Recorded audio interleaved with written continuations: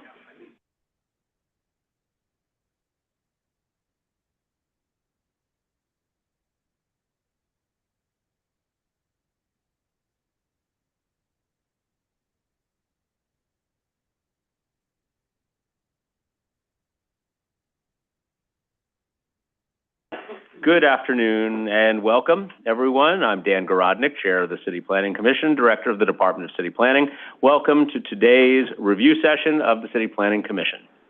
We are joined today by Vice Chair Knuckles, Commissioners Benjamin, Cerullo, Dweck, Goodridge, Marine, Osorio. I believe that there are others coming momentarily. And before we get to today's busy agenda, I just want to take a moment to highlight some of the recent announcements from City Planning and also from the administration. First, I want to encourage you all, if you have not already, to read Mayor Adams' op-ed in AM New York and other community newspapers from last Monday on Martin Luther King Jr. Day. Fair housing was central to Dr. King's vision for racial justice in America, and his advocacy was crucial for the passage of the 1968 Fair Housing Act. As Mayor Adams described, honoring Dr. King's legacy means putting fair housing into practice, and that, of course, is what our City of Yes for Housing Opportunity Plan seeks to do. Removing exclusionary zoning laws and bringing a little more housing to every neighborhood will allow us to address our housing shortage and make our city a more affordable, equitable, and fairer place to live. If you'd like to learn more about City of Yes for Housing Opportunity, the Department of City Planning will be holding remote info sessions every month from now until April about different aspects of this ambitious proposal. The first one takes place on January 30th at 6:30 p.m. and will go over the Universal Affordability Preference, a new tool that would allow buildings to add 20% more housing, but only if the additional units are permanently income restricted. You can join us and RSVP at nyc.gov/yes housing opportunity. I'd also like to encourage those who live, work, play, or frequent Long Island City to attend our upcoming focus area meetings on that neighborhood's planning process with Councilmember Julie Wan and facilitator WXY Studios. All three meetings will be held at Jacob A. Reese Neighborhood Settlement located at 1025 41st Avenue at 6:30 p.m. The first takes place tonight and will include discussions on public realm, transportation, climate adaptation and resiliency, and open space. The next one is going to be the following Monday, January 29, all about housing. The third, on February 8, will focus on economic development, arts and culture, and community resources. Join us. You can sign up at licplan.nyc. On to today's agenda. We're kicking things off with the start of public review for the Bronx Metro North Plan, a once-in-a-lifetime opportunity to complement new Metro North stations coming to the East Bronx, the neighborhoods of Parkchester, Van Nest, Morris Park, Hunts Point, and Co-op City. Set to open in 2027, these new stations will significantly cut down on commute times and help to connect residents to tens of thousands of jobs throughout the Bronx, Manhattan, Westchester, and Connecticut. City Planning's proposal was crafted with extensive community outreach to make sure that our land use policies take advantage of these new stations and ensure that those who live and work in these neighborhoods are the ones who benefit the most. To that end, the Bronx Metro North Plan would create new housing, including permanently income-restricted housing through mandatory inclusionary housing program in Parkchester, Van Nest, and Morris Park, as well as bolster key commercial corridors, establish workforce training programs, and support important community institutions and job centers to create another 10,000 jobs in the East Bronx. Morris Park and Hunts Point are already two of the 10 largest job centers in New York City, and this plan will allow them to keep growing into the future. This plan also facilitates enhanced infrastructure and new pedestrian-friendly public amenities that make it easier for residents and workers to access the new stations, to foster a new sense of community around the stations, and improve the overall quality of life in these neighborhoods. We're going to hear much more on this important work from our Bronx team in just a minute, but I'd like to thank the Bronx Borough President, Vanessa Gibson, and council members Rafael Salamanca, Amanda Farias, Kevin Riley, and Christy Marmorato for their leadership here. I'd also like to shout out the East Bronx community, including community boards 2, 9, 10, and 11 for their collaboration and input that helped make this plan as thorough and strong as it is. Finally, I want to thank everyone involved at City Planning in getting us to this moment, especially the project lead, Michael Cavalar. And of course, to Paul Ale, our director and deputy director of the Bronx office, who've been an incredible team all along. The City Planning Commission, after Bronx Metro North, will then move to a proposal for a commercial development with around half an acre of public waterfront open space at 500 Kent Avenue in Williamsburg, Brooklyn. This project would be located near Roberto Clemente Ballfield, Jacob's Ladder Playground, the New York City Ferry, and the B62 and B67 bus lines. Staying in Brooklyn, we'll hear details on proposed land use actions to facilitate a long-term care facility at 2832 Linden Boulevard in East New York. This building would include 240 beds and be within walking distance of several bus stops, the Lincoln Center shopping mall, and green space at Gemini Fields. Next up, another one in Brooklyn, this time located at 975 Nostrand Avenue in Crown Heights South. This mixed-use project would include more than 320 new homes and a supermarket, made possible by the Department of City Planning's Fresh program, which brings healthy food options to underserved communities throughout New York City. This development would have great transit access with the 2 and 5 trains and the B43 and B44 nearby, and less than a mile from Prospect Park. We will also have a pre-hearing presentation on the City of Yes for Economic Opportunity proposal, which is coming back to us for a public hearing this Wednesday. The second of Mayor Adams' City of Yes citywide text amendments, this initiative will update many of our 60-year-old zoning rules and regulations that are stymieing small business growth, causing commercial vacancies, and generally making New York City less vibrant. With some changes to increase flexibility, to remove outdated rules, and expand where many types of businesses can open and grow, we can set New York City on a more prosperous path. I'll have much more to say on this proposal on Wednesday, but I would like to thank all of the New Yorkers and elected officials who have provided feedback on this plan so far. We've held over 130 meetings on this plan with community boards in all 5 boroughs, as well as with other community stakeholders. We've heard lots of positive feedback, as well as some suggested changes to the plan. So far, it has received 14 yes votes from community boards, as well as supportive recommendations from the Bronx Borough President. We expect to receive many more recommendations before we vote on this plan later in the winter.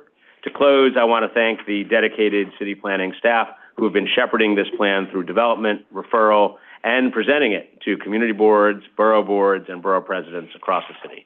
So we have a hearty and fulsome agenda for today, Monday, and also, of course, for public hearings on Wednesday. So without further ado, Sarah, I will turn it to you, and let's get started. Good afternoon, and welcome to the City Planning Commission review session for Monday, January 22nd, 2024. The time is 1:11 p.m. and a quorum is present. I'll note we're also joined by Commissioner Rompershot on Zoom as well. The first item on our agenda is a certification of a zoning map, zoning text amendments, and city map amendments in the Bronx Community Districts 9, 10, and 11. Our presenters today are Paul Phillips, Michael Cavalar, and Tune Guling of the Bronx office, followed by Joseph O'Donnell, Director of Public Affairs, MTA Construction and Development. Good morning. Good afternoon. Good afternoon. Good afternoon, Commissioners. Today we are pleased to present to you our proposal, the Bronx Metro North Neighborhood Plan. Before we begin, I want to provide you all with some context to underscore the significance of today's presentation. The concept of rail access along this corridor was discussed in the 1990s as a component of then New York Governor Pataki's Comprehensive Regional Transportation Initiative. Since that time, there have been several iterative steps along the way, and today the MTA is hard at work to provide new rail service to the East Bronx by 2027. Throughout the course of today's presentation, you will hear that this represents a once-in-a-lifetime opportunity to thoughtfully plan around new transit in the East Bronx. This is no exaggeration. Let me share some numbers that illustrate the monumental impact of these new stations. 44 years. Once up and running, This project will represent the largest expansion of Metro-North Railroad service since 1983, the year it was established. 500,000. That's the number of residents who live within a half-mile of proposed new rail service. This represents more than 30% of the total population of the borough of the Bronx. More than $3 billion. That's the estimated budget to bring all 4 stations online by 2027. The Commission will hear from the MTA on the stations and other important details immediately following our presentation. Recognizing the opportunity to complement these new transit stations with homes, jobs, and community amenities, the Bronx office of the Department of City Planning has worked collaboratively with local residents, city and state agencies, local authorities, and elected officials to develop the Bronx Metro-North Neighborhood Plan. The plan is the culmination of 6 years of work of community outreach and planning work. While Eastside Access will bring 4 new stations to the Bronx, today's presentation and the land use actions are focused specifically on the Parkchester Van Nest and Morris Park neighborhoods. The neighborhood plan has been thoughtfully crafted to complement the new rail service and to strategically plan for growth in the borough. Cities around the world are investing in new transit and creating plans for transit-oriented development. Today, we need look no further than the Bronx. The Bronx Metro-North Neighborhood Plan exemplifies transit-oriented development. I have lived and worked in the Bronx for nearly 15 years, and I have witnessed firsthand the renaissance of this borough. As an urban planner, I have had the distinct professional privilege to work on several signature private applications and city-sponsored initiatives. That being said, in my career, I have never been involved in a project with such enormous potential to positively impact the landscape of not only the borough, but the city and indeed the region. Today marks the beginning of one of the most important chapters in the continued resurgence of the Bronx. The neighborhood plan represents a catalytic, once-in-a-lifetime opportunity that lays the foundation for the future and creates a vision for the long-term growth of the borough. The plan promotes the growth of affordable housing, office, life sciences, and retail use near new transit. Not only that, it supports job growth and delivers improved infrastructure and new amenities that enhance the public realm and reconnect communities. The future of the Bronx has never looked brighter. I will now turn it over to Michael Cavalar, Senior Team Lead and Project Lead for this study, and Tim Dooling, Senior Planner in the Bronx office, who will walk the Commission through the presentation. Thank you very much, Paul. Good afternoon, Commissioners. Today we're excited to present an overview of the Bronx Metro-North Neighborhood Plan and the series of land use actions that are the subject of today's review session. We'd like to first share a little background on the study and outreach over the years. We'll then step through existing conditions and the proposed actions in detail. This will be followed by a summary of our public realm planning work, as well and a series of associated mapping actions, before concluding with an overview of our parallel workforce development and jobs planning work and the studies associated and environmental review. Today, the East Bronx lacks regional rail service. Tomorrow, new rail service will mean greater accessibility to the city and the region. This means more choices for where Bronxites may choose to work, live, and enjoy themselves, as well as significantly improved connections from the region to critical medical research and jobs institutions within the borough. New service also represents a unique opportunity to plan together to thoughtfully integrate these new stations into the fabric of the communities they'll serve. Over the past 6 years, the Department of City Planning has worked with the MTA, community members, and area institutions, among many others, to envision what it might mean to grow thoughtfully around this new service. This work has included developing a joint vision for what it means to create a new front door to these Bronx communities and a world-class entry point to one of the city's most important job centers. It also means strengthening job centers by allowing them to grow while also allowing for the growth of housing and retail necessary for their success. It means mending seams between communities created by a history of inadequate public infrastructure and facilities, as well as allowing for a mix of housing and retail near new rail service in areas of the borough that have seen little such growth over the years.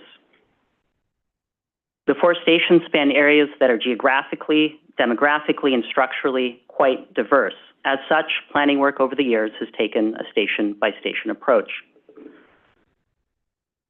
Beginning at Hunts Point, we find the only station for which new Metro North service will be within close walking distance of existing subway service at Del Valle Square. Hunts Point represents the confluence of diverse neighborhoods, including the Southern Boulevard community, the Longwood community, and the namesake Hunts Point community. It is also the home of the Hunts Point produce, fish, and meat markets, which are critical components of the regional food infrastructure and among the city's largest employers. Next on the line is Parkchester Van Nest. The station takes its name from the 40,000 resident Parkchester Special Plan Community Preservation District to the south and the lower scale Van Nest community to the north. These are among the borough's most diverse neighborhoods, and commercial corridors of note include Starling Ave, the heart of the East Bronx Bangladeshi community, and Morris Park, the heart and meeting point of the area's Italian-American, Yemeni, Albanian, and other many important communities in this area. Next, we come to Morris Park, home to an important cluster of large institutional campuses, including Health and Hospitals Jacobi Medical Center and Montecure Einstein's East Bronx campus, to the west of the rail line, as well as a large series of commercial campuses known as the Hutchinson Metro Center to the east of the rail line. With some 23,000 jobs spread among a diverse array of employers and medical institutions, Morris Park is the Bronx's largest job center and one of the 10 largest such centers in the city. And last but not least is Co-op City. Home to some 40,000 residents in the Co-op City development, Co-op City is the world's largest cooperative housing development, famously built on the site of the former theme park known as Freedom Land. It is also, together with Parkchester, one of the city's naturally occurring retirement communities and an important bastion of accessible home ownership within the borough. Importantly, while planning work has and will continue to proceed around all four stations, the land use actions contemplated today relate specifically to facilitating a series of changes at Parkchester Van Nest and Morris Park. These actions span 3 Bronx community districts, Districts 9, 10, and 11, and will facilitate the development of some 7,500 units of new housing, including up to 1,900 units of income-restricted housing in the area of the city that has seen very little. They will support the growth of some 2.5 million square feet of commercial and community facility uses and are estimated to create some 10,000 jobs. These actions consist of a series of zoning map, zoning text, and city map amendments that together aim to promote the growth of housing and retail, strengthen job centers and promote industries of the future, and create an improved public realm. The specific land use actions before the Commission today are the result of a years-long outreach and engagement process. Officially launched in July of 2018, the study has spanned nearly 6 years of sustained outreach and coordination via a variety of stakeholders and engagement techniques designed to ensure a wide array of stakeholders had input into the plan in front of you. This has included working group meetings, such as those held with an assortment of area and Bronx-wide institutions, elected officials, and others who helped to guide the direction of our work, especially in its early years. In-person workshops, which were critical to identifying key issues, constraints, and opportunities as we set about developing a joint vision for how best to integrate new service into these communities. Public open houses at which we shared draft recommendations around each of the station areas, offering the public opportunities to offer feedback and guidance along the way. Institutional convenings that offered key Bronx and city institutions the opportunity to discuss and jointly advocate for their needs around the stations. And finally, remote open houses, workshops, informational sessions, and remote office hours that allowed us to continue to engage with members of the public and move forward this important planning work during the pandemic. Over the years, study work has also been closely coordinated with prior or parallel planning work. Notably, the 2014 Sustainable Communities in the Bronx study, which contemplated an initial set of recommendations at Morris Park and Parkchester Van Nest, and which served as an important starting point for our own work. Other notable coordination includes Empire State Development's general project plan for the 1.9 million square foot redevelopment of its Bronx Psychiatric Center in Morris Park, NYC EDC's Hunts Point Forward planning work, joint outreach sessions hosted by City Council Land Use and the Bronx Borough President's Office, and most recently, the Urban Land Institute's work to help Montecure Einstein re-envision their Morris Park campus around new transit. Importantly, study work has also been coordinated with the 3 citywide City of Yes initiatives. all of which inform or are anticipated by the specifics of the actions before you today. Outreach over the years has also necessarily included a range of stakeholders, from neighborhood organizations to medical institutions and many more. And of course, a large planning initiative like Bronx Metro North necessitates coordination with a vast array of city, state, and even federal agencies. From the New York City Department of Transportation to the Mayor's Office of Talent and Workforce Development to the MTA and Amtrak, this important coordination work will continue for years to come. And now, before we dive into the specifics of the proposal, some key context around the stations that are the subject of today's land use actions, beginning with Parkchester Van Nest. Land use at Parkchester Van Nest is characterized by a mix of industrial, retail, and automotive uses near the planned station, with a mix of mid and low-density residential districts characterizing the areas beyond, as well as the eastern extreme of the proposed rezoning area. Zoning consists principally of M11 and C8 districts, as well as small portions of R4 and R5 zoning within the affected area, with R4 and R6 districts predominating beyond. The study area is generally well served by transit, with subway service available, within 1 mile via the 2 and 5 train at 180th Street or via the 6th line south of Parkchester. Numerous bus lines traverse East Tremont Ave, one of the few east-west corridors that traverses the entire borough, and along major corridors, including Westchester Ave, Morris Park Ave, and Bronxdale Ave. Here we have a selection of photos of the affected area, beginning with Bronxdale Ave looking south from Pierce Ave. On the left is an existing automotive district, and on the right we can see the existing Con Ed facility with a portion of M District beyond. Next is East Tremont Ave looking east from roughly the location of the new station. On the right we see the Parkchester community, and on the left the existing Amtrak rail line that new Metro North service will use. Here we have a view of East Tremont Ave at Leland Ave with a view to the east. On the left is an existing automotive district, and on the right, existing community facility and commercial uses. In the background, you can make out the Parkchester community. Finally, a view of East Tremont Avenue looking towards the west from the easternmost extent of the affected area. On the left and right, we can see some of the existing R6 and R4 contexts that characterize both sides of East Tremont Ave. Now, on to Morris Park. Land uses here are characterized by the predominance of large institutional campuses concentrated to the east and west of the future station. Within the affected areas are a number of lower-scale industrial, commercial, and automotive uses. Nearby areas beyond the institutional campuses and north and south of the affected area include residential and commercial uses. Zoning within the affected area largely consists of M11 industrial districts with a mix of commercial and low to mid-density residential districts west of the medical campuses and east of the Hutchinson River Parkway. Transit in the area is characterized by bus service running along the major corridors of Morris Park Ave, Eastchester Road, and East Tremont Ave, and nearby subway service can be found approximately 1 mile to the south and southeast of the station area via the 6 train. Notably, the local road network is characterized by a historical gap in the network created by the Hutchinson Metro Center, generally delineated by Pelham Parkway to the north, Waters Place to the south, the Hutchinson River Parkway to the east, and the rail line to the west. Importantly, both the Morris Park and Parkchester station areas benefit from being located within the city's pilot scooter share program, which we believe will be an important alternative means for traveling to and from the new stations in the future. Here we have some photos of the Morris Park context.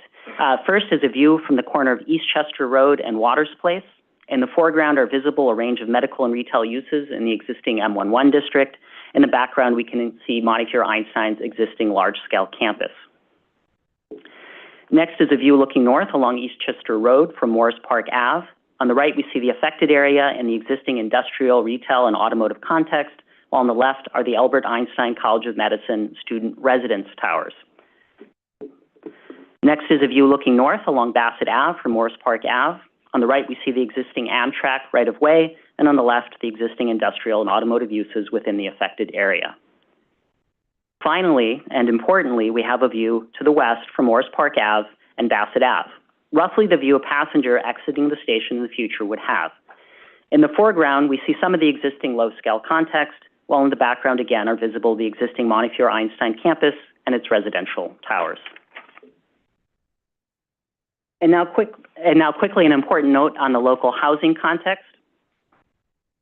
Among the Bronx's 12 community districts, 2 of the affected community districts have among the lowest rates of affordable housing production. By Bronx Community District 11, which constitutes some 80% of the proposed growth that is the subject of this proposal, has produced only 140 affordable units since 2014. While the area has seen zoning changes in the past, most of these changes have been focused on contextualizing existing districts, in effect creating little meaningful increase in housing capacity. In terms of MIH specifically, the areas adjacent to the new stations have seen only 2 MIH areas mapped since its advent nearly 10 years ago. Together, these developments total only 408 units, most of which have not been delivered. With that context in mind, it's time we move to the proposal at hand. Guiding our work have been a number of principles established over the years. Broadly, this includes leveraging new service for the creation of housing near transit, strengthening existing job centers and corridors, encouraging uses and development compatible with transit-oriented development, and increasing density on major streets, large sites, and at new transit stations. This also means allowing for housing in areas where little or no new housing is now permitted and requiring permanently affordable housing. In addition, it means supporting growing industries in healthcare and life sciences and creating and enhancing key commercial corridors. And finally, it means implementing building height limits to respond to existing neighborhood context while also requiring active streetscapes along key corridors and near planned stations while promoting the provision of open space and pedestrian access improvements.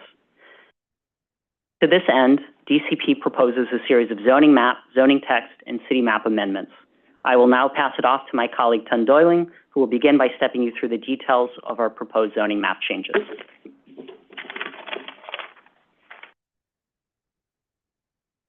Thank you, Michael, and good afternoon, Commissioners. We'll begin by looking at the proposed zoning map amendments.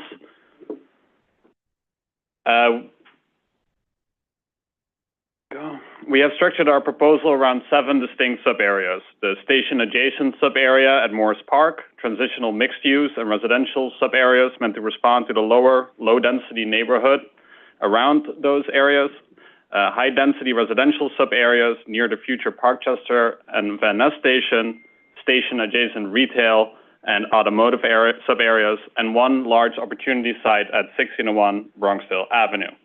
I will now step the Commission through each of these sub-areas one at a time. The station-adjacent sub-area is located next to the future Morris Park train station, where we look to create density to capitalize on a new transit service, allowing for the growth of the existing job center and creating new housing opportunities.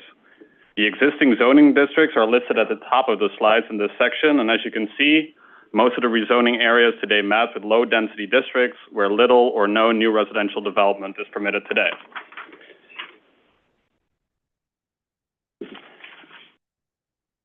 The highest densities will be permitted around the Morris Park train station, where we propose a C44 district with an R8 residential equivalent.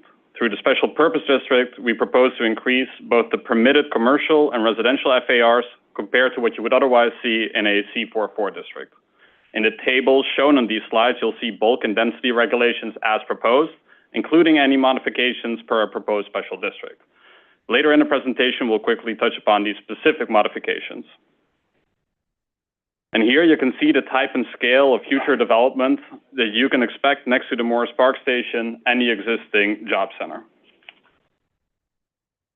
Again, with the goal of growing the Morris Park Job Center, we're proposing C4 district for this sub-area, which consists of areas further away from the future train station that are currently occupied by commercial and community facility uses, mostly focused around healthcare and education. And similar to the station-adjacent sub-area, we're proposing to increase the commercial FAR through the special purpose district to promote new commercial uses here. And again, here you can see the type and scale of future development on sites near the Jacoby and Montefiore health campuses and near the existing job center at the Hutch Metro Center.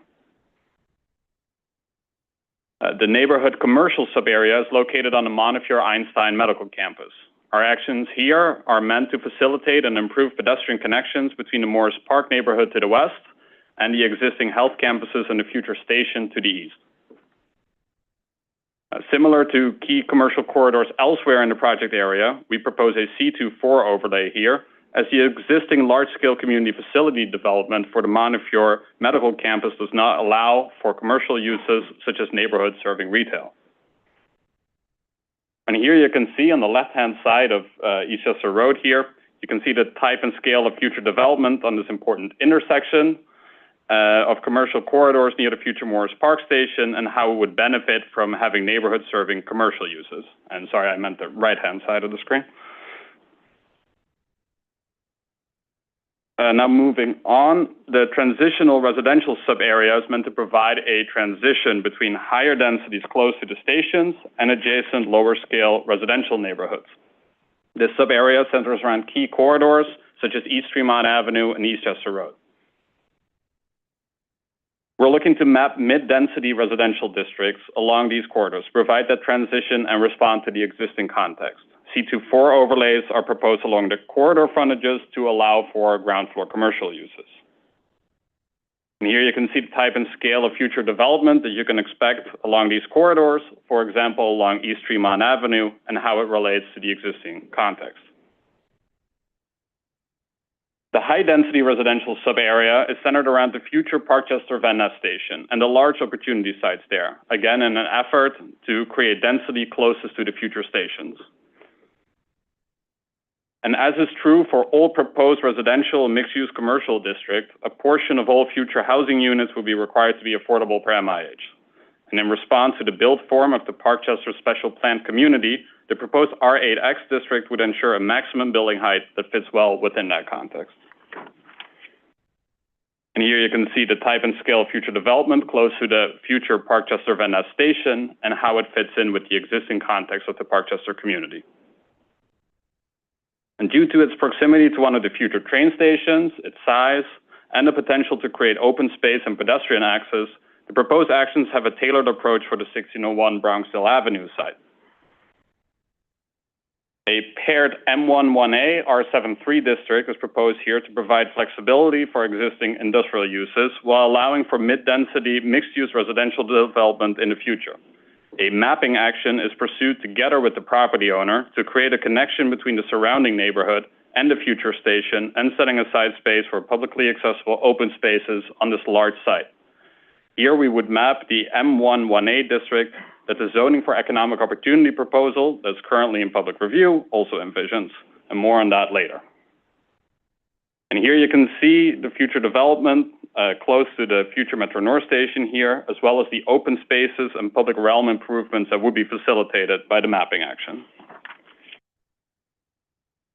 The automotive commercial sub-area runs along a stretch of East Tremont Avenue, now dominated by auto-oriented uses and characterized by small, shallow lots abutting the rail line. A CA2 district is proposed here to allow existing auto uses to continue as of right, while also creating opportunities for other commercial uses, such as retail, that commuters and residents could patronize.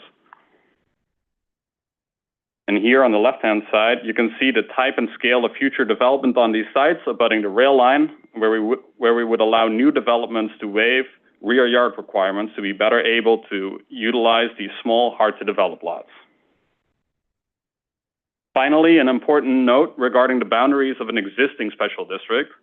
The department proposes modifying the boundaries of the Parkchester Special Planned Community Preservation District to facilitate residential development and allow active uses to be built here to better connect the Parkchester community with the new station.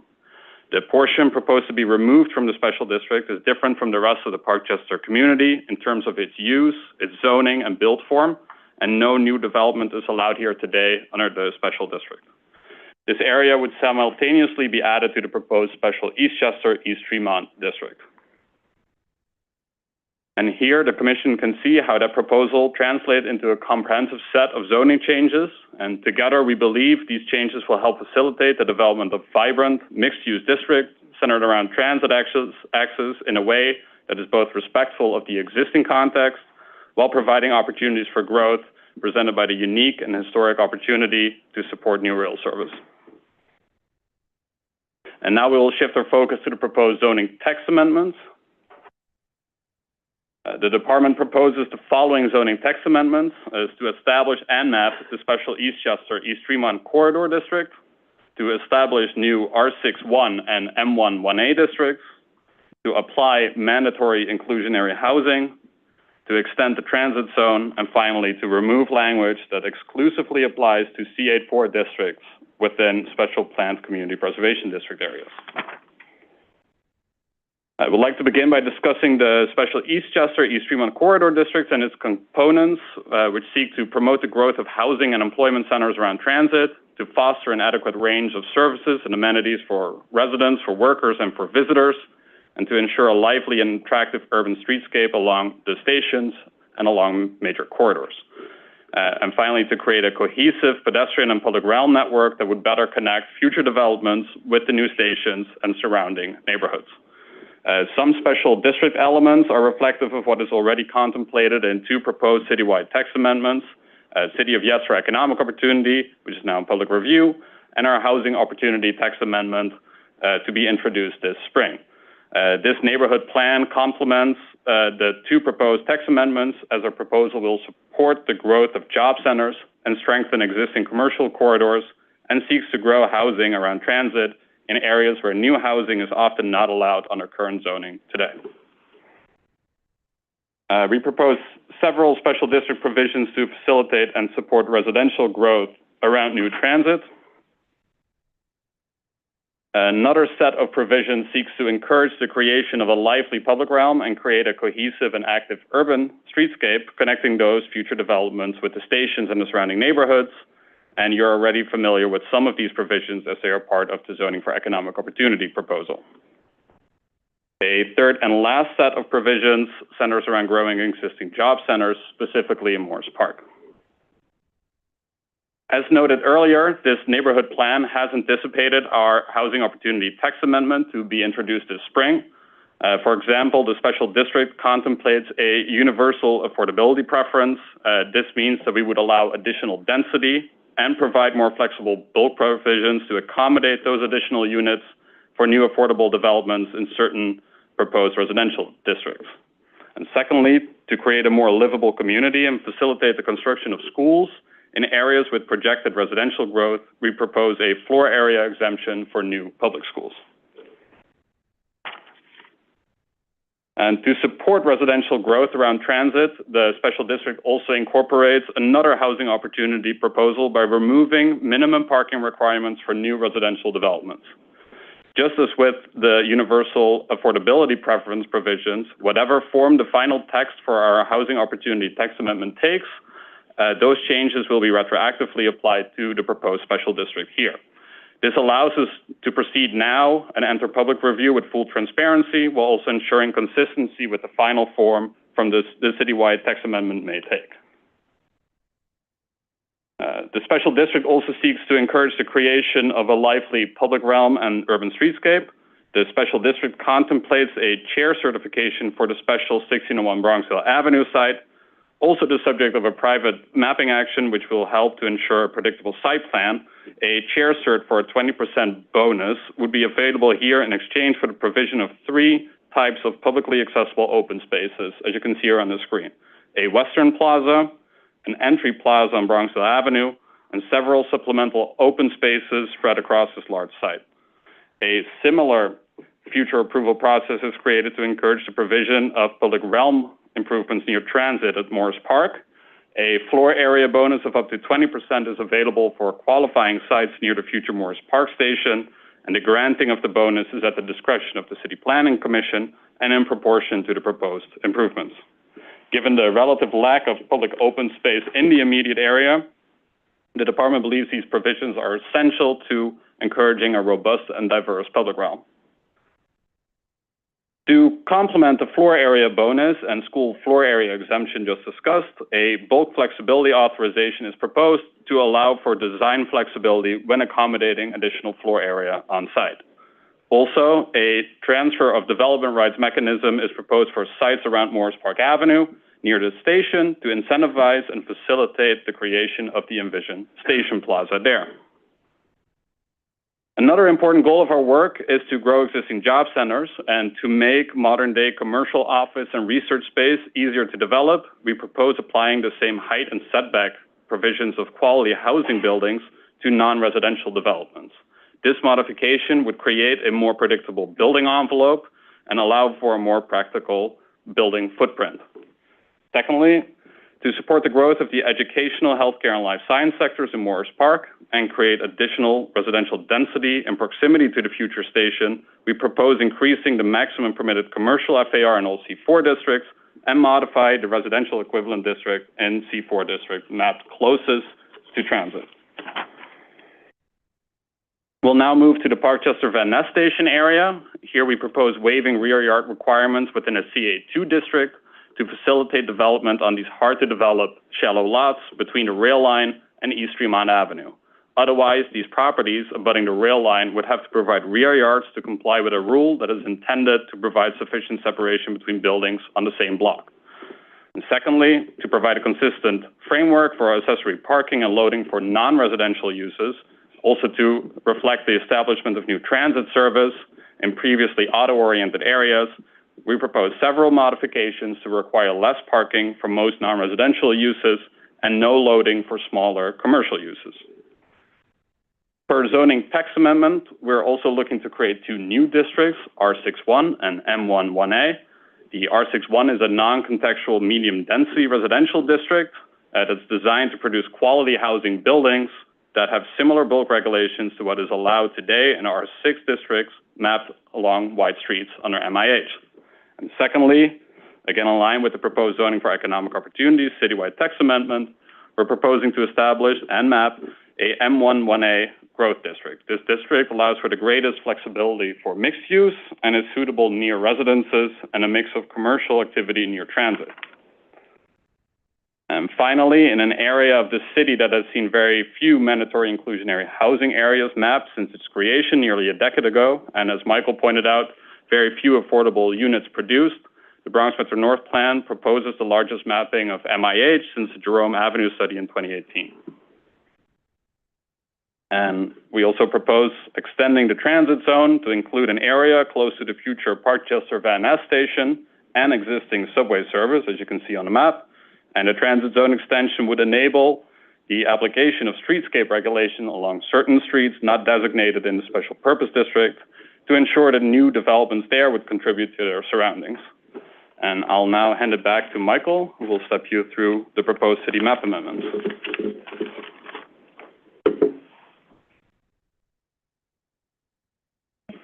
Thank you, Ton. So to complement both the MTA's work and our own proposed land use actions, DCP also proposes a series of potential public realm improvements around each of the station areas. At Morris Park, proposed improvements range from new open space to roadway improvements to a proposed signature plaza for the Morris Park Job Center. 3 of these proposed improvements are the subject of specific mapping actions before the Commission today. Beginning with the proposed plaza at Morris Park, DCP proposes a mapping action on block 4209, lots 10 and 70. This action, together with a series of zoning map and zoning text amendments laid out earlier, is intended to facilitate visibility to and from the new station, create an improved set of pedestrian connections, and facilitate the creation of an expanded plaza space to eventually include the roadbed of Morris Park Ave and the subject properties. The city is actively engaged with the affected property owner, and as laid out by Tun earlier, the special district contemplates the transfer of FAR from this property to nearby properties. Next, the city proposes a mapping action along Marconi Street aimed at enhancing pedestrian and vehicular safety and circulation on this important street. These actions will allow for a continuous pedestrian network along the west side of Marconi, which today lacks this, as well as a dedicated turn lane on the east side intended to facilitate the redevelopment of the northern portion of the Bronx Psychiatric Center while providing for improved circulation along Marconi Street. The affected property owners are aware and supportive of the associated actions and the long-term vision. Finally, the city proposes a mapping action aimed at addressing long-standing traffic and circulation needs within the Hutchinson Metro Center and the surrounding communities via the proposed future extension of Marconi Street to Pelham Parkway. The application would establish a street volume to facilitate the future detailed design of an improved connection. The action would necessitate a future certification by the chair of the City Planning Commission at such a time as the detailed alteration map is completed.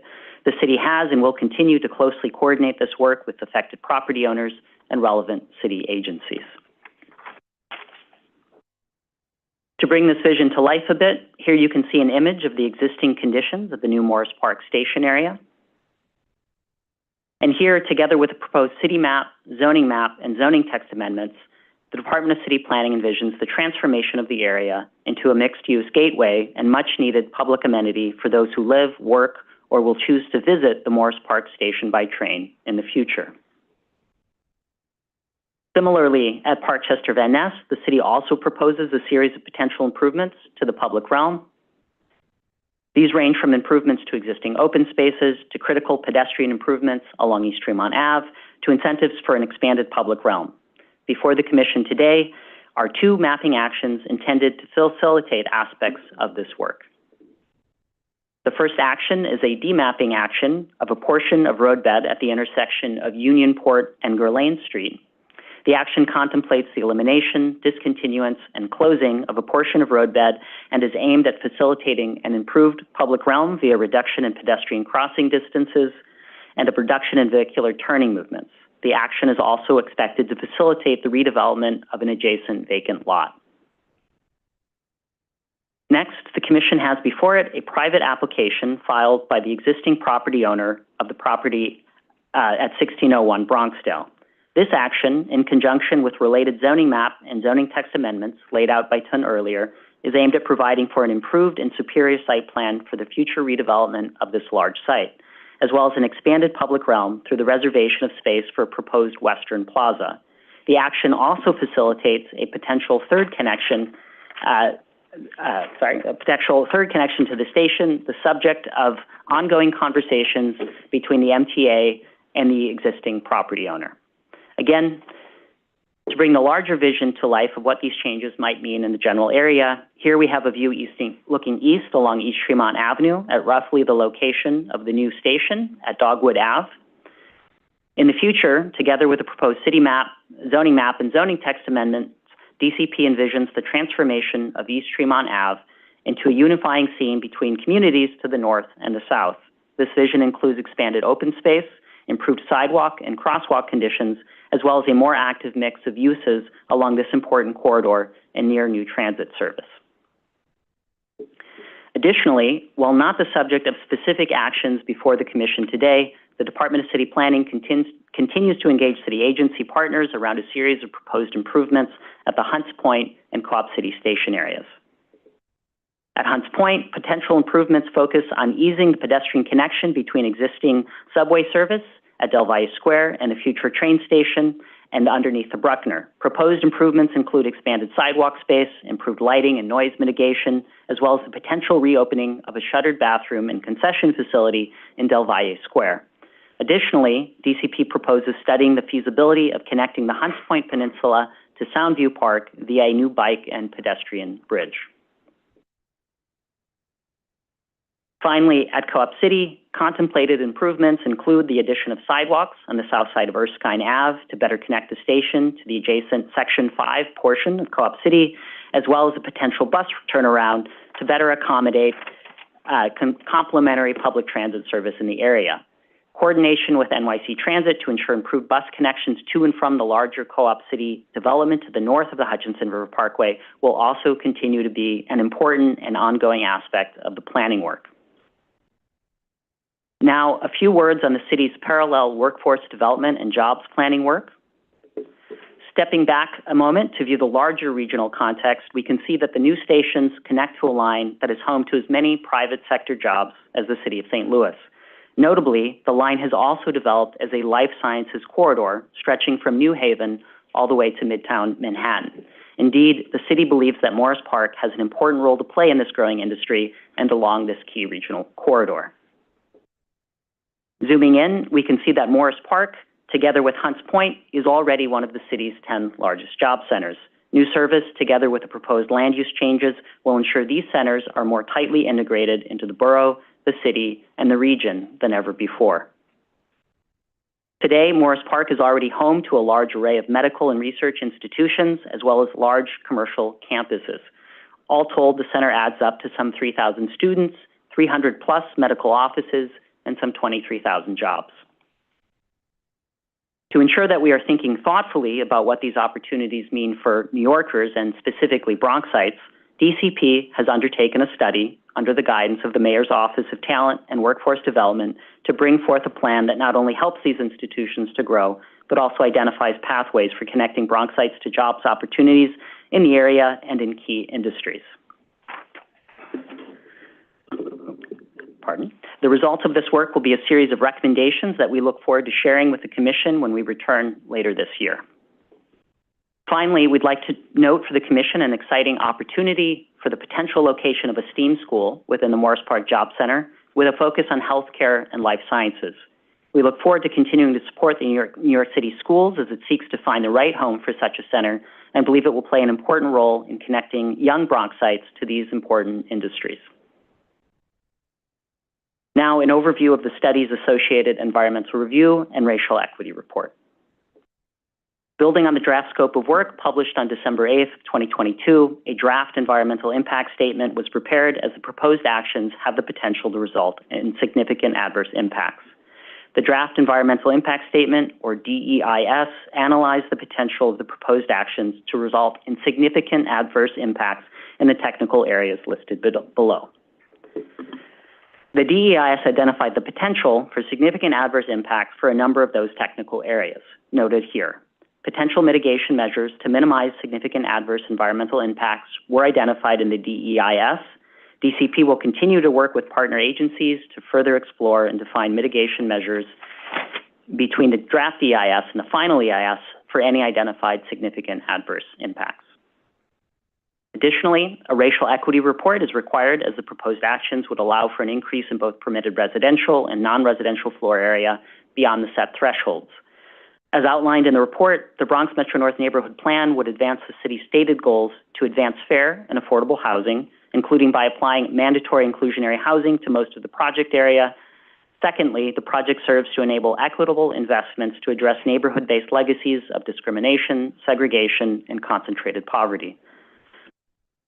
This slide shows key demographic data for Community District 9 and a portion of Community District 10 affected by the proposed actions, as well as for the Bronx and the city as a whole. On the left, this graph shows the share of population by race and ethnicity for all three geographies, and on the right, the included graph shows the percent change of the population by race and ethnicity. Similar to the last slide, this slide shows key demographic data for Community District 11, and again, a portion of Community District 10 affected by the proposed actions, compared with the Bronx and the city as a whole. And with that, I would just like to summarize again for the Commission the actions before the Commission today. These actions include a series of zoning map, zoning text, and city map amendments in Bronx Community Districts 9, 10, and 11, intended to facilitate the growth of housing, retail, and office uses near new transit. This includes up to 7,500 new housing units, including 1,900 permanently affordable units, income-restricted units in an area of the city that has seen exceedingly little MIH, as well as up to 2.5 million square feet of commercial and community facility uses, 10,000 jobs, and a series of public realm improvements. These actions taken together will help to ensure that the future stations are thoughtfully integrated into the fabric of the communities they'll serve, that long-standing gaps in housing production, including affordable housing near the stations, are addressed, that institutions and employers are poised for growth and success, and that Bronxites are well-positioned to take advantage of these opportunities. And with that, I'd like to hand it back to Paul Phillips, Bronx Office Director, for some closing words. Commissioners, thank you for your time and attention today. Catalytic, transformative, once in a lifetime. As you know, projects of this magnitude require a team effort. We are extremely fortunate to have an abundance of smart and talented individuals here at the Department of City Planning. I want to take the opportunity to thank the department, but in particular our technical divisions, including our environmental review division, council, EDR, technical review, zoning, transportation, capital planning, CPE, and countless others for their extraordinary contributions to this proposal. I would also like to acknowledge our sister agencies, City Hall, and all of our elected officials who helped shape this proposal. Also, huge thanks to the Executive Office, in particular Chair Dan Garodnick and Executive Director Edith Sue Chen for their extraordinary leadership and guidance. And last, but certainly not least, I want to acknowledge my team in the Bronx office. Today is a testament to the talent, professionalism, and hard work you embody on a daily basis. In particular, I would like to acknowledge Camila Thomas Garcia, Yafi Schaefer-Soul, Nate Heffron, Alexandra Pati-Diaz, Tun Dooling, and Michael Cavalar for their exceptional work.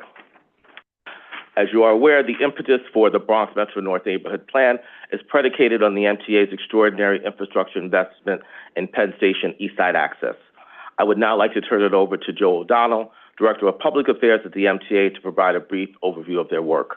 Joe and the MTA have been excellent partners over the years, and we look forward to working with them in the future. Thank you, Paul. Thank you, Chair, and thank you, Commission, for having me here today. We are excited. When I say we, collectively, the MTA is excited to be able to be the engine that is helping spur a lot of this growth in the Bronx. The MTA is in the midst of delivering the Penn Station Access Project, which was awarded in 2021, currently underway with a lot of right-of-way work. So I'm going to give you a brief overview of where we are today, where we're going, and talk to you a little bit about some of the community outreach efforts that my colleagues have already mentioned. Obviously, we've been out and about with not only our outreach team for this project, but also with city planning since 2018 and before. Oops, did I get on that? No, we're putting the presentation. Oh, you're doing it from there? Okay, next slide.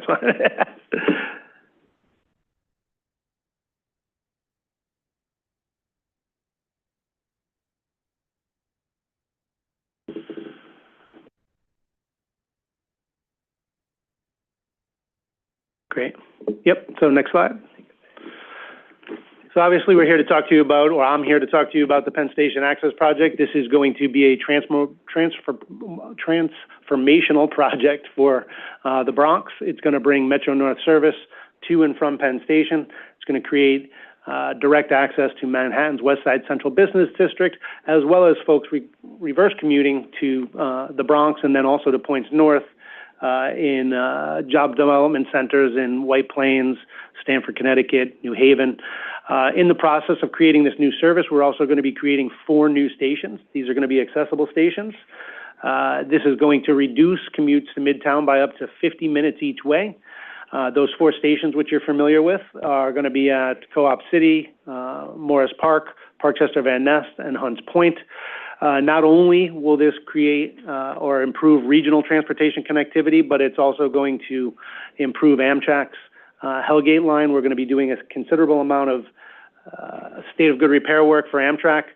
We are going to be a tenant here. Amtrak is the owner of the line, and as such, we are beholden to a lot of coordination, cooperation, and oversight for Amtrak, which I'll talk to you about in a little bit. And then also, we'll be expanding the New Rochelle Yard in order to accommodate the new service. Next.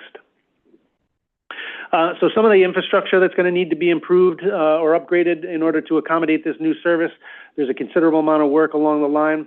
As you can see on the screen here in green, there's going to be a lot of power that's going to need to be added to this, not only to improve and upgrade Amtrak's existing service, but also to power the new trains. So all of the areas in the green, the lime areas, are new substations. The areas in red are bridge work that we're going to be doing in order to upgrade the New Haven line. Interlockings are a critical component here because trains, unlike cars or even trucks, cannot turn on a dime. We're going to need to upgrade all of the interlockings here in order to move trains from one track to another. We're going to be essentially turning what is operating as a 2-track railroad into a 4-track railroad.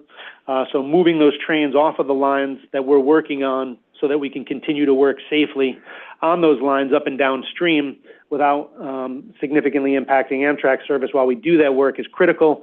Therefore, those interlockings need to get done early, and Leggett is chief among them. And then in the Tangerine, you have the stations, which I mentioned: Co-op City, Morris Park, Park District Van Nest, and Hunts Point. Next. So some of the benefits to be achieved by this project, we talked about the decreased travel times. It's going to improve access to an underserved area of the Bronx, and it's going to get folks to and from their destinations easier and faster. It's going to make not only traveling for Bronxites to job centers like Manhattan's West Side Central Business District or Points North that much easier, but it's going to make the Bronx that much more attractive a place to work and live.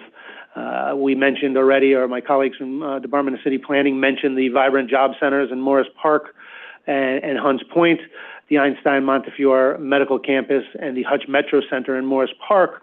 Will be able to attract that much more of them, many more attractive world-class talent to those areas, because now it's that much easier to get to.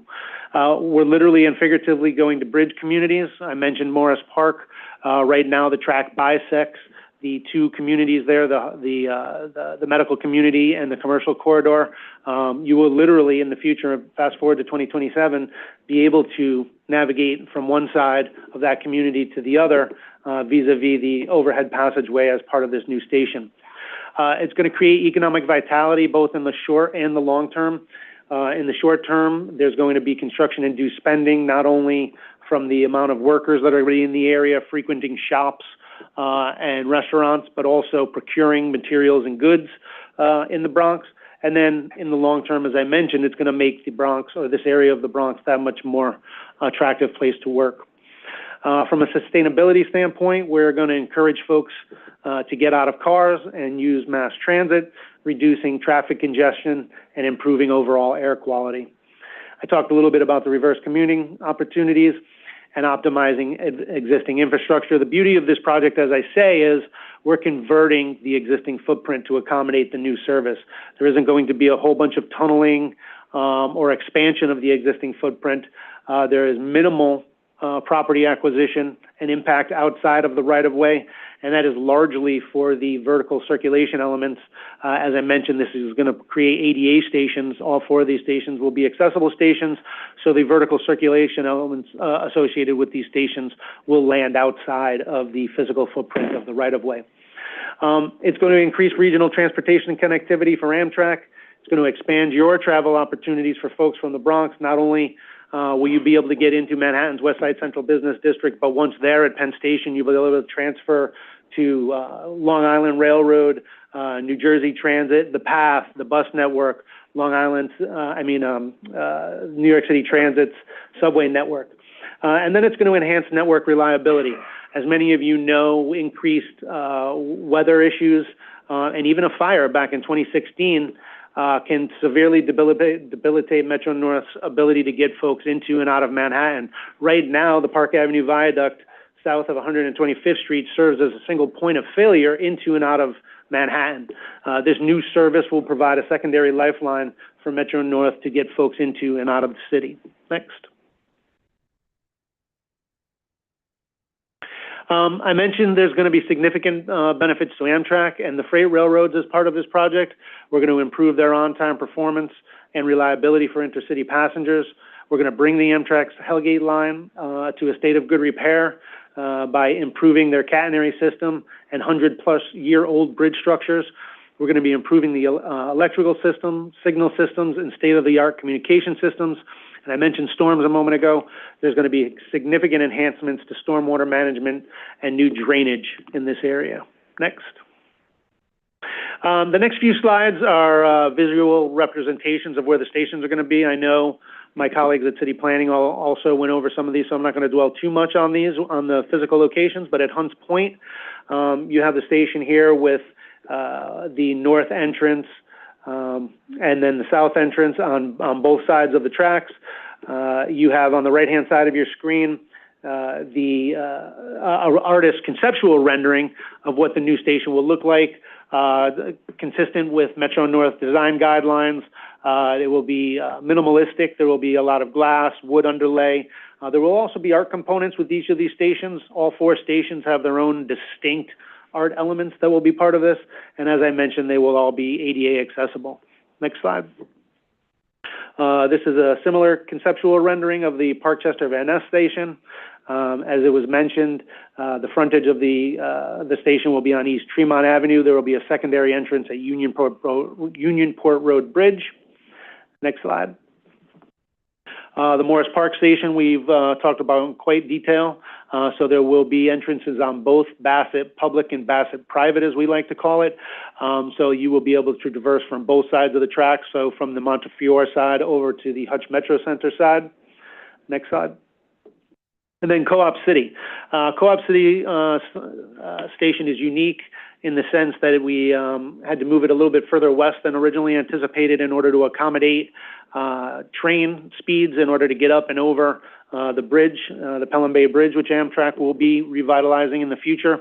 So that now that the station's located a little bit further west, it's actually underneath the I-95 thruway. So there is one entrance on the Erskine Place. There's a secondary emergency egress a little bit further west out on the other side of the thruway.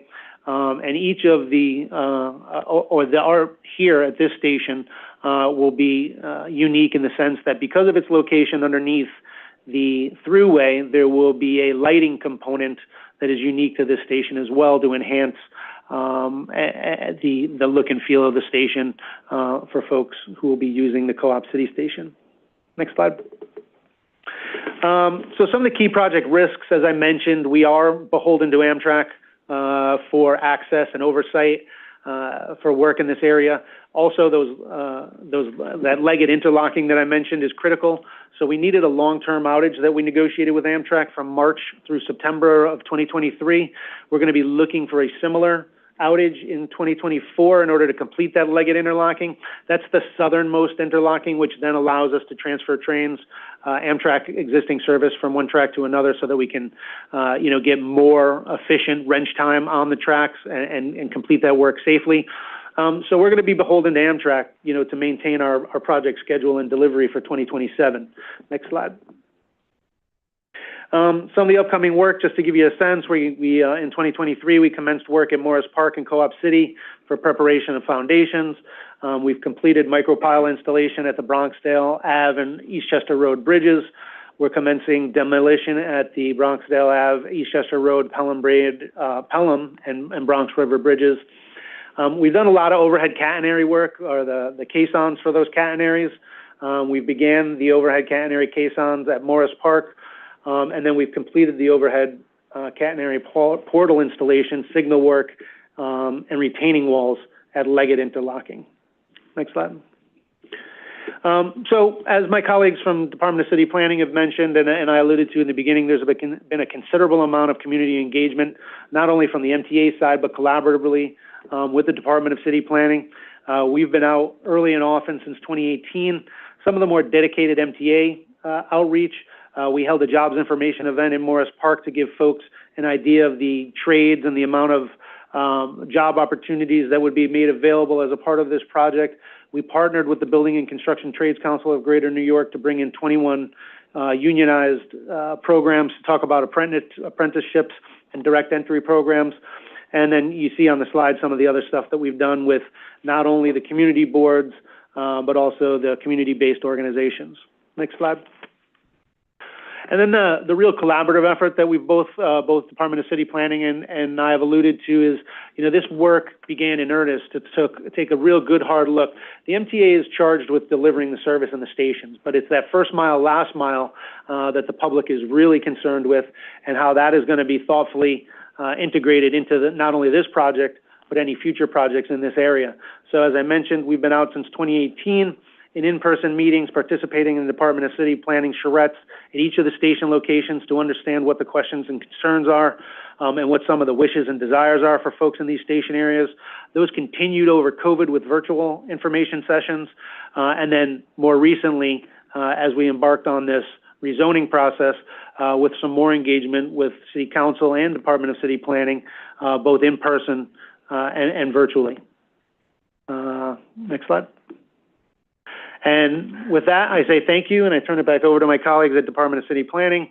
There are a couple of additional slides in there that talk about some of the real-time time savings and some of the other elements which you obviously can peruse at your leisure. So thank you very much for having me.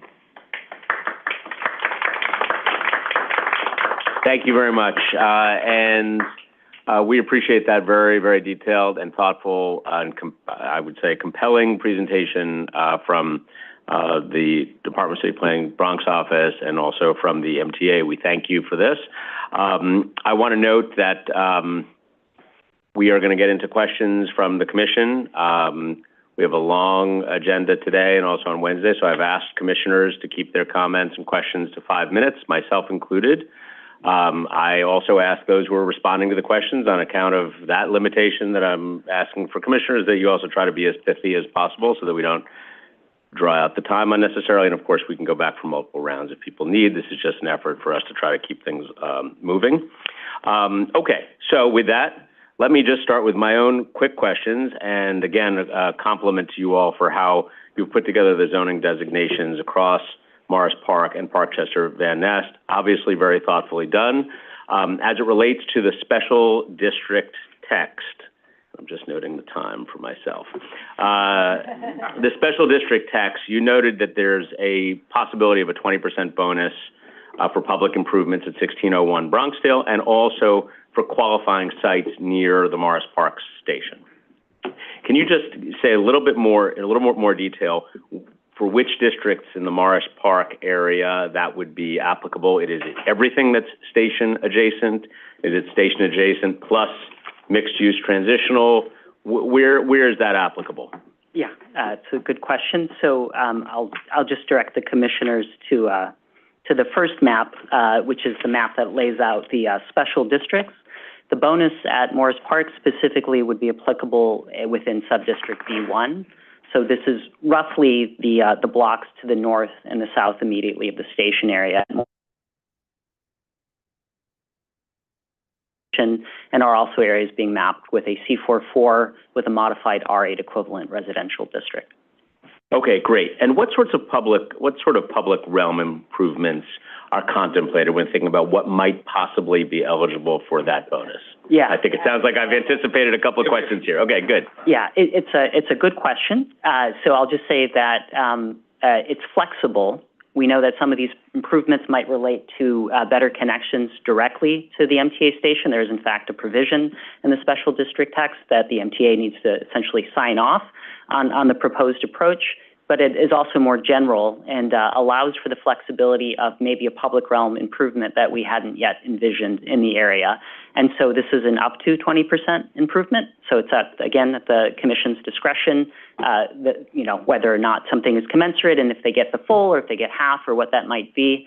I'll just point to if you look at map 3, map 4, we have a specific call out here, which is really about the triangle property that we have a mapping action related to, but catty-cornered from that, you'll see that there are some special provisions for chamfering there. And so, we imagine this might happen immediately adjacent to the station. We also have a provision that encourages consolidation of properties. The bonus has a provision you need to have 20,000 square feet to be eligible for it. And we think this is an opportunity for a private actor to complement the public space that the Department of City Planning envisions here. Great. And I noted that the department is talking about public realm improvements over land use changes in Hunts Point and Co-op City and focusing the land use changes on Morris Park and Parkchester Van Nest. Can you just say a little bit more as to why the department felt that the land use changes were most appropriate in that stations as opposed to the other two and what that process looked like? Sure, absolutely. So I'll just, again, remind the Commission that we started our work building off of the Sustainable Communities in the Bronx work, a 2014 study, which had itself also offered an initial set of recommendations around Morris Park and Parkchester Van Nest. Hunts Point, of course, Hunts Point has its ongoing Hunts Point Forward work, which is managed by EDC. There have been other planning initiatives in the area. At the time that we launched, the Southern Boulevard neighborhood study was active, and we sort of made a strategic decision not to overwhelm the community with yet a third study and with the understanding that if we needed to come back at a future point, that was an option, but also perhaps working with EDC and their Hunts Point vision planning work, as well as other studies in the area. In the case of Co-op City, it's a very unique condition there. You have Section 5 of Co-op City. We were much more focused on circulation needs and working with NYC Transit and others to address those. Some of the sidewalks we mentioned on the south side, certainly heard a lot from the Co-op City community about concerns about circulation in that area. And so we've taken a somewhat more reserved approach there. Thank you. That's about 4.5 minutes for me, so I'm going to go to Commissioner Benjamin. Hi. Oh, I got it. Okay.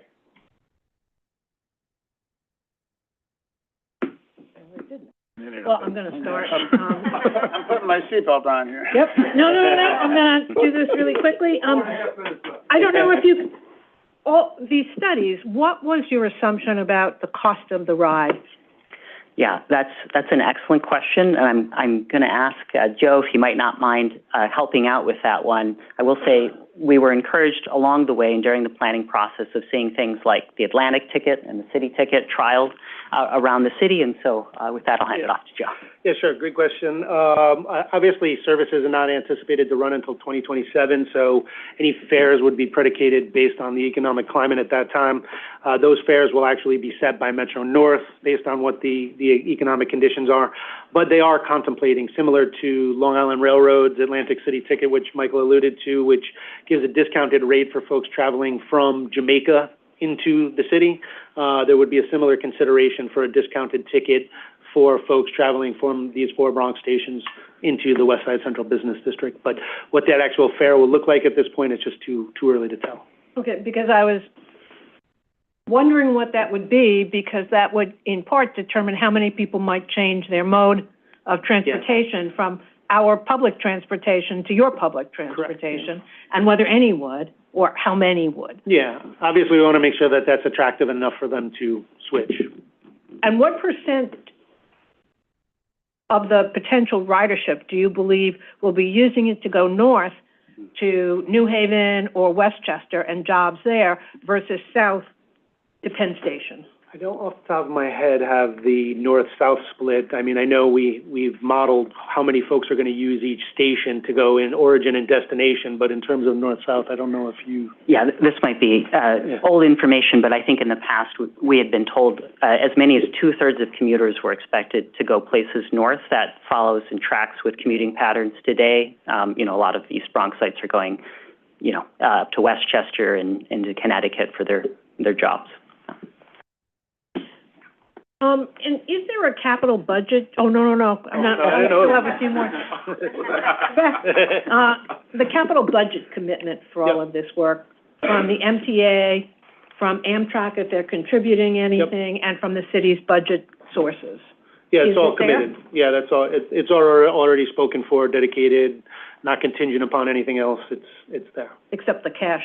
Right.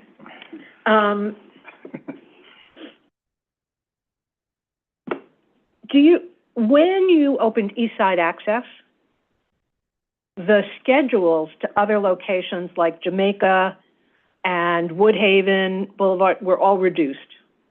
Do you anticipate that this would have a similar effect on existing service from into and out of yes. Grand Central? No, so at first... And into and out of Penn Station also. Well, no, Metro North doesn't go into Penn Station right. at the present time. So what happens is the slots that were freed up at Penn Station for the Grand Central Madison service essentially created the footprint for the new Metro North service when it comes in 2027. So those slots are there. That space is available. The new service will essentially start out initially, at least, as almost a shuttle service similar to what you might have or from Jamaica to Brooklyn, to Atlantic Terminal. So folks are going to start out at New Rochelle, and they're going to have to transfer initially or start their journey at New Rochelle and go directly into Penn Station. So there shouldn't be any impact in that regard. Okay. Part of the reason I ask is because when Jamie was here, when we were talking about some other project, don't worry, the MTA, as represented by Jamie, was saying that there wasn't enough space for any new train service at Penn Station. So I'm concerned about how the capacity at Penn Station, if we're going to send these trains from the Bronx. I'm not sure when Jamie was here, but if it was prior to the start of Grand Central Madison, that's what I was alluding to before. He was here last year. Yeah. So when service started at Grand Central Madison, there was 8 slots that were, you know, for lack of a number, that were opened up now with those trains terminating at Grand Central. Those are now free slots for Metro North service to take up at Penn Station. Okay. I think my 5 minutes is up. Thank you very much. Commissioner Goodrich? Hi, thank you so much for, I don't know if this is on. Thank you so much for the very comprehensive presentation. I'm so glad that Commissioner Benjamin asked the question, because that was my concern as well. And then my second concern was the Bronx, out of all of the boroughs, has a very high population of disabled people. It's actually double the amount of Brooklyn. It's astronomically higher than all of the boroughs. And one of the main criticisms of, obviously, the subway has been the lack of compliance with the Americans with Disabilities Act. Apparently, it's going to take 33 years. And similarly for Metro North, it has some, you know, compliant units, but it's not as many. And so what I'm wondering is, I saw a slide that said something about 4 ADA, but I couldn't find it. I'm wondering how many, or like what percent out of the 4 new stations will have at least something that's ADA compliant, considering the high amount of Bronx folks who have disabilities. Yeah, all 4 stations will be ADA accessible, so 100% of the 4 new stations will be ADA accessible. Great, so elevators and/or ramps and stairs, yeah. Perfect, thank you so much. Yep.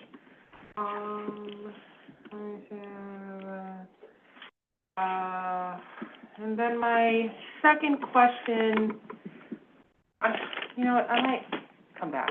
I think I still have 3 minutes, so thank you. Thank you. Commissioner Kamani?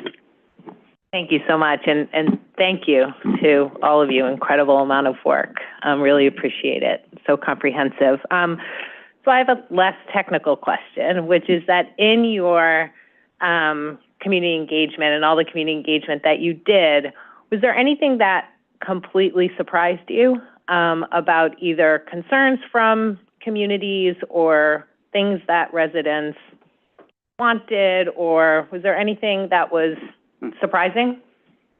Yeah, I really like the question. I could talk to it for a long time. Sure. I'll give an example of something that I think the city would like to take credit for. That was definitely something that came out of the public process early on in 2018 when we had our first public workshops at Morris Park.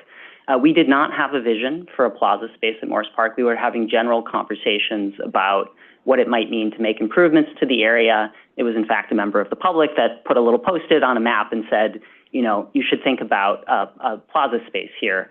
And that is something we've run with over the years. We've had it analyzed now by 2 transportation consultants. We can say confidently it actually, the road network works better with it. And we've been working with DOT on that. So I'll share that one. I'll share a slightly sadder example, which is when we were at Hunts Point early on, also I believe in 2019 at that point, a gentleman put a Post-it on one of our maps. It was under the Bruckner, on top of the Bruckner, and he explained to us that the Bruckner and the physical, emotional stress of the noise and the traffic and all of that comes from passing back and forth from Hunts Point to Southern Boulevard and Del Valle Square, he said, quote unquote, it had ruined his marriage, which was both surprising but also really drove home the importance of improvements there. We've been happy to see State DOT's project there kind of come to life. They've been building the ramps to shift traffic to the outer portions of the peninsula. That will result by itself in some expanded open space. We were very happy to see Metro North add the station closer to the Del Valle Square side and so on and so forth. So just a couple examples. Thank you. Yeah. Thank you. And then one other quick question, which is, in terms of the 1,900 permanently affordable housing, is that a fixed number, or do you see that could change, or and in what direction? Sure. It's definitely not a fixed number. It's a projection from our environmental work, and that's the full 10-year build out, assuming everything builds out as is. It's possible more could build out. It's possible the nature of the agreements could result in more affordable units in exchange for more agreements with the city. So it's a projection that's sizable, but yeah, that's what it is. Yeah. Thank you. Yeah. Thank you, Commissioner. Let me go to Commissioner Cerullo. Thank you, Mr. Chair. Just 10 seconds to Paul, just to commend you and the team for the presentation, and particularly your motivational summation, which was a great way to end it. I'll start here with the staff, and then Joe, I have just one quick sort of confirmation question for you. This is somewhat related to the chair's question about public realm. Not to make any assumptions here, public realm improvements as they are being defined in this particular proposal, are they above and below grade potential improvements? No. I mean, that's sort of a newer concept. I'm thinking of sort of East Midtown rezoning, obviously, and public realm sort of took on a definition of both things that the public can access and enjoy above grade, and then also the improvements to the system and other below grade sort of improvements. Yeah, I think it's an excellent question. I think I'll just say that, some of the specifics of what, for instance, Marconi Street and the redesign of Marconi Street or the plaza space and so forth, those remain to be worked out. We know that our partners at the Department of Environmental Protection are interested in some above and below ground as part of it, and we'll continue to work with them as we develop some of the specifics of these. Just want to recognize the question. We don't have specific designs yet, and some elements are more worked out than others for sure. Yeah. Okay, and so if we think about the process and the bonus that we're looking to attach in the cases where the bonus may be exercised, if someone is not just building as of right and not seeking a bonus, it would come back to us to look at the public realm improvements and make a determination if that's valuable, or will there be something in the text that outlines that this type of a bonus this type of improvement will relate to this bonus? Will that be outlined, or will that become a discretionary determination? Yeah. Essentially, if we take Morris Park as an example, we can also talk about the large site at 1601 Bronxdale, which is sort of much more defined in terms of what actually has to be done within subdistrict B1. If you have a property that's 20,000 square feet, that's the first check. You can move on to the next point. You're now eligible for it. But this could involve, for instance, at a future moment, perhaps something directly related to the MTA station. Again, there's a provision for that.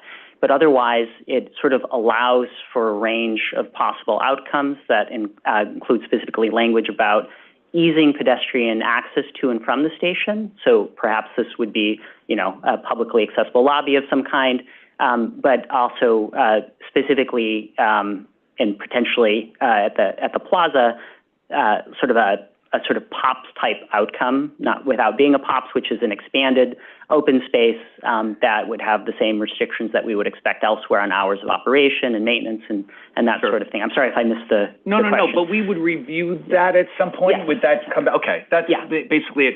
Joe, quick, first of all, it's good to see you and to talk about something not on the east side.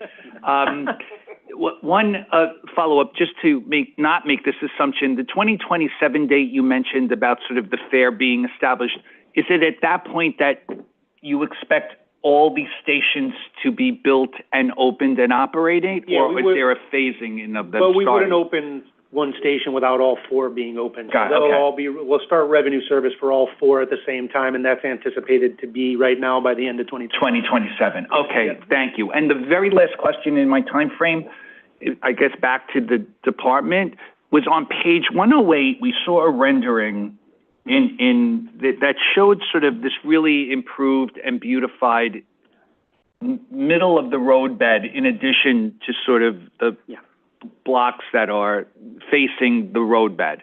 There was a median. I'm very sensitive to the medians. Who would be in that sort of the design that could have just been illustrative and have nothing really to do with it, but is there a thought about that type of a vision could be implemented here? Okay, perfect, thank you. And if so, who would be responsible for what's happening in the roadbed and the median design versus what's happening on someone's property and designing public realm, or what may be happening, or maybe they're contributing to something? How do you, if I'm seeing this correctly, how is it envisioned to work? Yeah, so I'll start. This is an illustrative vision of, potential changes. The condition along East Tremont Avenue today is pretty rough, and there is a median, but there are no public crossings for about a half mile between Unionport and Bronxdale. Typically, DOT, if we think of the Grand Concourse, they manage what are not necessarily medians, they're sort of like side alleys, right, with plantings. But there tends to be a preference for a local maintenance partner in these. So I think there would need to be a lot of conversations about this kind of thing. Sure. On the 61 Bronxdale site as well, that site's a little bit different because the special district text contemplates maintenance being the responsibility already of the owner there. And so there are a series of improvements that are allowed for as a condition of the 20% bonus on that site, which is somewhat different. It's a binary bonus in that case, chair cert in that case. But typically, just like with plaza spaces, DOT prefers to have a local maintenance partner. Understood. I was just really wondering about how it gets developed. Who would be responsible for actually building that? I understand completely the maintenance, but more to learn as we go along. But I appreciate that, both of you. Thank you. Yeah. Thank you, Commissioner Osorio. Thank you, Chair. Thanks so much for the presentation, and thanks so much for the briefing that we got a couple months ago. Although we didn't see any of the zoning information then, it was really useful to understand the process and how you were thinking about it, so thank you for that. And congratulations to being at this stage. It's really fascinating to see the bulk of work. I have a couple questions that I'm going to just go over them so you can address them now or so that we can continue the conversation. The first set of questions have to do with potential negative impacts on displaced businesses. When I went to Bassett, opposite to the Starbucks that you showed, I saw a very tight, small auto shop community.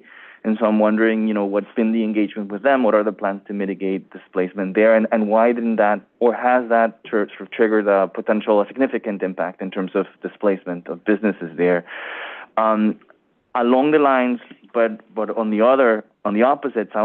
Bassett, but on the other opposite side of the rail line, I noticed that there's a lot of traffic in and out of the Amazon facility. And so I wanted to understand, building on Commissioner Cirillo's question, what are some of the public rail improvements there, both as they relate to the extension of Marconi, but also sort of like in and around the Amazon facility itself? Because I imagine that there will be significant impacts on traffic. I was there. There are no sidewalks for some segments of that road. And I saw the traffic going to the facility, the Amazon trucks or vans.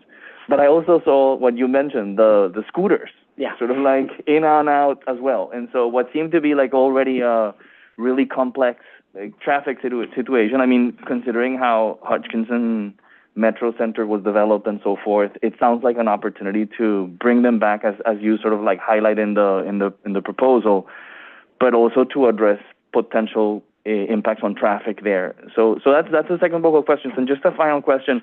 Thank you, Chair, for the question about so like Hunts Point and Co-op City and how the scope has varied. That makes sense.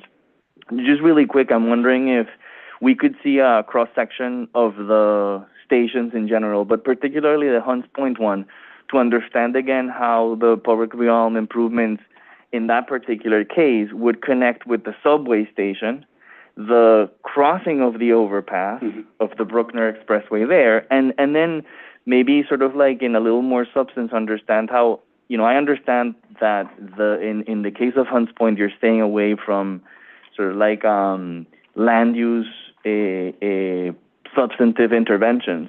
But I am wondering how can the station and the land use rationale around it relates to some of the urban design proposals that are in place. I mean, you highlighted what EDC has been doing through the Hunts Point plan, Hunts Point Forward plan, and it sounds to me that the rezoning should enter into a closer dialogue with the type of interventions that are already sort of like on the table for Hunts Point Avenue.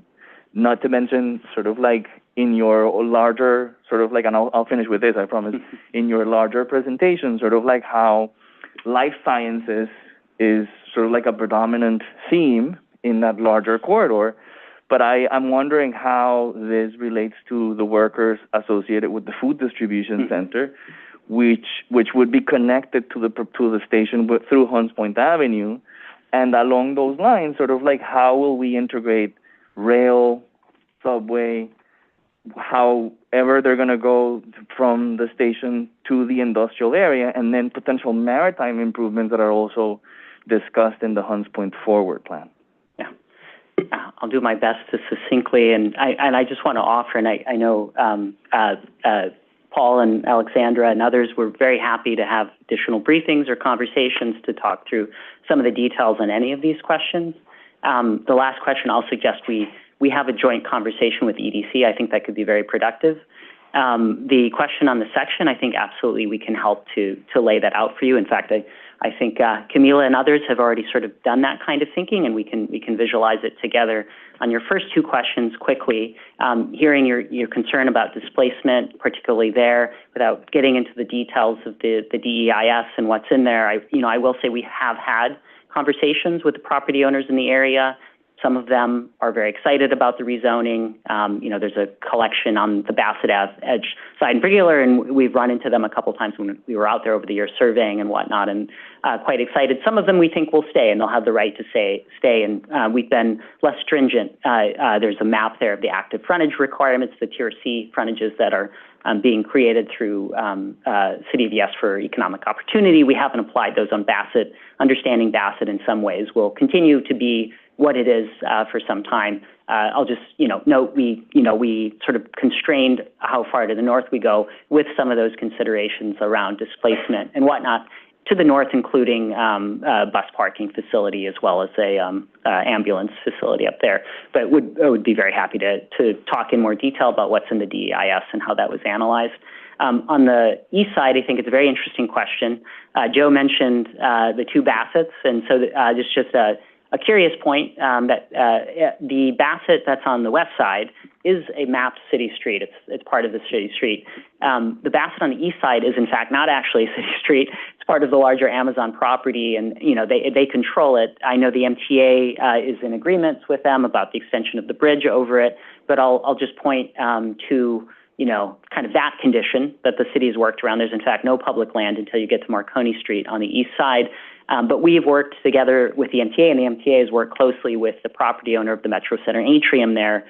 So they'll be doing some rearrangement to their property to create a much more fluid pedestrian flow from where the station will land over to Marconi. So again, that's probably a quarter of a mile of private property people will have to walk through before they get to Marconi Street, and that has been a big part of conversations over the years for sure.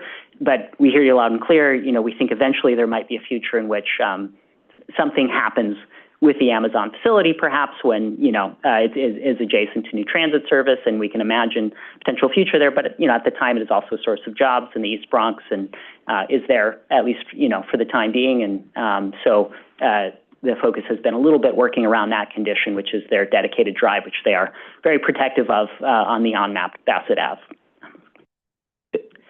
Thank you very much, Commissioner. Thank you, Michael. Let me, we can come back if you have a follow-up. Let me go to finish up our first round to Commissioner Goodridge, and then we will keep going.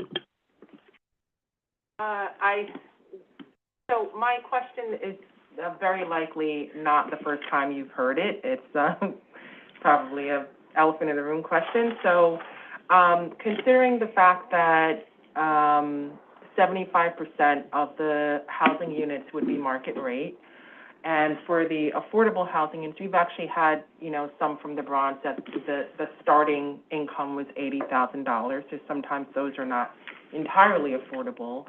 I support transit access, but the third point is we don't know if this particular transit access will actually be affordable to the people in the neighborhood.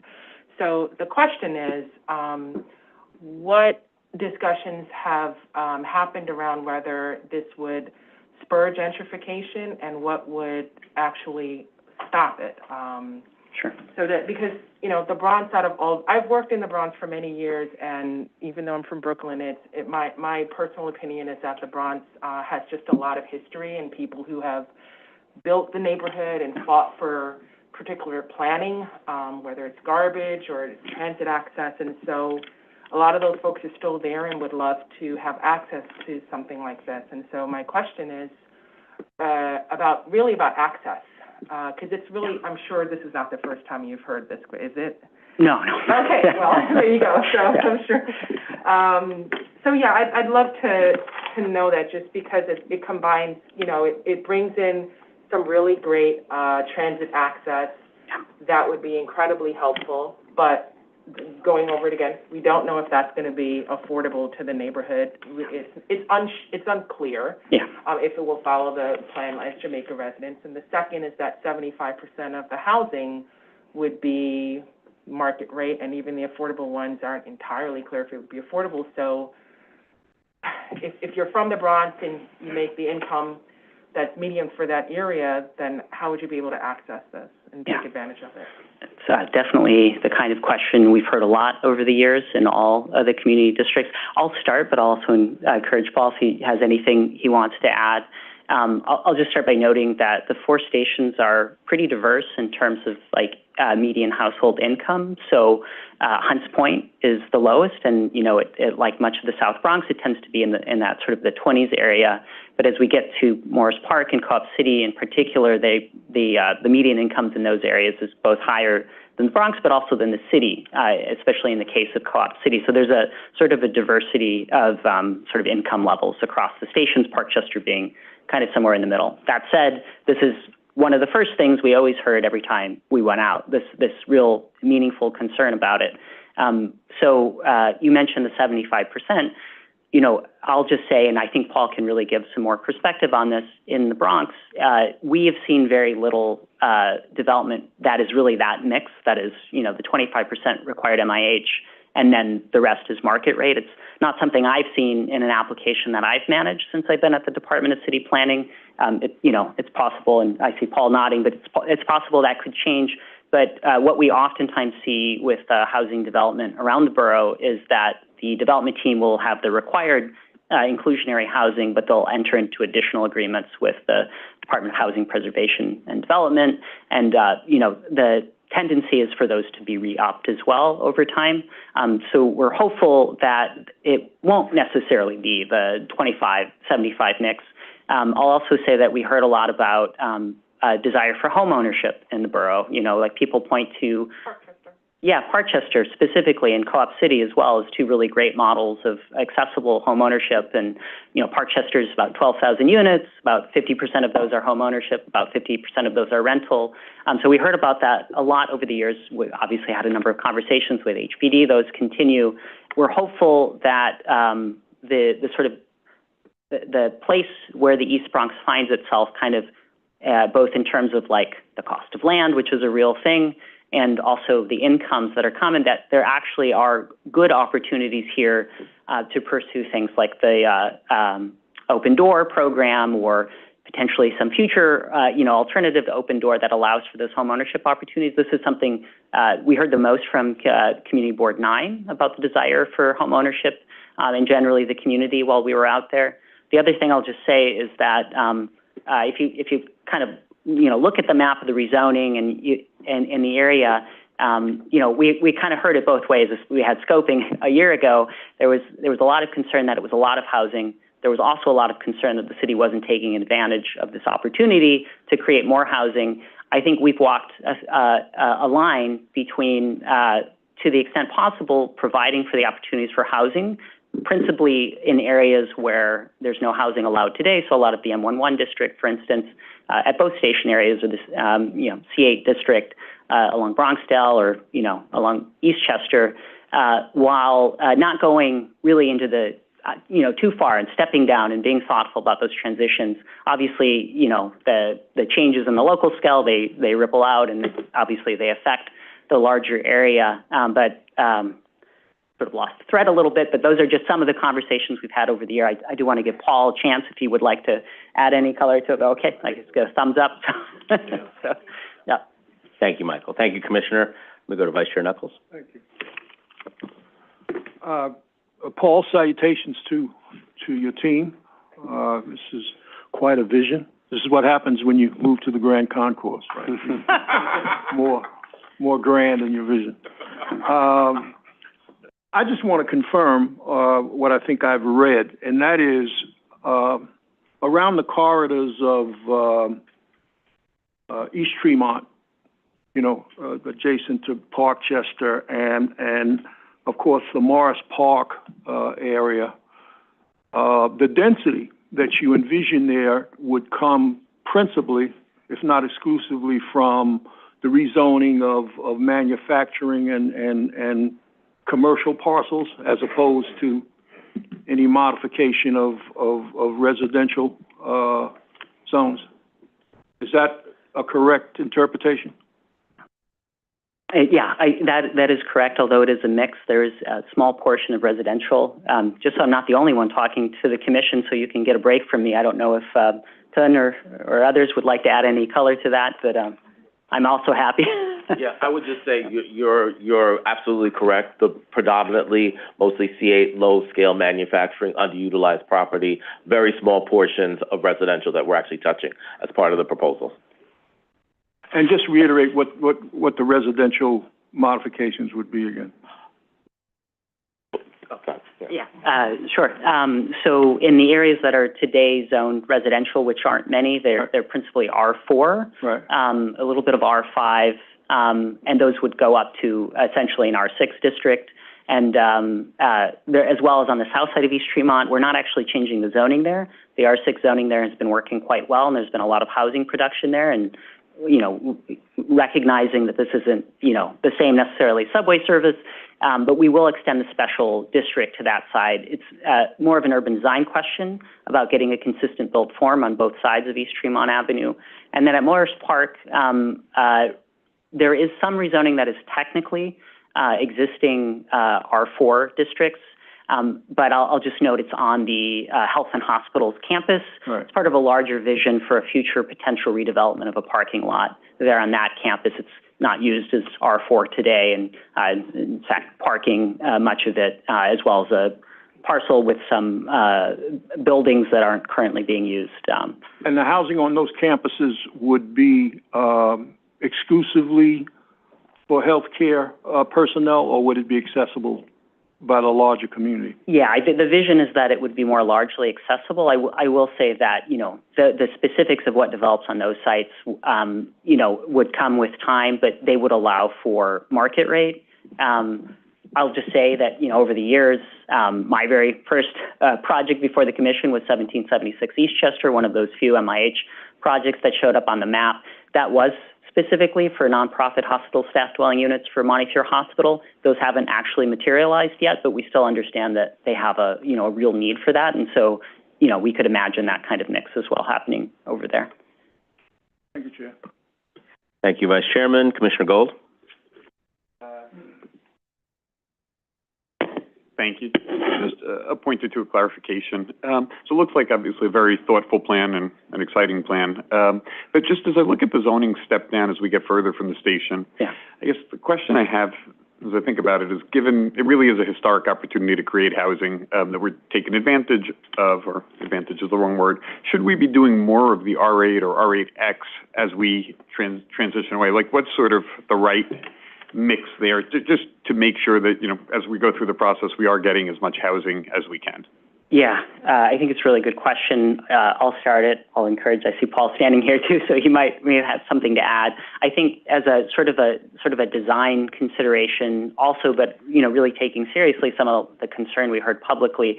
We have a lot of R4 districts, and I think we had a real concern about allowing R8 immediately adjacent to an R4, just given the adjacencies and the conditions that can create. Where we get like the R4 with the new R6, we get some, step down rules that create for better condition and, less obtrusive while still allowing a lot of increased housing, and those were some of the considerations. At Morris Park, we were a little less concerned about the R8, particularly in that central area, because it really is a unique area that's sort of sandwiched between very large institutional campuses that really create a lot of distance between those campuses and adjacent neighborhoods. Just to kind of lay out some of it, we do have some R4 in that area, but I'll acknowledge, part of the planning process is you hear a lot of concerns both ways, and this is something we saw a lot reflected in the comments as a response to our scoping that we held in January 9th of 2023. And, we got a mix. About half of the comments said, this is crazy, this is too much, and about half of them said this isn't enough. And, maybe that means we're in the right place, but those were some of the considerations. Yeah. Got it. And then just following up, so the R8, or I guess R8X, it looked like it's a 7.2 for residential FAR or so. What could that look like with the bonus?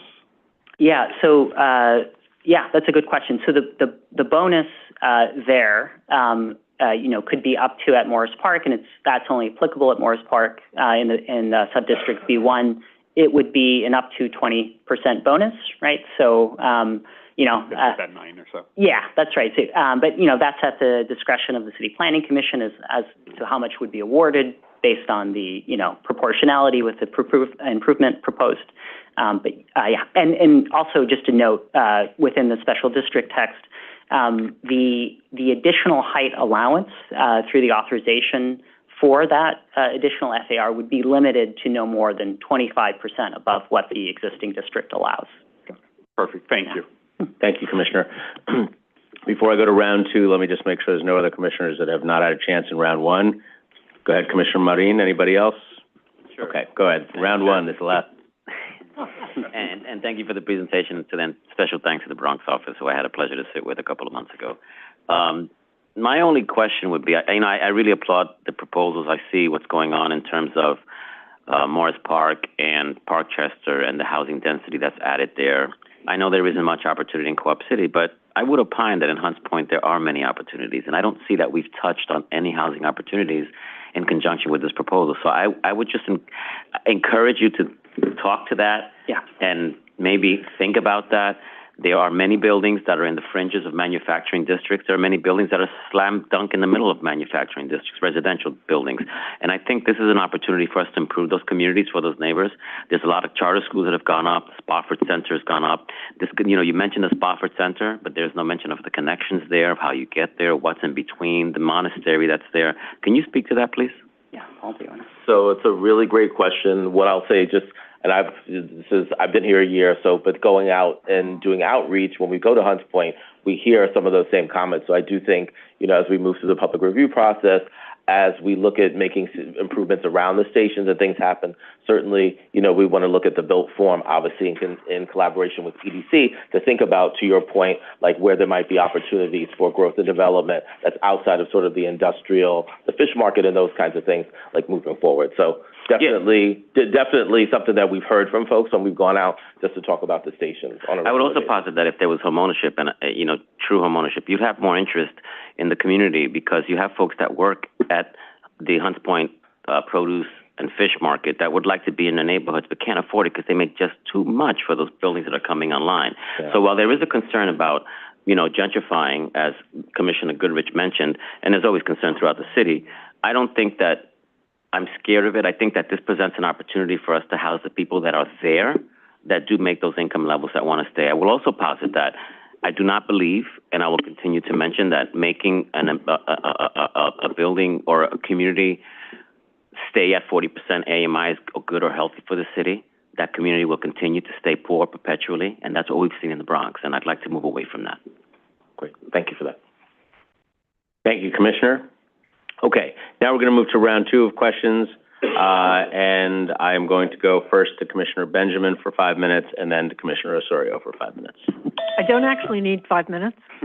My question is about the FAR bonus for public schools. Could you explain your thinking of why that was necessary when a number of public schools have opened in and around these areas? And when our previous programs in Manhattan for public schools and bonuses show that, not a bonus, but an exemption from the floor area, have not met with universal approval by communities? Yeah, so I think it's a good question. Thank you for clarifying. It's not, in fact, a bonus. It's an FAR exemption.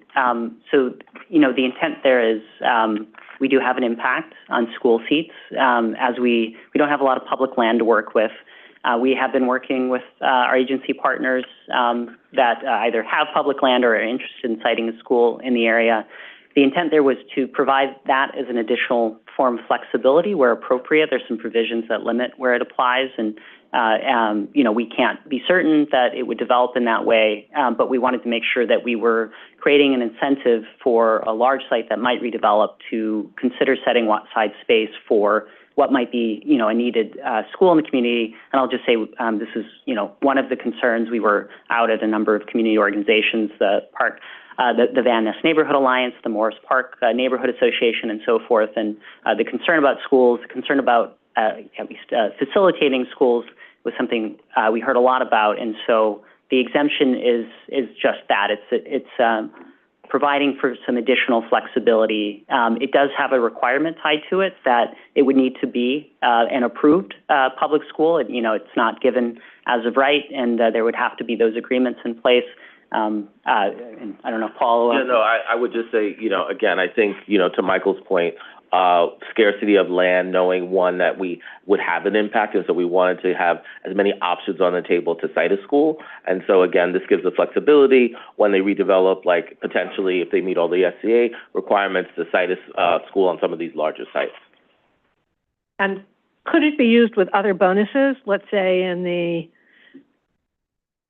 R8, could you pile up, let's say, an MIH bonus and a school exemption, and or are they mutually exclusive? Once you get the exemption, you can't have the bonus, or?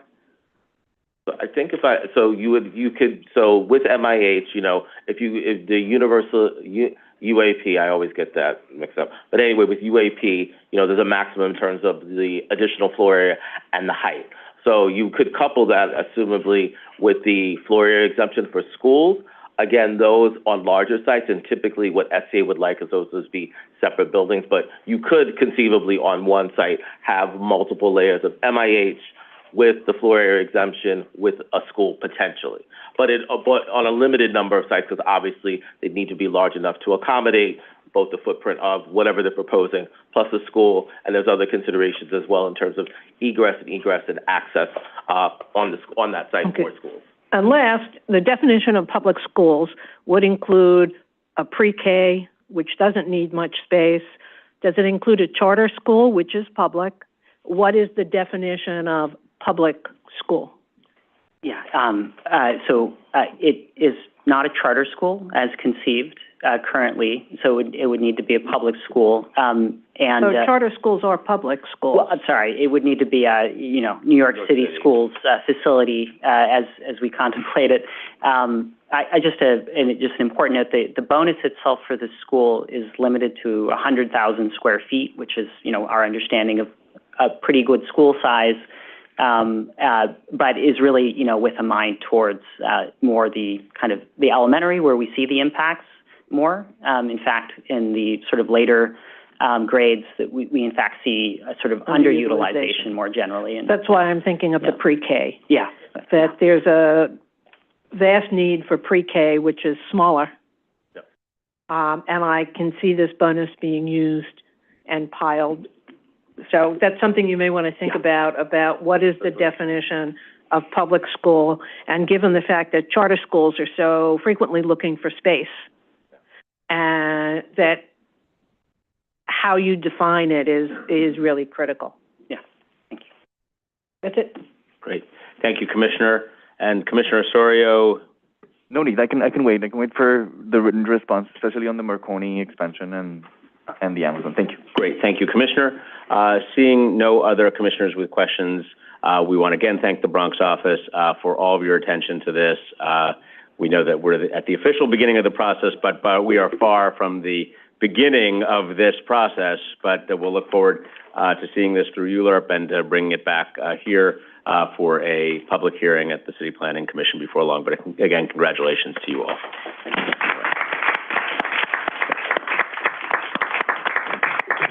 And this item is now certified. So let's move on to the next item on our agenda today, Sarah. The second item on our agenda is a certification of a zoning map amendment and special permits in Brooklyn Community District 2. Our presenter is Amrita Mahesh. Good afternoon, Commissioners.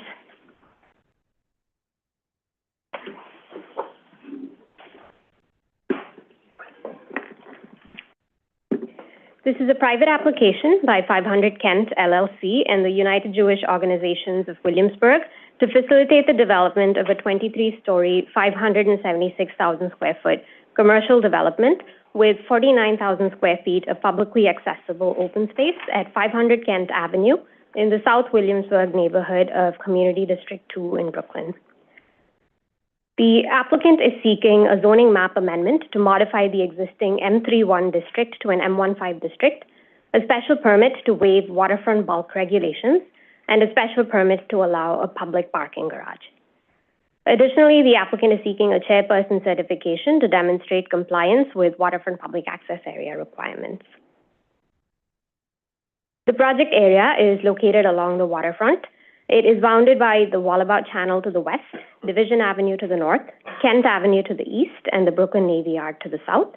The site was formerly a consolidated Edison power plant. Con Ed continued to operate the power plant until closure in 1999 and demolished the buildings in 2009. Environmental remediation was completed in 2014 under DEC's voluntary cleanup program, and the applicant acquired the site from Con Ed in 2019. The project area is served by a variety of transit options. The nearest subway station is the Marcy Avenue J, M, and Z line, located at the intersection of Marcy Avenue and Broadway. Bus service is provided by the B67, B62, B32, and Q59 lines, and the site is 7 blocks away from the Williamsburg Bridge Plaza bus terminal. The East River Ferry has a stop at the South Williamsburg Ferry Terminal, which is immediately north of the project area at Schaefer Landing. The Astoria Ferry makes stops at the Brooklyn Navy Yard.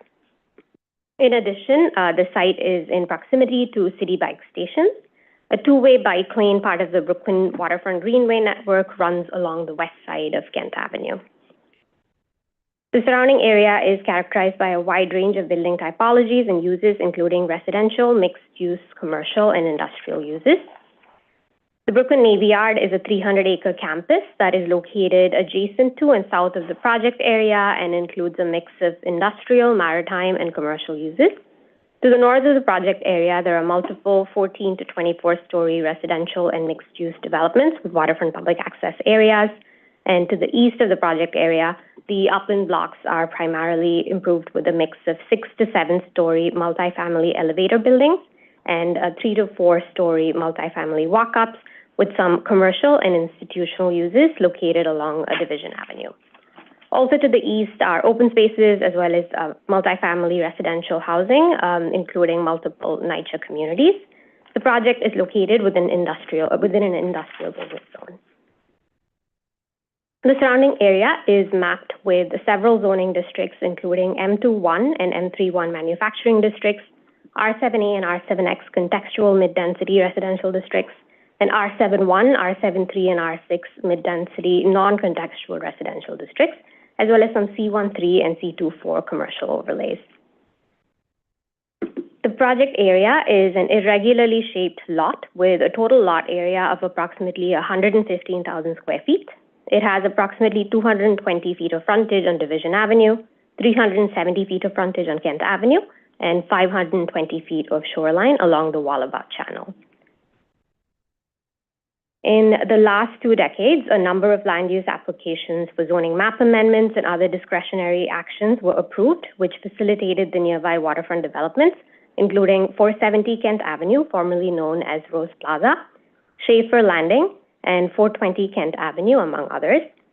In December of 2021, a zoning map amendment and text amendment were approved to establish the special Brooklyn Navy Yard District to facilitate the expansion of the yard and their master plan, which envisions 4.6 million square feet of space focused on permitting a broader range of uses in the yard and 189,000 square feet of new publicly accessible open space concentrated in 3 areas along the perimeter of the campus. The project area is in close proximity to multiple parks and open space resources. If approved, the proposed development could add to the linear network of existing and planned waterfront open spaces and enhance connectivity between the Brooklyn Navy Yard and the Williamsburg waterfront, as well as with upland neighborhoods. The project area is located within the 1% annual chance floodplain and has a base flood elevation of 11 feet. This is a view of the project area from the corner of Division Avenue and Kent Avenue, looking west. This is a view from Kent Avenue at the southern end of the project area, which borders the Brooklyn Navy Yard. The 2-way protected bike lane on Kent Avenue, which is part of the Brooklyn Greenway network, is seen here. This is another view from Kent Avenue, looking south. And this is a view from the Division Avenue street end.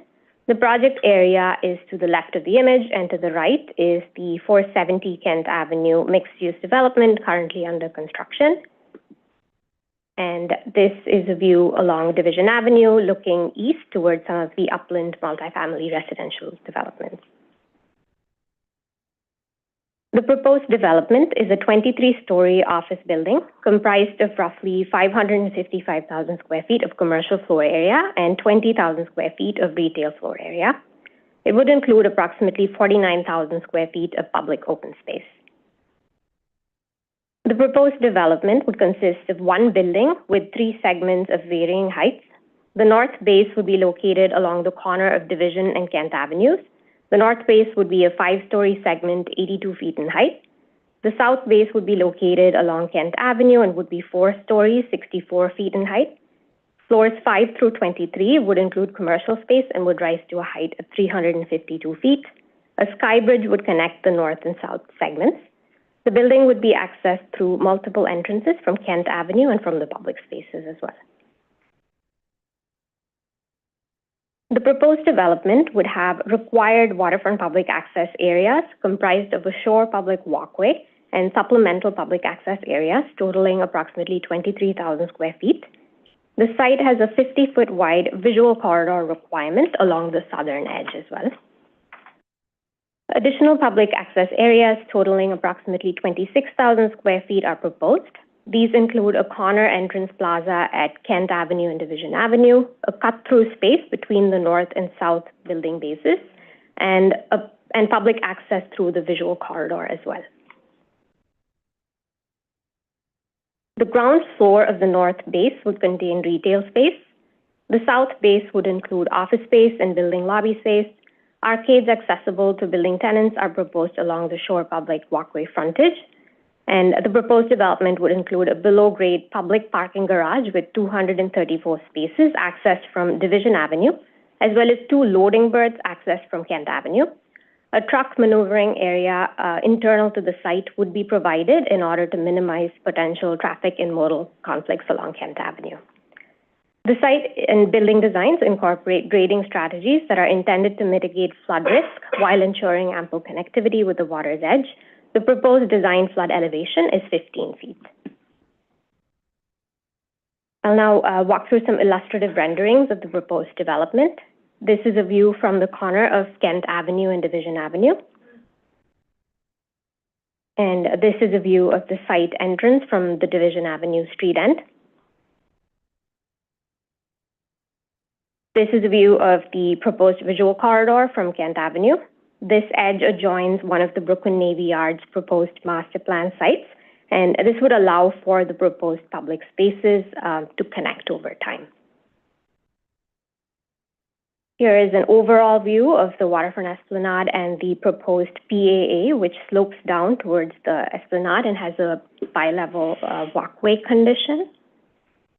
And this is an illustration of the stepped seating area, and this is an illustration of the passive open space amenities proposed along the shore public walkway with views of the East River waterfront. The applicant is seeking a zoning map amendment to an M15 district and 2 CPC special permits concerning bulk modifications and parking. I'll now walk through the details of each of these actions.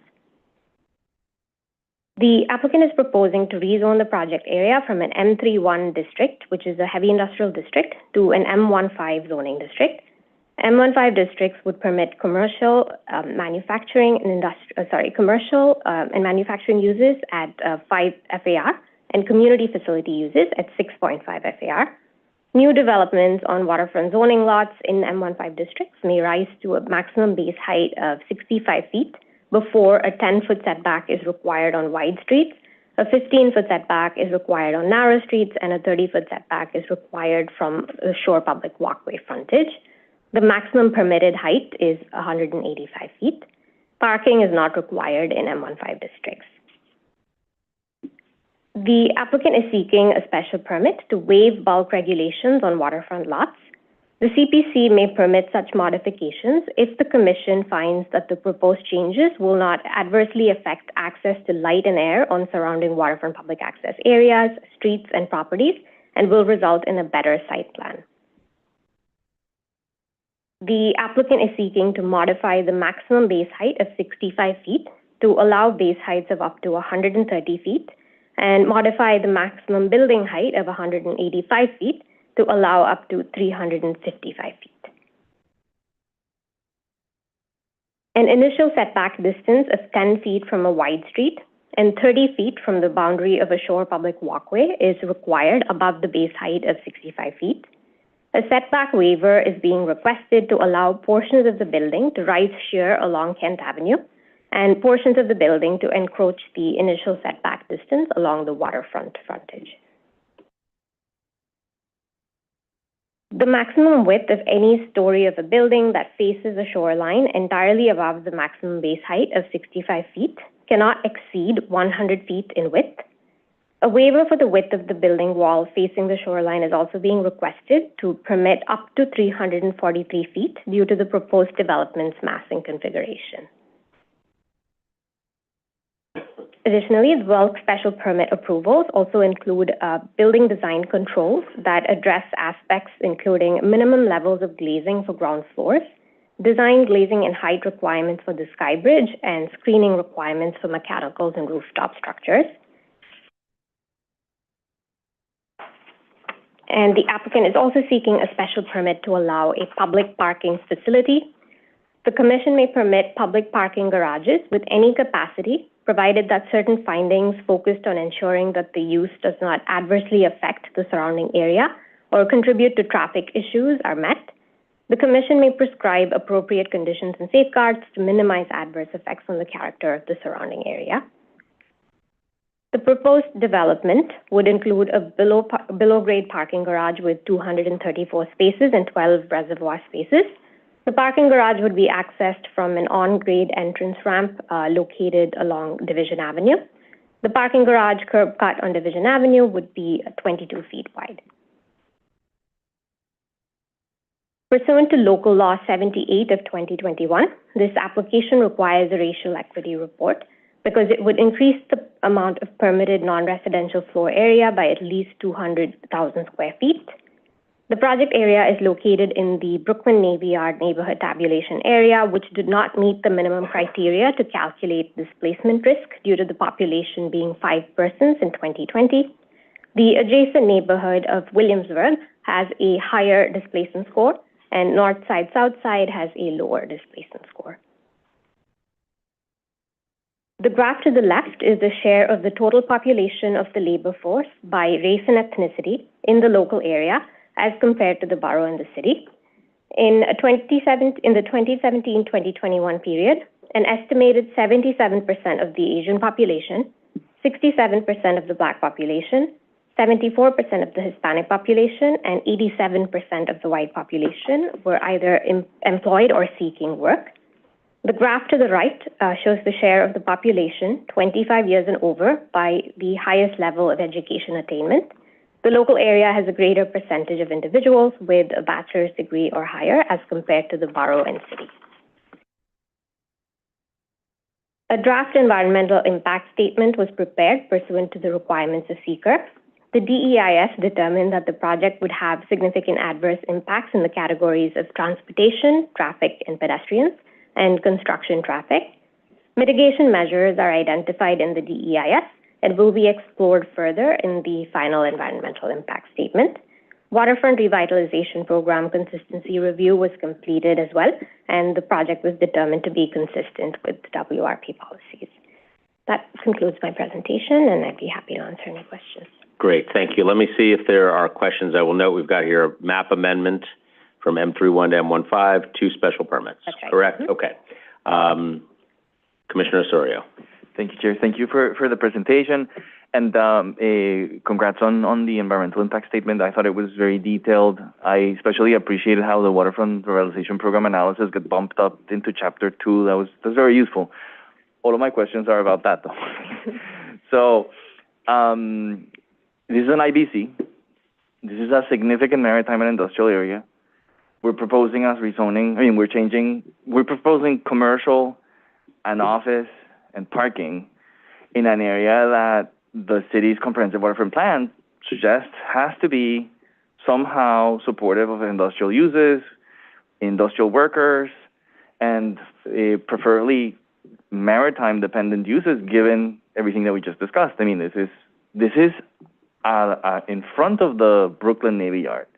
Ostensibly, we could say this is an opportunity to expand one of the strongest industrial, and manufacturing-related assets that the city has.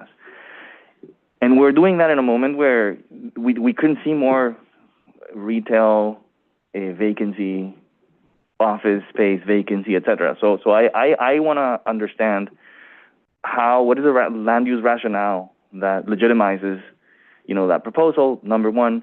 But number two, I also want to understand how is it possible that this is complying with the waterfront revitalization program and some of the policies that specifically require the support to industrial and the water-dependent uses, where I see the response that says, well, it is consistent. It is not necessarily, doesn't include any industrial, but the uses that are being included are consistent. So I want to understand a little bit, sort of like, how can we say that that's complying with the WRP if at least from my reading, it's the response is acknowledging that it isn't. Thank you for the question, Commissioner. We can certainly have the applicant provide more detailed responses as to why they believe it complies with that policy. We can also check with our department and get back to you on some of the considerations that went into confirming the consistency with the SMIA policy. I will note that in terms of the building program, the applicant's sort of vision is to create a commercial development with active users on the ground floor and kind of support the need for non-residential space in this sort of sub-market of South Williamsburg. And the site is also proximate to the Brooklyn Navy Yard, which is, as you mentioned, is planning its own expansion and addition of nearly 4.6 million square feet of subsidized industrial space. So this applicant can kind of speak to how they believe their proposal kind of meets the needs in the area, which may or may not align with the SMIA goals. Sure, Alex. Sure, and good afternoon. So one of the other kind of rationales is citing this within the context of the larger waterfront. To the north, we have a significant amount of residential development with waterfront public access areas. To the south, as Amrita mentioned, we have the Brooklyn Navy Yard, which is expanding nearly 5 million square feet of space. As part of the Brooklyn Navy Yard's master plan, this site directly adjacent to the south is one of the proposed first kind of phases of the Brooklyn Navy Yard master plan, which is having a combination of industrial commercial, and some retail. Of note, and one of the important kind of factors or considerations of this specific use on the private site is that the Brooklyn Navy Yards Master Plan identifies all of the WPAA space at this location for the entire Navy Yard. And so one of the considerations here is how this private site knits together the rest of the waterfront, north being residential, south being industrial commercial. And so this, I think, is one of the considerations about both the use as being kind of a transition between the residential to the north and the industrial commercial to the south, as well as connecting kind of the last segment of WPAA space along the waterfront. And so that, I think that was part of some of the considerations of this use and program, whereby if it was fully industrial or fully waterfront dependent, it would actually be inconsistent with the residential to the north and the commercial industrial to the south, where there actually is going to be waterfront public access area in the Navy Yard. And so that was part of the considerations along the entire stretch of the waterfront there. So, yeah. Thank you, Commissioner. We're almost at time, but go ahead. Why don't you ask one more, and then we'll see if other people have. You have another question? Okay. Are there others with questions? Round two, Commissioner Osorio, go for it. Thank you. I appreciate that to both of you. That's very useful, and it's specifically useful to understand sort of like the rationale behind the larger picture. But it's just that I would think that would be a perfect sort of explanation for a mixed use proposal. But my understanding is that there's no industrial, right? Zero. Yeah. So I think that should be. I would love to hear more from the developer in that regard, because we're compromising a lot here, and at least it would be important to understand why aren't we catering, at least encouraging, approaching the Navy Yard to expand there with the industrial uses. It sounds like there's a lot of jobs in jeopardy associated with that. Thank you. Thank you, Commissioner. Thank you, Commissioner. Okay, with that, this item is now certified. We'll move on to calendar number 3. Amrita. The third item on our agenda is a non-ULURP post referral of an authorization in Brooklyn Community District 5. Our presenter is Lindsay Robinson. Hello, Lindsay. Good afternoon, Chair Garodnick and Commissioners. Today I will be presenting 2832 Linden Boulevard authorization. Oops.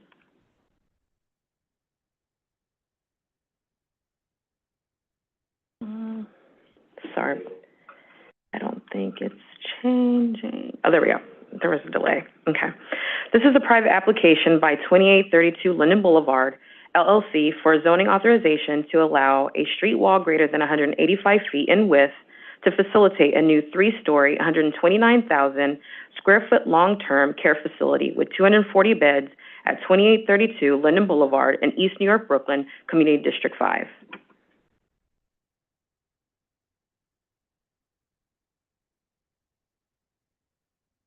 (2832) Linden Boulevard is located between Ruby Street and Emerald Street in East New York, Brooklyn, Community District 5. The project area occupies tax lot 1 within block 4495, forming an entire city block, with 200 feet of frontage on Linden Boulevard and Loring Avenue and 500 feet on both Emerald and Ruby Streets. The total lot area is 100,000 square feet. Linden Boulevard is a wide street at 170 feet, while Loring Avenue and Emerald Street at 70 and 60 feet wide are considered narrow streets. Ruby Street, though officially mapped at 60 feet wide, is unbuilt. The project area is defined by Linden Boulevard, a prominent corridor with mixed uses such as commercial and office buildings, parking facilities, vacant land, mixed-use residential and commercial buildings, public facilities, and 1- and 2-family homes. The site was previously occupied by a 1-story healthcare facility, which was demolished back in 2020 and is currently vacant.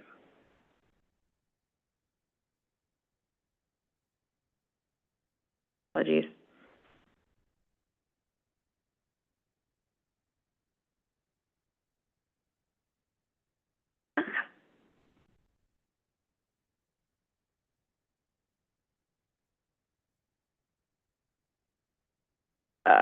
I think the slides are delayed. one. Try to go back. Sorry about that.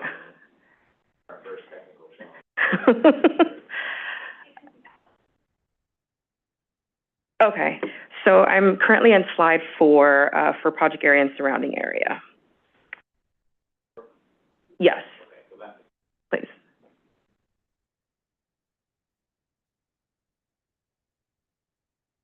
Let's just give it 1 sec. We will reverse. There we go. Thank you so much. South of Linden Boulevard, surrounding the project area, are a number of prominent housing developments, including Spring Creek Gardens, Emerald Green, and Loring Estates. East of the project area is Linden Terrace, a residential complex ranging from 8 to 12 stories. The site was rezoned to a R8A, R7A, and R6A with the MIH in 2017. To the west of the project area is Linden Boulevard Multiplex Cinema, NYCHA Pink Houses, and Cypress Hills, while north of Linden Boulevard features low-rise residential buildings, vacant lots, and some commercial and community facilities.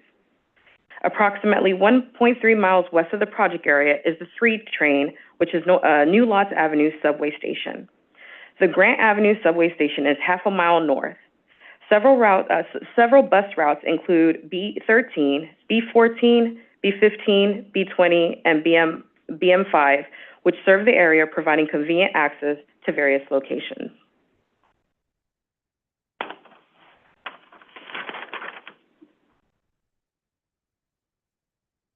Next slide, please.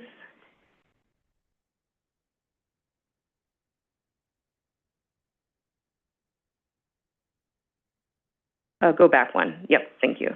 The project area is within Jewel Street's neighborhood study area, led by HPD with the goal of developing concrete strategies to alleviate flooding, redevelop vacant city-owned land, increase housing stability, and create economic opportunity. Next slide, please.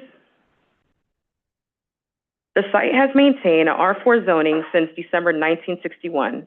The project area has seen significant changes in the surrounding zoning over this last 6 decades due to various land use actions. R4 districts allow for a broader range of housing types, typically featuring 3-story buildings.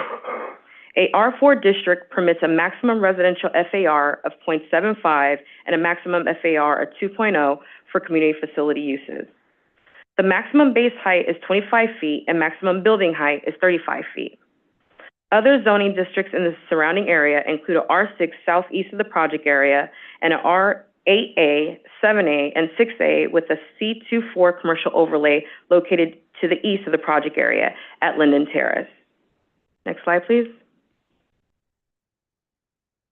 The project area, located partially within the 0.2% annual chance floodplain, known as a moderate risk flood zone, follows special regulations to address flood risks.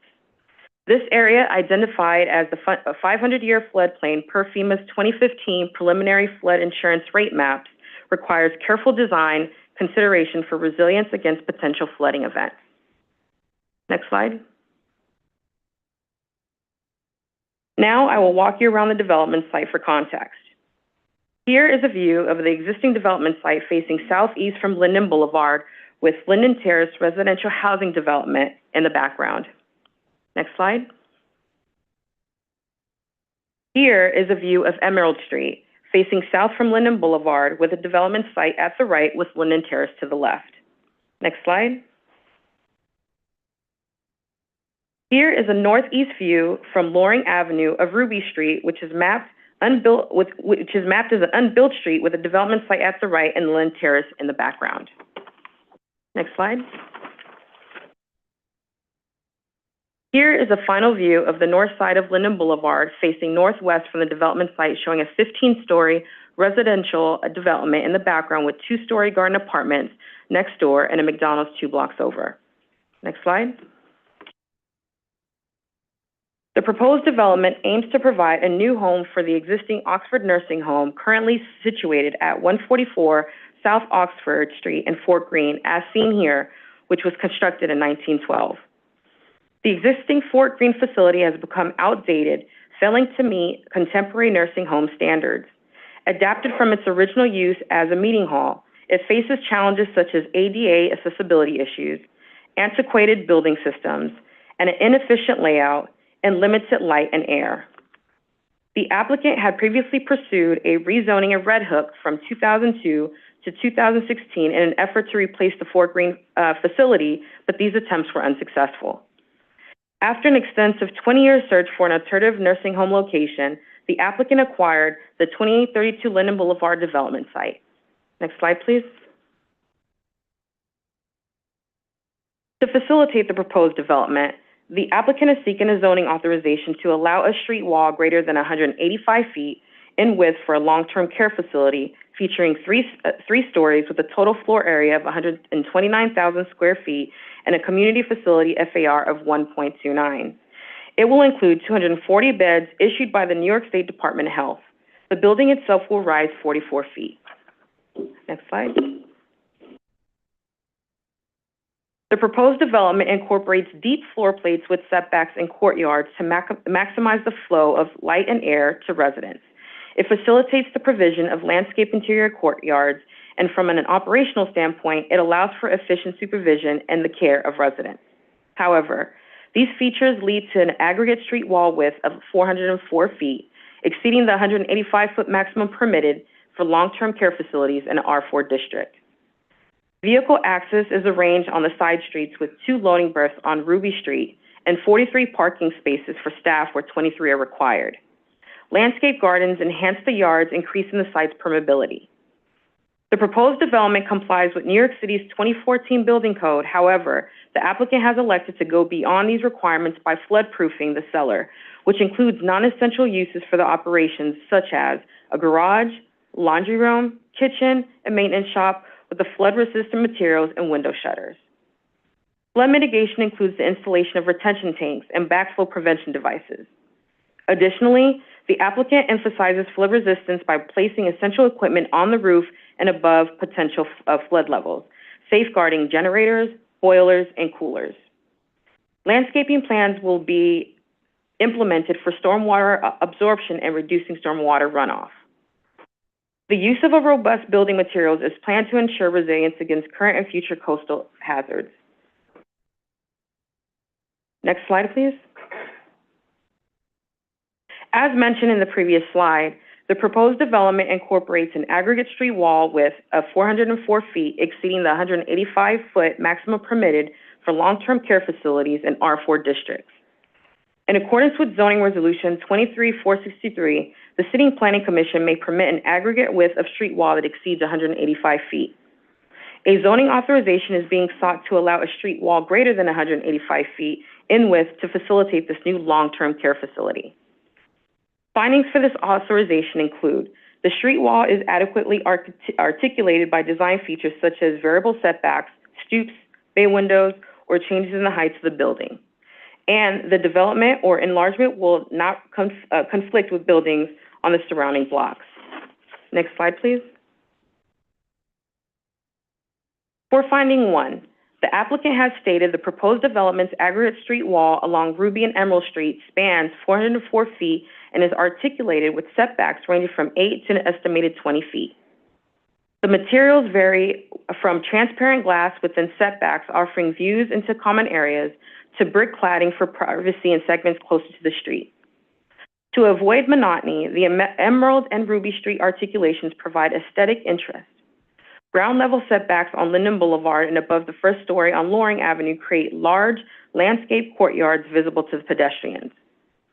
The design, including roof, entryways, atriums, and extensive landscaping from unique sections along each frontage while maintaining visual cohesion throughout the entire building's design.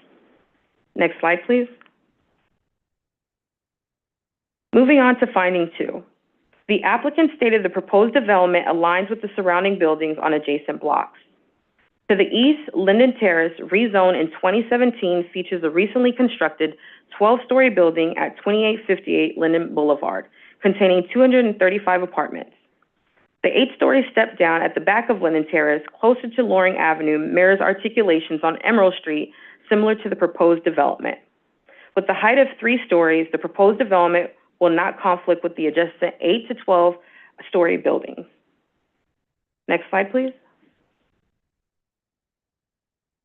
On December 19, 2023, Community Board 5 held a Land Use and Housing Committee meeting. There was no vote for the application, and the department did not receive a recommendation. Next slide, please. In summary, this is a private application by 2832 Linden Boulevard, LLC, for zoning authorization to allow a street wall greater than 185 feet in width to facilitate a new 3-story, 129,000 square foot long-term care facility with 240 beds at 2832 Linden Boulevard in East New York, Brooklyn Community District 5. This concludes my presentation. Thank you. Great. Thank you very much. Just a couple of quick questions from me. One of them is the authorization allows for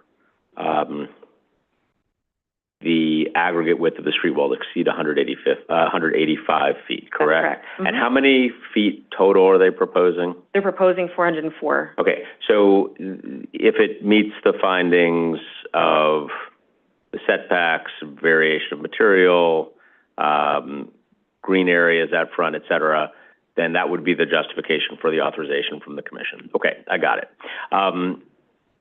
And as a nursing home, presumably the connectivity of this structure is rather important for operations, right? You have people who need to move seamlessly across a level building, correct? That's correct. In order for the development to be compliant with New York State Department of Health, they would need the layout in order to accommodate like an efficient programming for the nursing home. Yep. Okay, makes sense to me. Commissioner Benjamin, 5 minutes. Quick question. How many residents are currently at the South Oxford facility? I actually wouldn't know that, but I can have the applicant follow up with that number. Because I live near there. It looks like a pretty small facility, so I think this is a major expansion. Yes, correct. And I believe it may be 204, and they're expanding to the 240, but I can double check. Okay, and are they just a nursing home, or are they a rehab facility? Just a nursing home. Okay, thank you. Great, thank you. Commissioner Osorio, 5 minutes. Thank you, Chair. Thanks for the presentation. And I would appreciate if when we see it again, we can hear a little bit more about what are the city proposed interventions to address both the flooding vulnerability that you highlighted, but also the stormwater inundation issues that seem to be coming from both ends, and to understand how is the proposed landscaping responding to that. In other words, how are they integrating both? You mentioned a lot of the hard infrastructure improvements. I would like to hear what are some of the green infrastructure opportunities.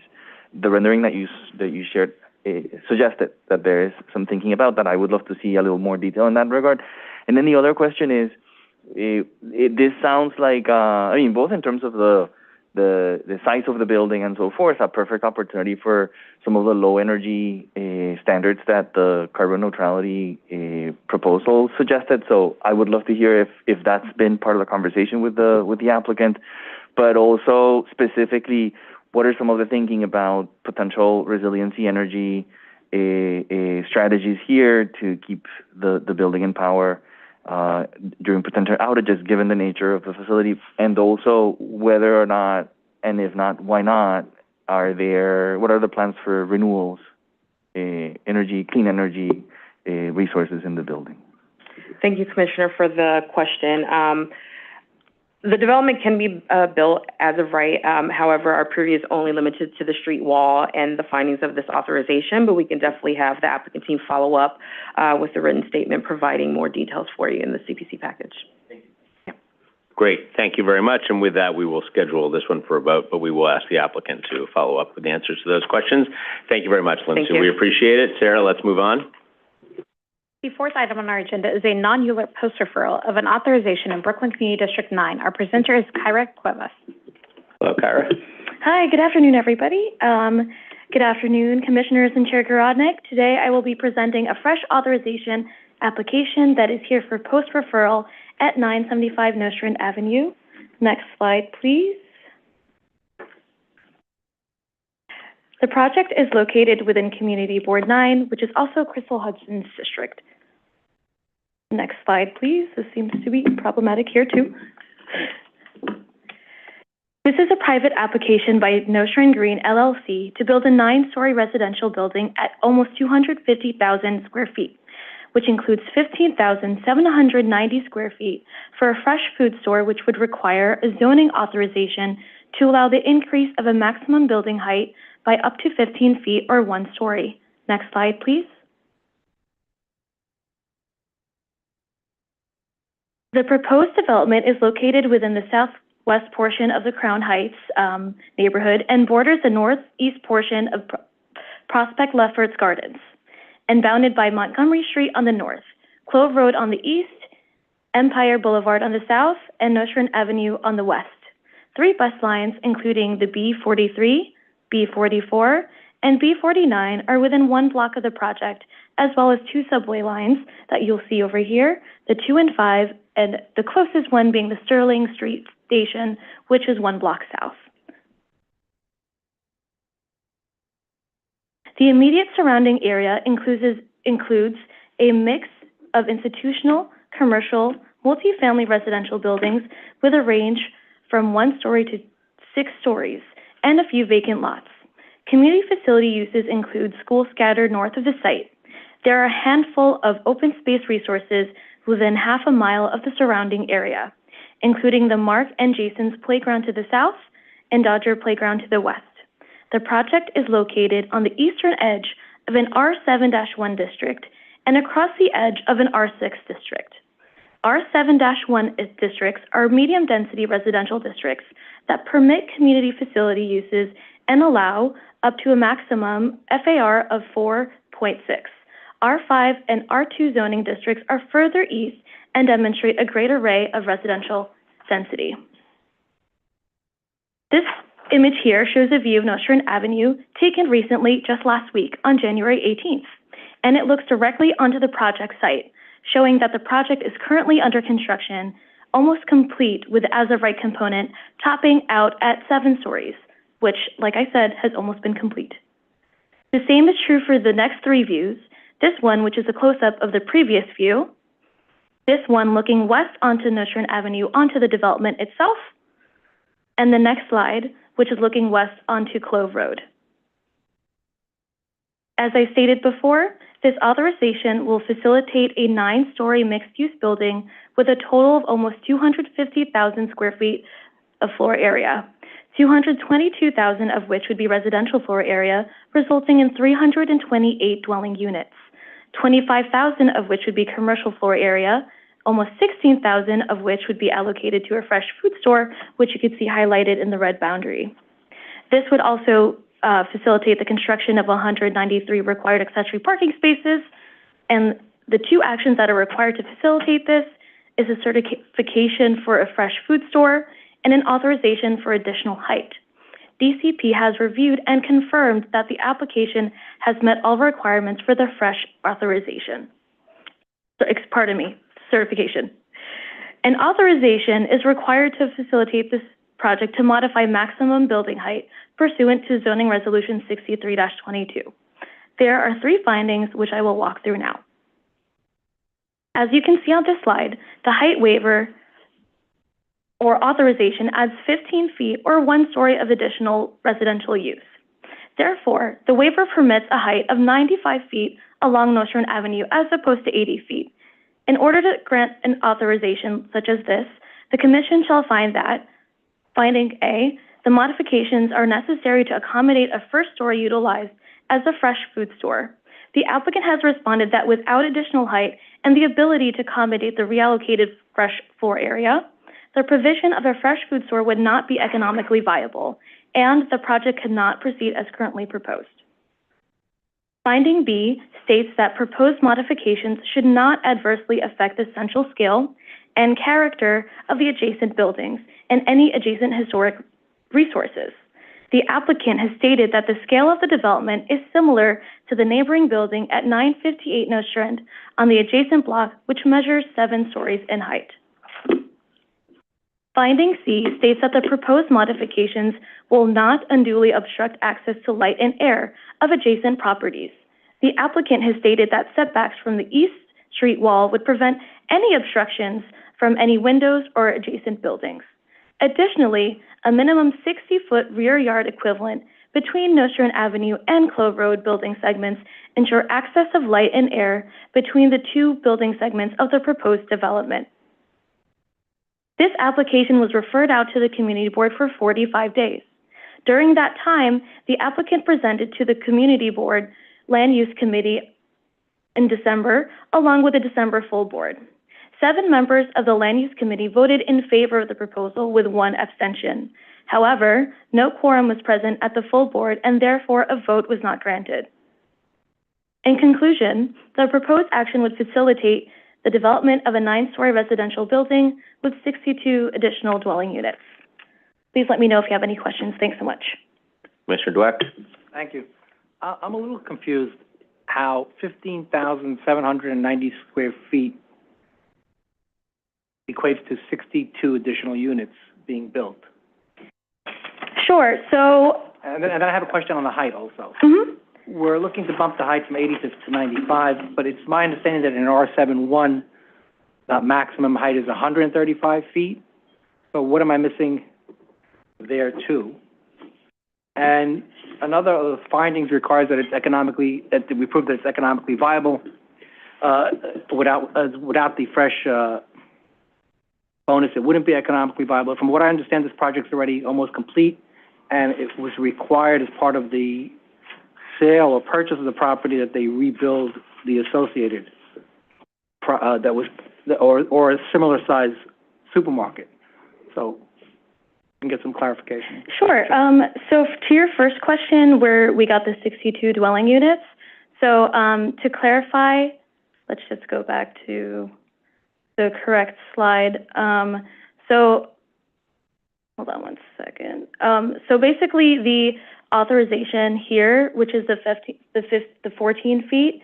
So basically, for a fresh food store, this authorization is saying for a certain amount of square footage, that can translate to additional floor area to residential units.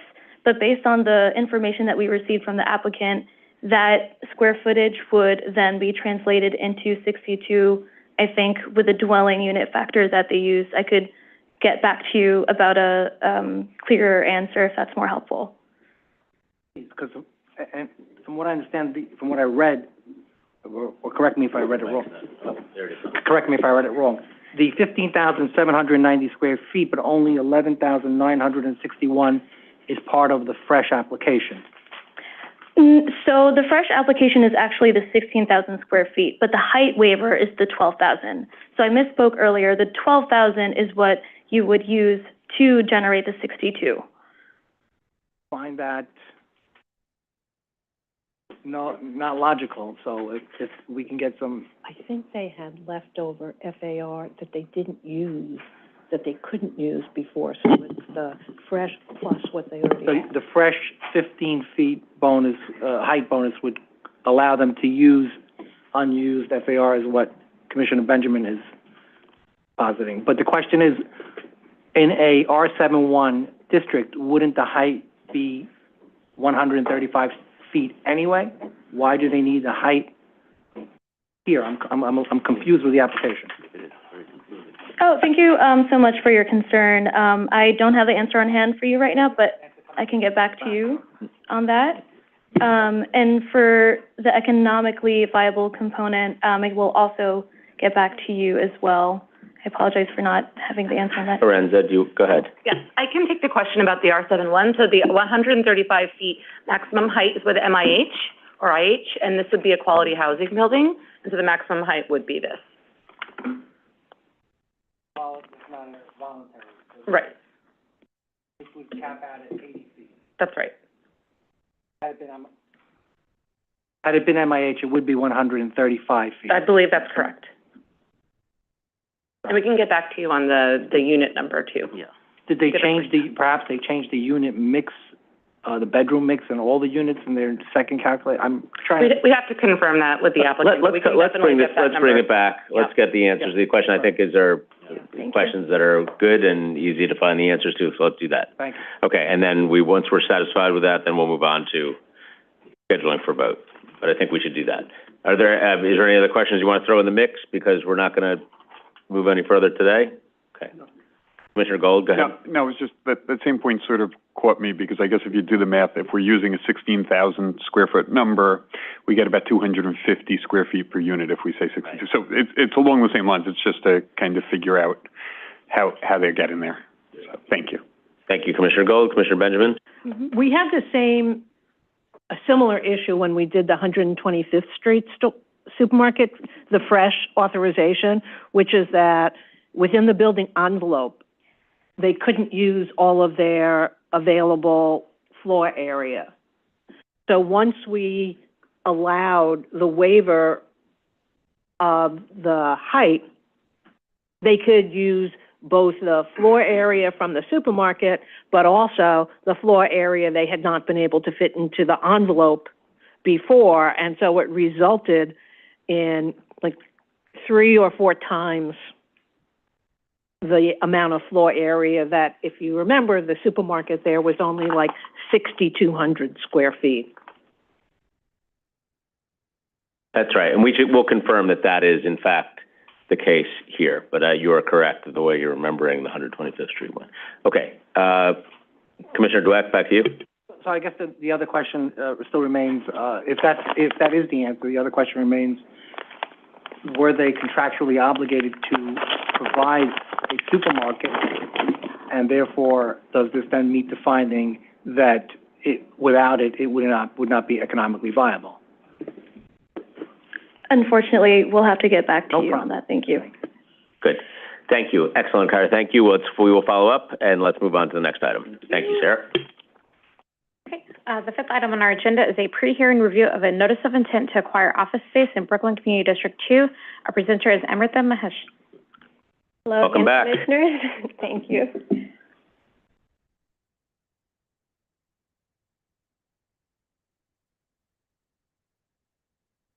Waiting for the slides to load up.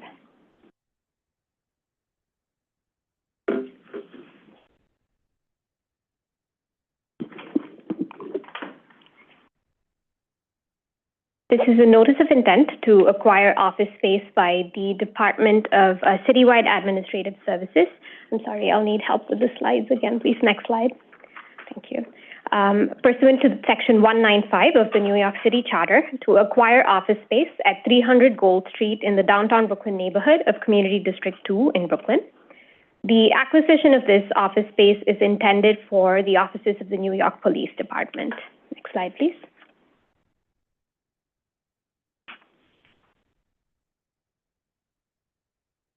Thank you. Next slide, one more slide. Thank you. 300 Gold Street is a mid-block property bounded by Flatbush Avenue to the west, Gold Street to the east, Tillery Street to the north, and Johnson Street to the south. The surrounding area is characterized by a mix of predominantly high-density commercial and residential uses with ground floor retail, institutional uses, as well as civic uses, including federal, state, and local municipal offices. Next slide, please. The project site is located within the Special Downtown Brooklyn District. The Special District is mapped primarily with high-density commercial zoning districts which allow for a mix of uses up to 10 to 12 FAR. The project site is located in a C64 district, which is a high-density district intended to provide for a wide range of retail, service, offices, amusement uses, etc. Next slide, please. NYPD took over this lease premises for the property in 1995 upon the merger of the NYPD and the New York City Transit Police Department.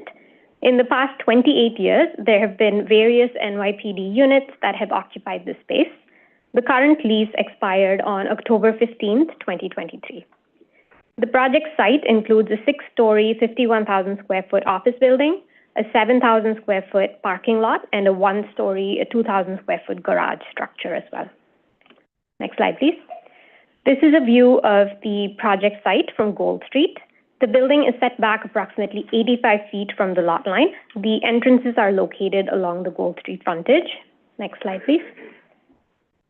This is a view along Gold Street looking south. The NYPD 84th Street precinct is located directly across from the project site. Next slide. And this is a view of the Flatbush Avenue frontage looking south. Next slide, please. And this is another view of the Flatbush Avenue frontage looking north with the secondary accessible entrance shown on this image. Next slide, please.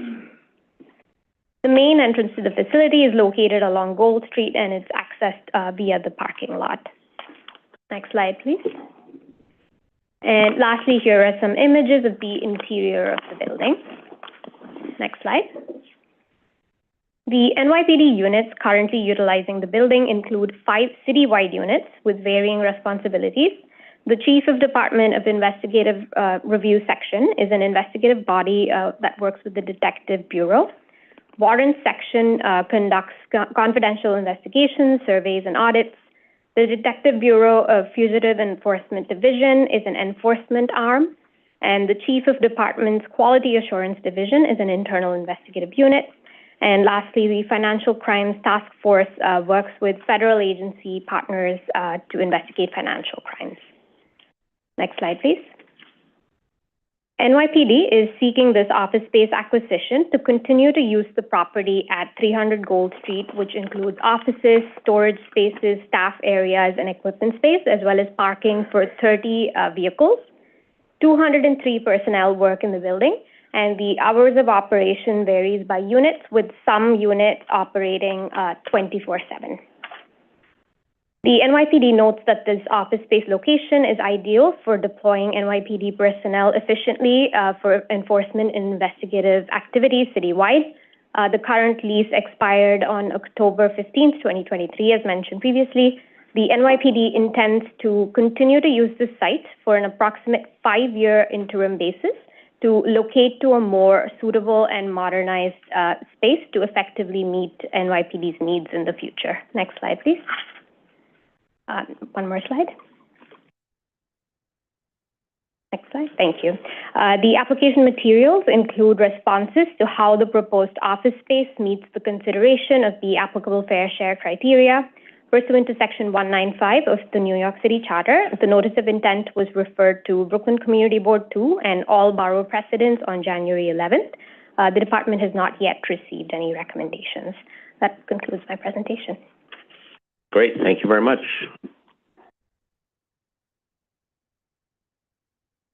Okay, great. We'll see this for public hearing on Wednesday. Thanks very much, Amrita. The sixth item on our agenda is a pre-hearing review of a zoning map and zoning text amendments and special permits in Brooklyn Community District 6. Our presenter is Jonah Rogoff. Hello. Hi. Good afternoon, Commissioners. And Sarah, I'll just say next slide. So. Oh, okay. Great.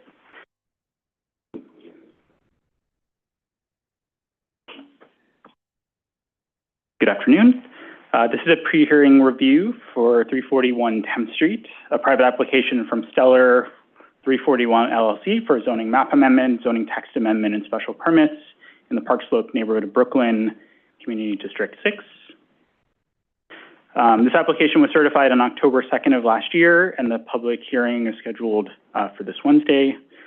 As a quick refresher, the proposed project is an infill development on the site of an existing 18-story residential building containing 154 units, 115 of which are rent stabilized.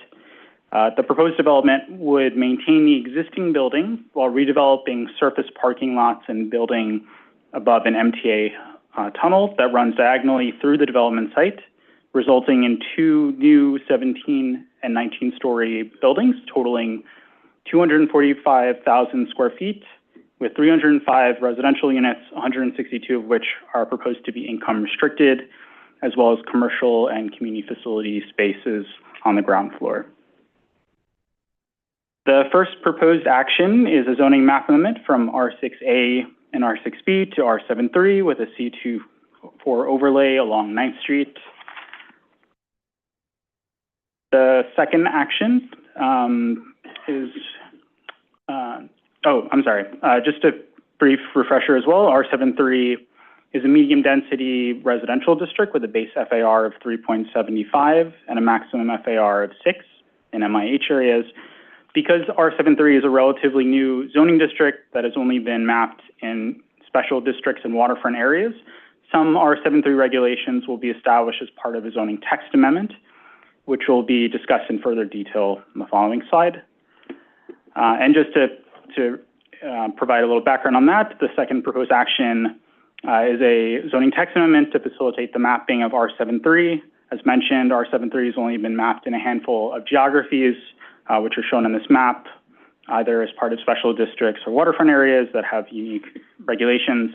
The applicant requests a text amendment to expand the applicability of R73 beyond these limited geographies, and in doing so, establish bulk regulations applicable to R73 in MIH areas, including establishing a minimum base height of 85 feet, a maximum height of 185 feet or 18 stories, and then a maximum FAR of 6 for MIH and also for affordable residences for seniors or heirs. Additionally, the proposed text amendment would establish an MIH area with options 1, 2, and the workforce option. On December, and then also the proposal includes a mapping an action for special permits, of which would modify the bulk to enable the proposed development. As you can see on the slide, the waivers consist of the base heights, overall heights, and setbacks. And additionally, there's a waiver to modify rear yard requirements relating to an MTA tunnel and cover, which can deeply causes constraints to the site.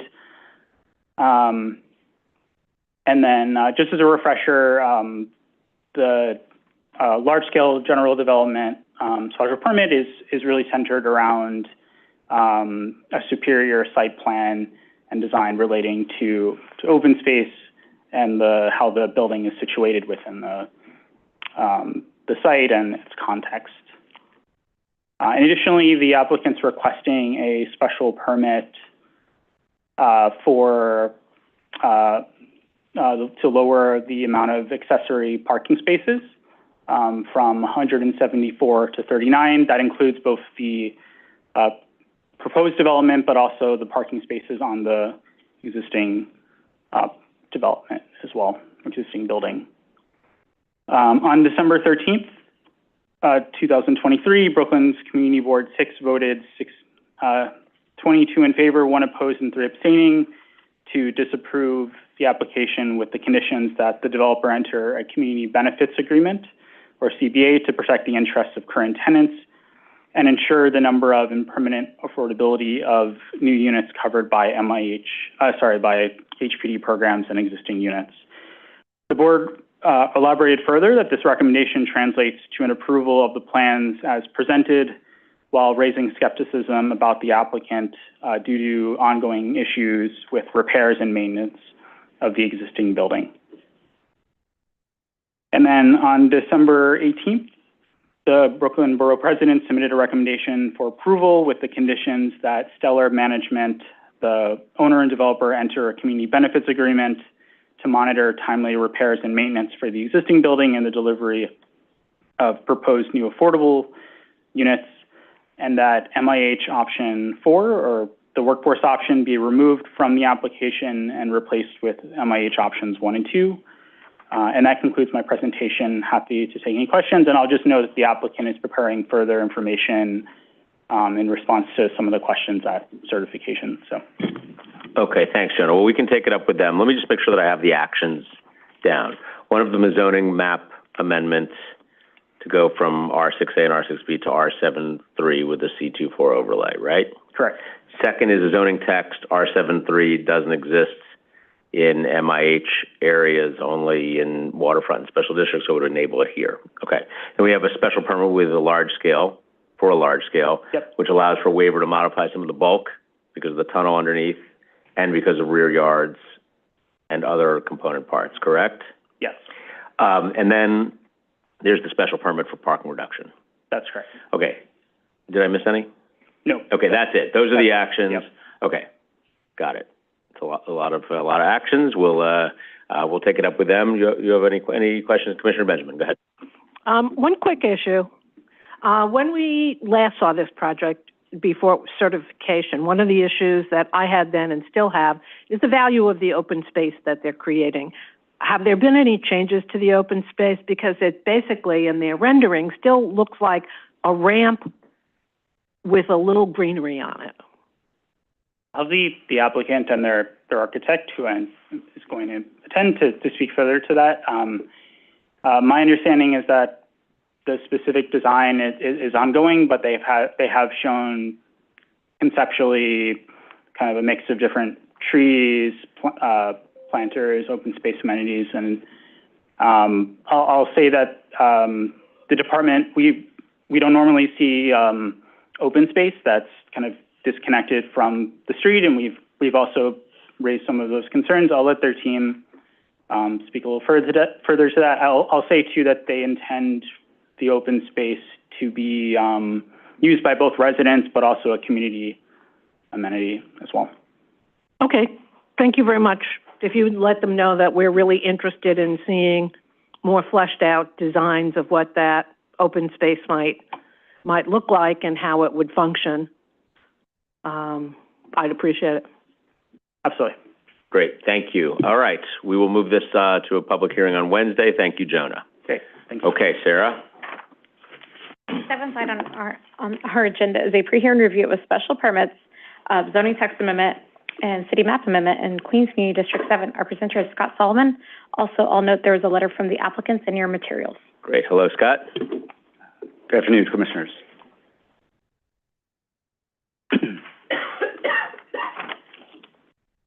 And I believe this is working. Fantastic. So this is a private application proposed by the three co-applicants, Queens Development Group, LLC, or QDG, City Football Group, LLC, and the New York City Economic Development Corporation, who propose to redevelop an approximately 17-acre portion of the Special Willets Point District in Queens Community District 7. To facilitate this proposal, the applicants are seeking approval of a zoning text amendment, change to the city map, and 3 special permits, including one to build a hotel, another to build a stadium, and another to modify the bulk and use regulations of the proposed development sites.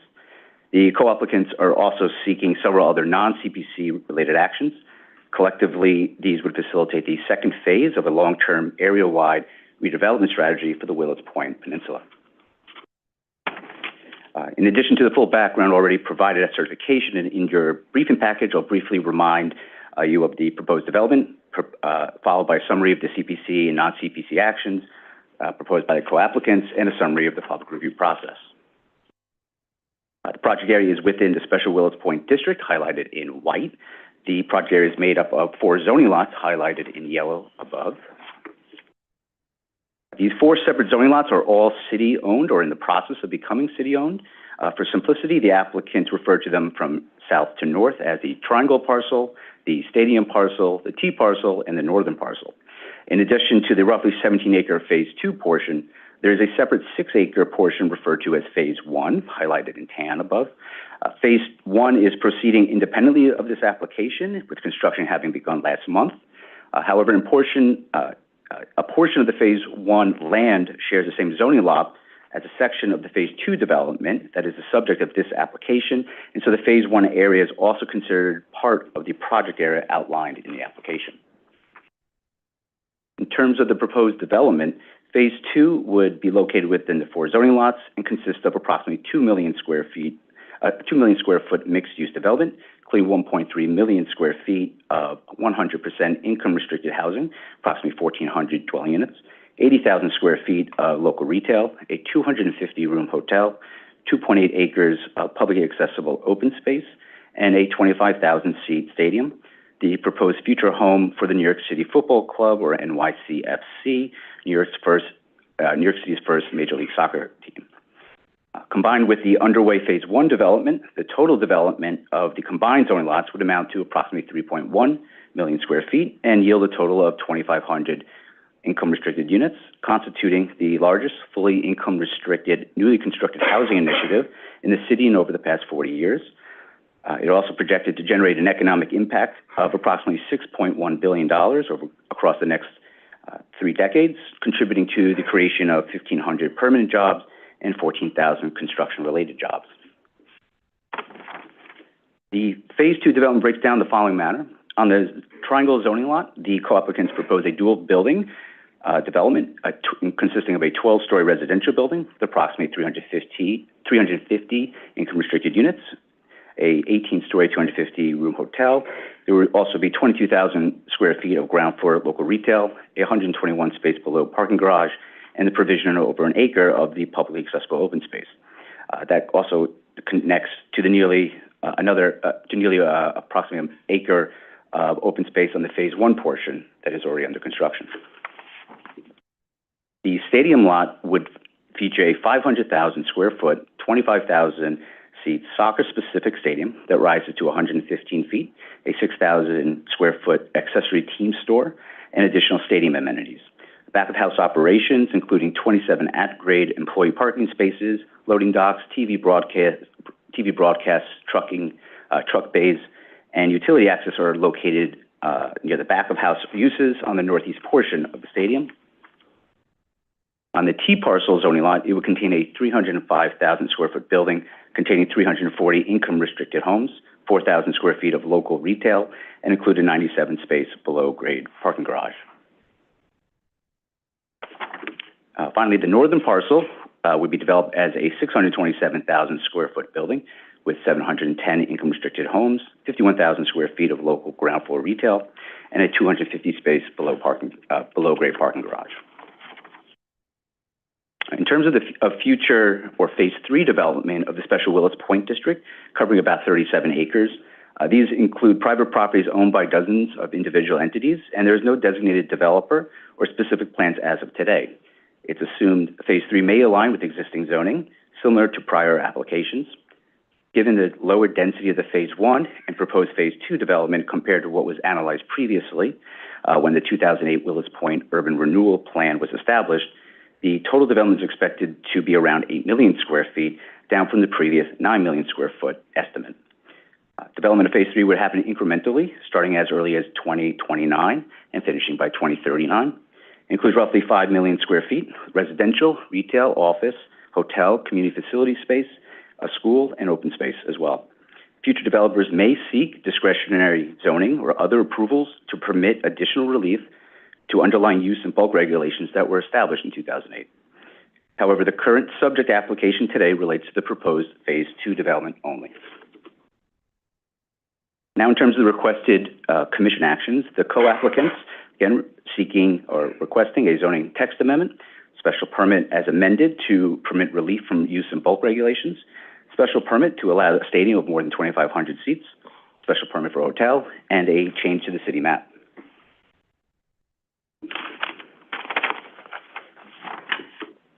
So first, the co-applicants propose a zoning text amendment to ZR 12460. This is a special permit to modify use or bulk regulations within the special district. This would give the commission the ability to permit the redistribution of floor area without regard to zoning lot lines, to grant parking and loading modifications, and to provide modifications to improvements or other urban design regulations. The text amendment also introduces more specific and detailed findings, so that such relief, including the parking modifications, would not have adverse impacts on surrounding area or create serious traffic congestion or inhibit pedestrian flow, that modifications to urban design regulations and mandatory improvements would not unduly impact the streetscape, and that the floor area redistribution would not excessively increase the bulk of buildings or unduly obstruct access to light and air. In an effort to be forward-looking for development beyond this application, the updates to this existing special permit will provide a mechanism to deliver additional flexibility to help facilitate future development. With DCP guidance, the updates to the special permit proposed by the applicant would be available for future developments in an effort to encourage development beyond the applicant's properties.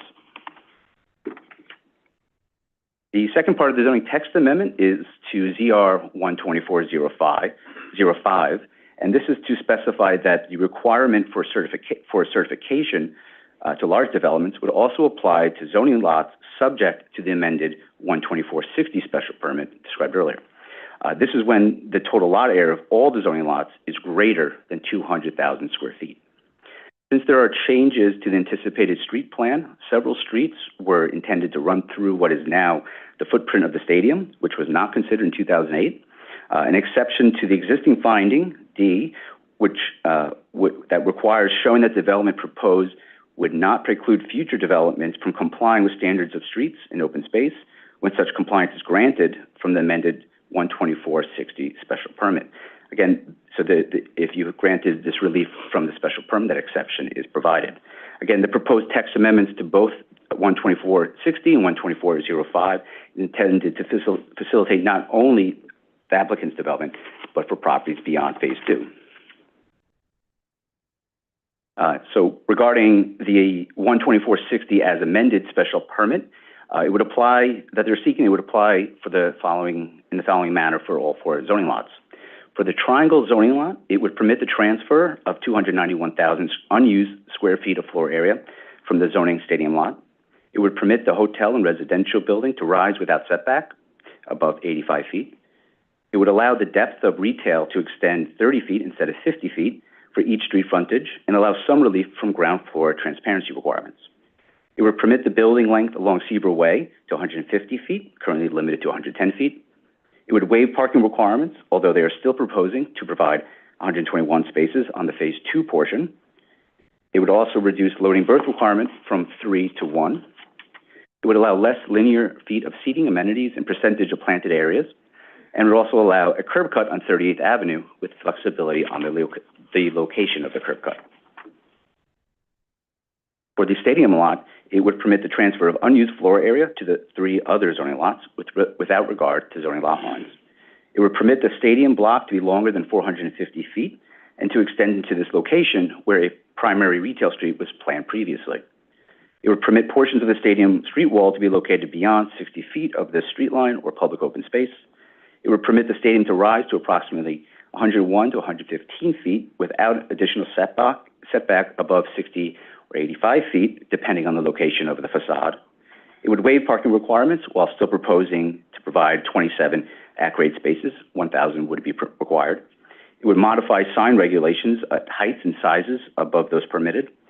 It would allow relief from retail continuity regulations pertaining to ground floor use and the maximum length of establishments to facilitate stadium use and design. It would permit multiple curb cuts to access the stadium's loading berths. And it would allow flexibility in open space design, particularly linear feet of seating. These requested waivers primarily originate from the soccer team's needs to facilitate an ideal stadium design, a use, again, not considered when the special district was established. For the T parcel lot, again, permits the transfer of 216,000 square feet of floor area from the stadium lot.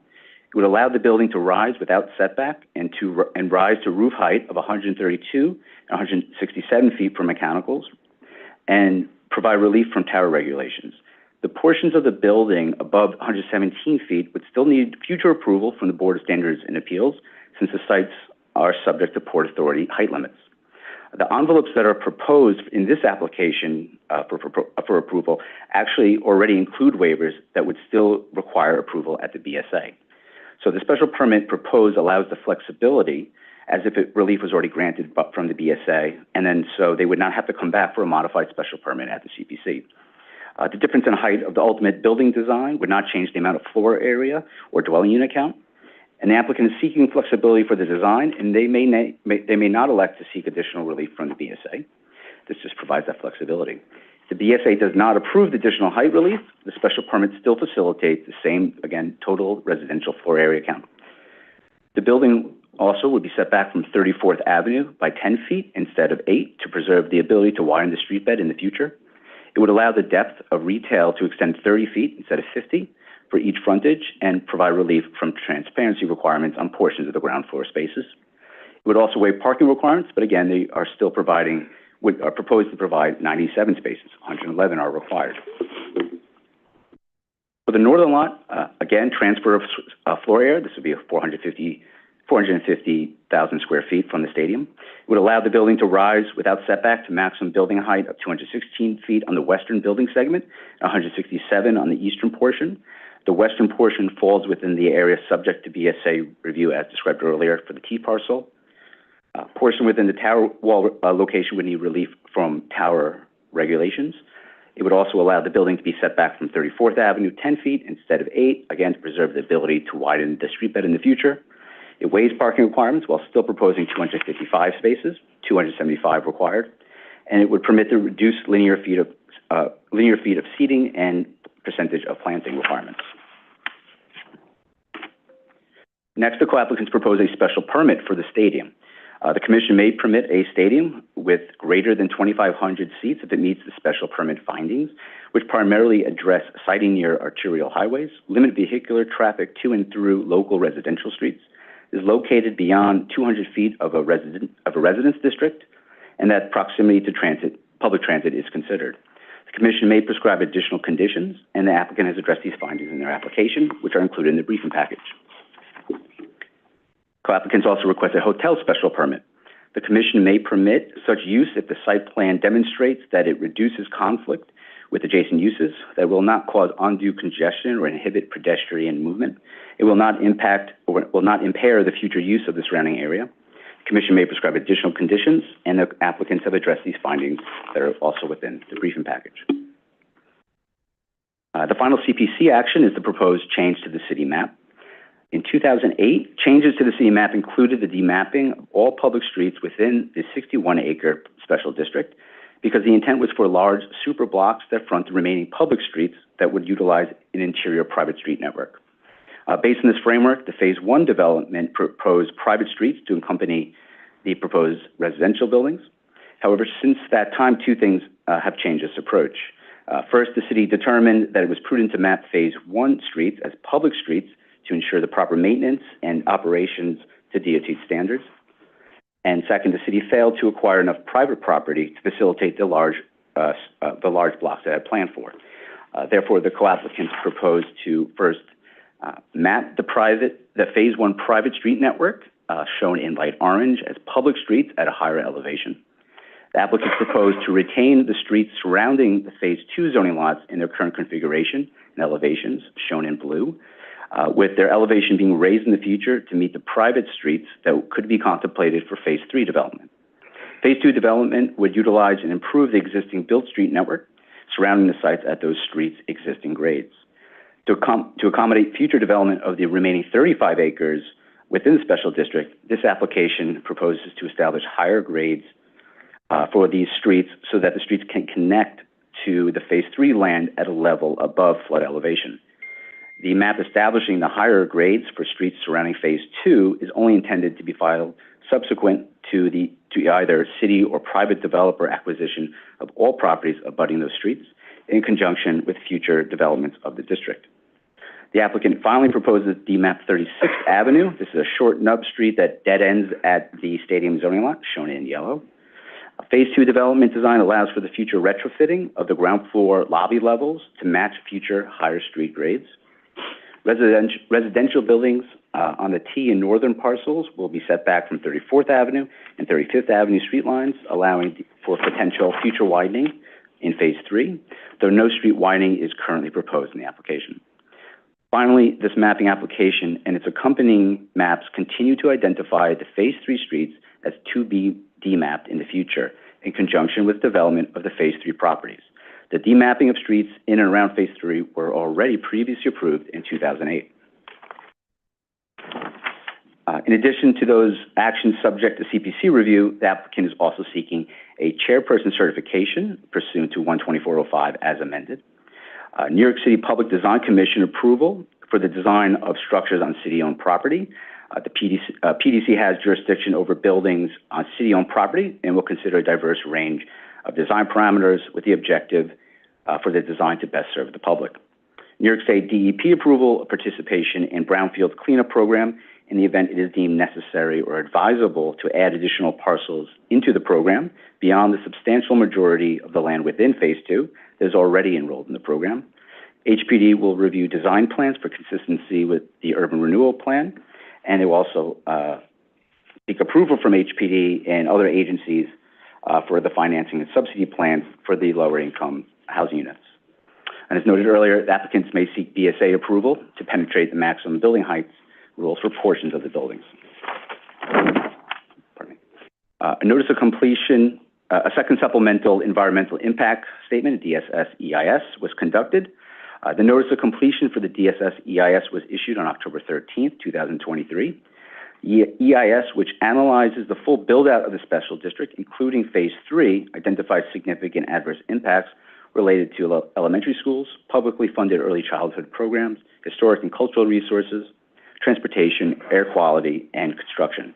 Possible mitigation measures are identified in the draft and will be explored further between the draft and the final DSS-EIS.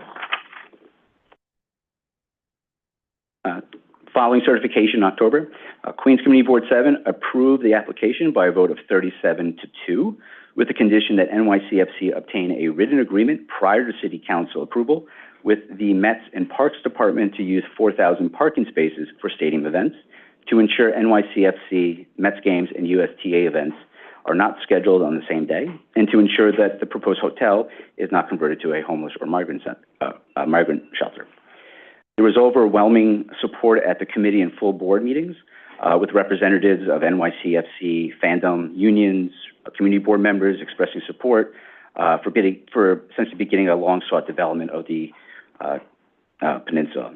Those in opposition expressed concerns about previous and planned remediation of the sites and concerns about parking and congestion on game days. The applicant addressed these current concerns then and will be available on Wednesday. During review, there was an overarching concern that the CB expressed relating to public safety, which is separate from the land use application. They were told they've been requesting a subdividing of the existing police precinct that's been requested for decades, and they got commitment from the city at the time of the community board meeting, so that alleviated some concerns on a public safety degree. Applicants again address these conditions, are prepared to address them at the public hearing. And then on January 10th, the Queens Borough President recommended approval with the following conditions above. This includes establishing a 30% MWBE and local hiring goal, commitment to work with local community-based organizations to execute workforce development and other community needs for Willows Point, to provide discounted tickets to local residents, to ensure that the same scheduling coordination that CB7 requested, to work with Parks Department to identify capital improvements to Flushing Meadows Corona Park, and for EDC to work with New York City Transit to help fund future transit improvements, and to study the feasibility of extending ferry service to Willows Point, to also explore additional children's playgrounds within the project area, and to work with DEP to ensure an updated sewage stormwater management plan is in place, and that such plan is shared with adjacent community boards. In addition to CB7's conditional approval, the applicant is prepared to address these conditions. So there were several questions from the commission during certification that required some follow-up. The applicant addressed these in a memo that Sarah noted was included in your package. So defer to the applicant team on many of these, but just want to provide a clarification. And that concludes the presentation. Thank you. Excellent. Thank you, Scott. Will the applicant on Wednesday be prepared to give a little update on the parking agreement applicable here? So they told me what was presented to Community Board 7, the Borough President, in that they're very confident in making an agreement. It's still ongoing, and they look forward and feel confident about achieving that prior to the full yield process. Okay, we'll pick this one up on Wednesday. Thank you very much for all your efforts, Scott. We appreciate it. Okay, Sarah. The eighth item on our agenda is a pre-hearing review of a citywide zoning text amendment. Our presenter is Matthew Waskowitz. I've heard of this. Welcome, Matt. Good afternoon, everyone.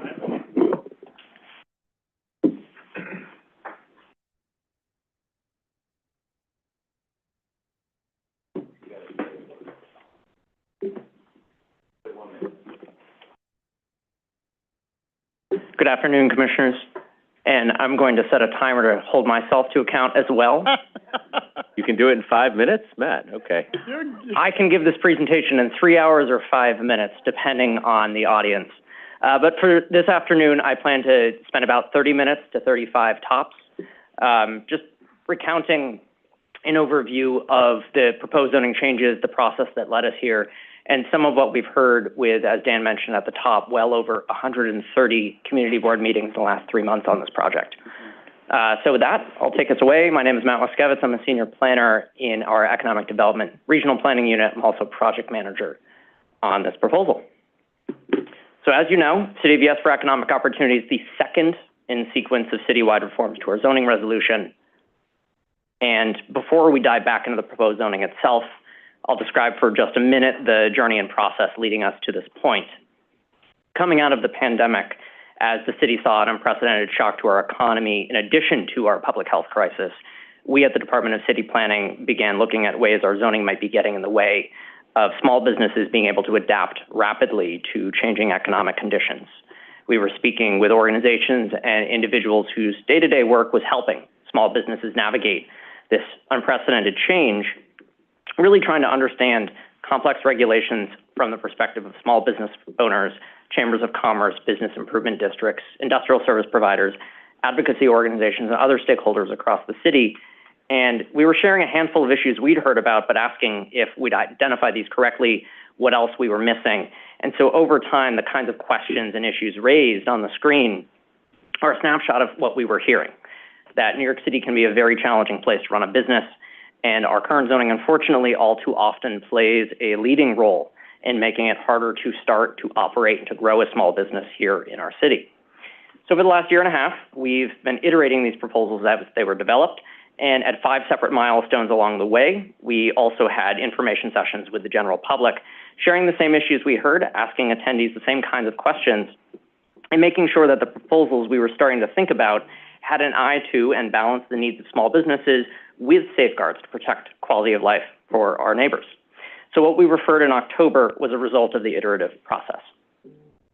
As a recap, 4 goals for this work. The first, we want to make it easier for small businesses to find space and grow. So lifting zoning barriers so businesses can be closer to their customers. Goal 2, we want to support and boost growing industries, reducing obstacles for emerging business types. Third, we want to create business-friendly streetscapes, so encouraging businesses to contribute to active, safe, and walkable streets. And then fourth and finally, updating our zoning toolkit for the 21st century, new kinds of zoning tools that can help boost job growth in the future. So I will now refresh you briefly on each of the 18 proposals we have in our zoning to meet these goals. So goal 1, it's all about making it easier for our businesses to find space and grow. So in most cases, our zoning rules governing businesses have not been updated since the 1961 zoning resolution, and it shows. So these first 6 proposals are designed to make a more simple, more adaptable, and fundamentally more modern and equitable zoning resolution so that our businesses can more easily locate and grow. Proposal 1, we have thousands of storefronts that dot our city's residential areas. These businesses provide great access to goods and services for folks who might live a bit further from the nearest commercial corridor.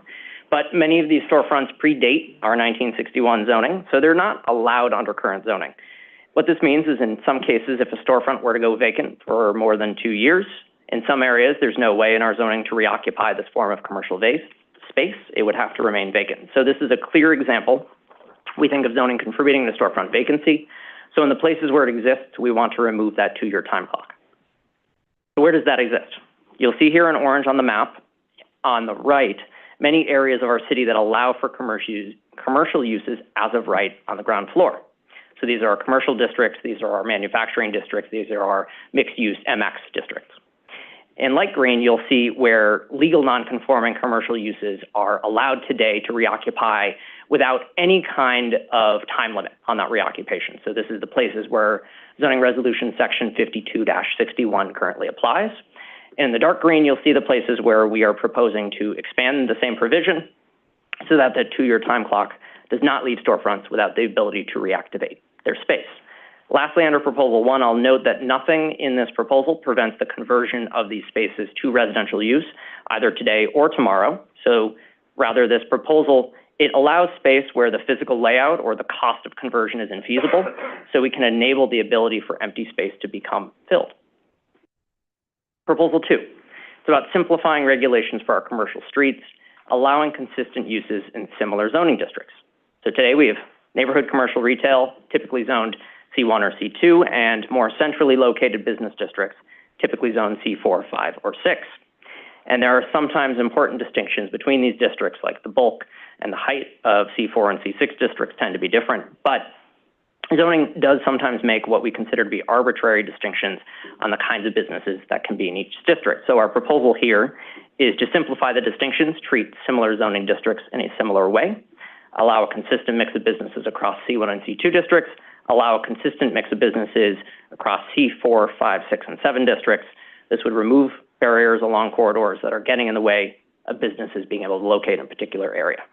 So just to go the next level of detail deeper on this, you can see here where two types of local commercial districts, our C1 and our C2 districts, are located today. And the map shows how common it is for these districts to be located along the same corridor or even on opposite sides of the street. And yet the rules they have for business types are different. So that means that you might walk along a street, one side of the street allows movie theaters, the other side does not. Or you want to open up bike sales, you can do that on either side of the street, but if you want to rent your bicycles or repair them, that's limited to one side of the street, not the other. So these are the kinds of rules that we want to address and propose in our commercial overlays and commercial C1 and C2 districts having a similar mix of business types. In C4, 5, and 6 districts today, you have similar types of businesses allowed in the same kind of context in ways that don't make sense and make it more difficult to fill empty storefront space in particular. So for example, many kinds of local service businesses that are allowed in our city's C2 districts are not allowed in C4 districts. And many kinds of experiential business types that are allowed in C6 are not allowed in C5, despite the fact you see these kinds of districts in the same contexts. So as part of this proposal, we're also repurposing the C7 designation, which today is mapped in 3 locations, as a new kind of zoning tool for future job hubs. So more about that later in my presentation. The last part of Proposal 2, we're removing restrictions on certain uses like clothing rental shops, dance studios, and instructional facilities, which are currently allowed in C4, C5 districts, but today prohibited from locating on the ground floor. Proposal 3, despite changes in technology and a very different economy than 60 years ago, our city's zoning treats many kinds of small production businesses like they're the same as those in large factory settings in the mid-20th century. What we want to do here is allow for production businesses that are clean and quiet, things like a pottery studio, bakery, coffee roaster, jewelry maker, apparel designer, 3D printer, and things like that to locate in empty storefronts or offices. Today's zoning allows for some kinds of what it considers to be custom manufacturing to occur in Midtown, but it restricts most kinds of production to our city's industrial areas. Now, our zoning for manufacturing businesses predates modern environmental regulation and does not reflect many changes in technology that have enabled other cities across our country to allow for small maker businesses like these to locate in commercial areas. These businesses would be subject to strict environmental standards to ensure that they're not negatively impacting their neighbors, but we think this proposal makes a big difference in allowing for more New Yorkers to make things and sell them in the same space. So let me go into a little bit more detail for a moment on the kind of environmental standards we've proposed for any business that would seek to locate in a commercial district. First, there are rules that we have used in our city's special mixed use, or MX districts, over the last 3 decades in dozens of rezonings and neighborhoods across our city where we allow for manufacturing uses and residents in the same building.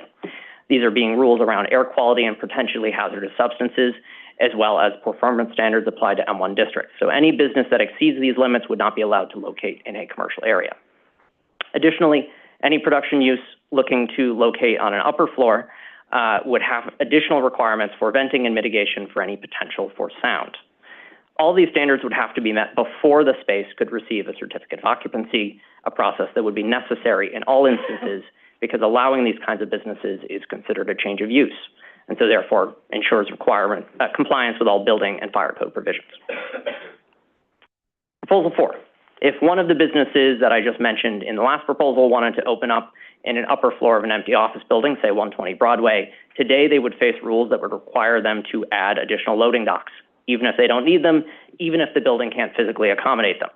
So what we were trying to do here is allow for older commercial buildings in particular to change over time, not mandate a business tear apart the ground floor, so you could provide additional loading docks. I'll note, though, that new construction still requires a number of loading docks that are appropriate to the proposed mix of uses in the building. Proposal 5 would expand options for buildings that contain a mix of different kinds of uses. Today, our zoning allows for many buildings that have a mix of residential and commercial use, but in some places specifies that all non-residential uses have to be located below dwelling units. So this limits options for new mixed-use buildings to be built, and it also makes it harder for existing office buildings in particular to adapt over time. So what we're proposing here is to allow for commercial uses on second floors in places where they cannot do that today, and allow for a mix of uses to locate on upper floors of the building, but we're also proposing a number of safeguards to ensure quality of life here. The first is physical separation. So the zoning would specify, and does in our proposed zoning, that there cannot be shared access between any commercial use and residential use on the same level of the building. Second, any production use that I had mentioned under Proposal 3 would be subject to venting requirements, and both production uses, as well as any commercial use with a place of assembly permit, would be subject to 15 feet of vertical or horizontal separation, or the installation of soundproofing to ensure that noise would not exceed ambient sound levels. So in C1, C2, and C3 districts, this proposal would allow for commercial uses to have the ability to locate on second floors if they meet that physical separation and environmental standards I mentioned. Much of the city, which you can see here in a bit of a peach-like color, already allows for commercial uses on the second floor, but in other places that are, it's a little hard to see on the overhead, but they do not allow for that second floor commercial space. What they do allow for in many instances is a second floor community facility space, such as the doctor's office. And that's the gist of this proposal, is that when you can have a community facility space on the second floor, such as a doctor's office, if that doctor's office goes away, the zoning currently has no way to allow for another kind of office space into that same second floor space. So we want to allow for that kind of flexibility for these buildings. In our C4, C5, and C6 districts, so places like Midtown, Lower Manhattan, Long Island City, downtown Brooklyn, the Hub in the Bronx, commercial uses can already be above the first and second floor, but have to be located below residences. This regulation, called our stacking rule, is particularly inhibiting for the adaptation of buildings that are fully commercial today.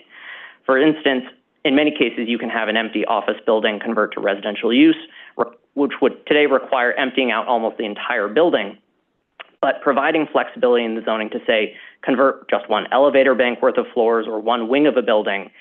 This proposal does not in and of itself create new homes, but it is an important prerequisite for other regulatory changes that could enable that sort of office to residential conversion in the future. And I'll note that the department is looking at some of these other regulatory changes as part of City of Yes for housing opportunity.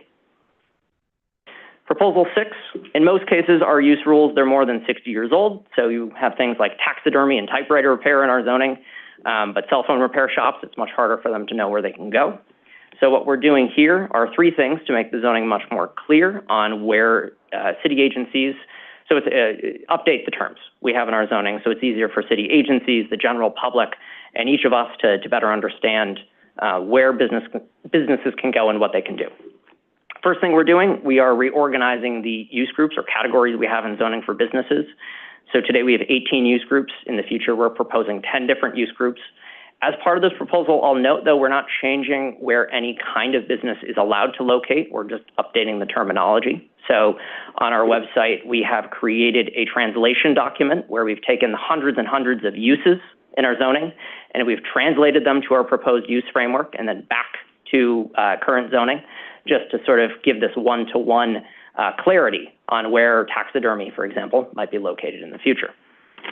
So as part of this proposal, this is about updating terminology. There are other parts of our proposal where we are making changes to where a particular kind of business is allowed to locate. And so just want to describe the different mechanisms here going on in this proposal. On to our second goal.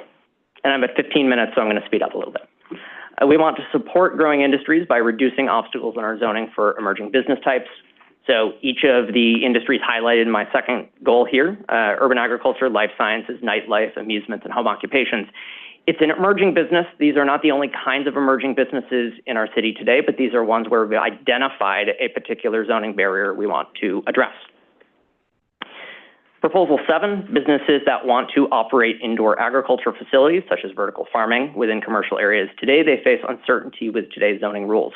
So it's clear you can have a greenhouse, but you can't have that same use in an enclosed building right beneath the greenhouse. So what we would clarify is that indoor agriculture is allowed in commercial districts, so more food can be grown closer to communities. Proposal 8, life science is a growing industry in our city today, so we want to make clear our zoning what kinds of labs are allowed in commercial areas so that innovative companies can grow without zoning being a barrier to that growth.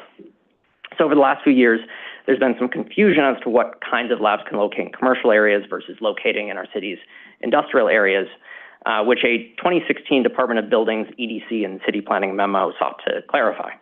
This proposal is to codify the intent of that memo, make clear that if you're a lab or a life sciences business, unless you have the potential for environmental hazards, you're appropriate to locate in commercial areas.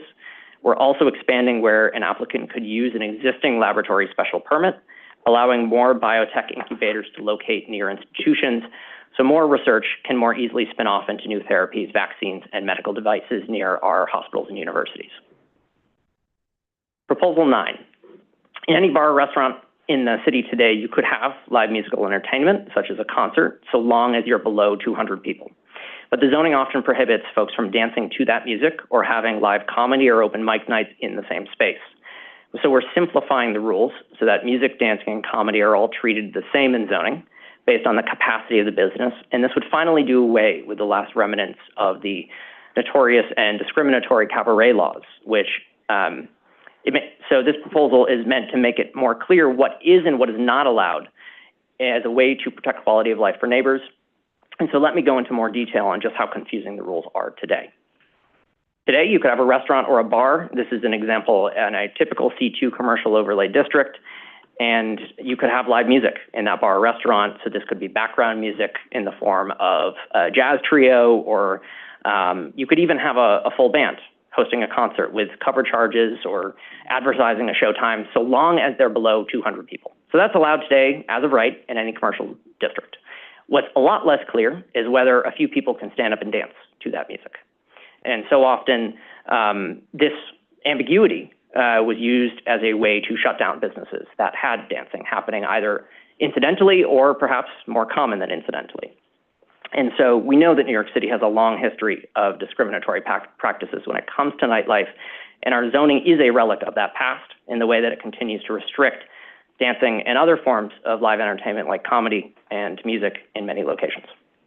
So our proposal is to treat the forms of live entertainment like dancing and comedy the same as live music is today, keep in place that 200-person capacity for small venues in neighborhood commercial districts. And for the places that are higher density, so our C4 districts already allow dancing today. They have lobby requirements, they have distancing requirements. We're keeping that in place. Our C5 districts, though, you can only dance, but if it's in the ballroom of a hotel, so we want to say that you can also dance if you're not in a hotel ballroom, and borrow from the regulations that exist in our C6 districts. And I'll also note here that you're likely to hear some feedback on Wednesday about some concerns around noise and nightlife that exist under today's zoning. We've been working very closely with our colleagues at the Mayor's Office of Nightlife, who will be here on Wednesday and can speak more to interagency efforts that address quality of life challenges and enforcement efforts, including the creation of a MEND NYC program, which exists to arbitrate noise and other nightlife challenges with residents. I also want you to know that we've received some concern that this proposal could potentially legalize strip clubs. And so I want to confirm that adult uses would remain highly restricted, and this proposal is not making any changes in their ability to locate, and that the Mayor's Office of Special Enforcement and the NYPD would continue to enforce any illicit adult entertainment. Proposal 10. Zoning has outdated terms for defining experiential retail and amusement businesses like virtual reality or children's arcades, and it often restricts these businesses to Coney Island or the city's industrial areas. Yet you can go across the Hudson to New Jersey or up to Westchester or out to Long Island, and you'll find all kinds of fun, family-friendly activities locating in mall settings and locating in neighborhoods.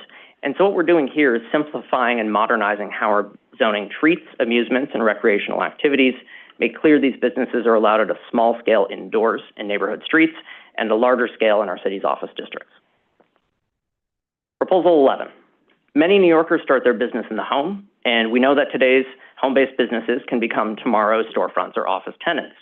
And our zoning today allows for a wide range of home occupations, including lawyers, jewelry makers, and music teachers. But the zoning also prohibits specific occupations, like barbers or interior decorators, and limits size and employees in the ways that can hold back entrepreneurship. So what we're proposing is to enable home occupations based on existing rules that can be found throughout the city, while keeping in place safeguards to ensure that home occupations are not creating a nuisance. So the zoning today considers a home occupation to be an accessory use to a dwelling unit. This means that the business activity must be considered incidental to the primary use of the space as a home, and anyone with a home occupation must live in the home. Home occupations are allowed to have one outside employee associated with their business, cannot have exterior signage or displays of goods visible from the outside. They also can't sell anything they didn't make. So you can run an Etsy business selling your own jewelry, but you cannot open a retail or wholesale shop selling other people's jewelry. Lastly, and perhaps most importantly, a home occupation cannot generate any noise, odor, dust, particulate matter, or any other thing that the zoning considers an objectionable effect, aka a nuisance. If a home occupation is behaving poorly, neighbors can call 311, Department of Buildings, borough offices to file complaints, but DOB also receives referrals from the Department of Health, the fire department, or the police department. If found to be in violation of these rules, a building owner could be fined or the home occupation's lease terminated. Additionally, residential legal documents such as lease agreements or co-op agreements can place additional limitations on home occupation activity. So this proposal keeps all of what I just mentioned in place.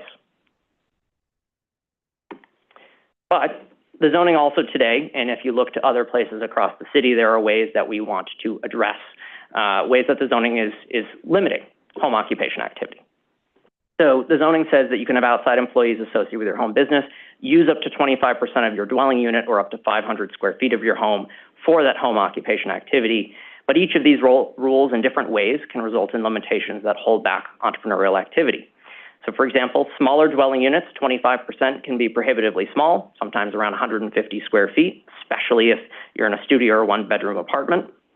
In private homes, you could have contiguous spaces more than 500 square feet. So that arbitrary number does not take into account the particular dimensions of a dwelling unit, and the one employee cap can quickly limit a tech startup or a contractor using their home as the base of operations.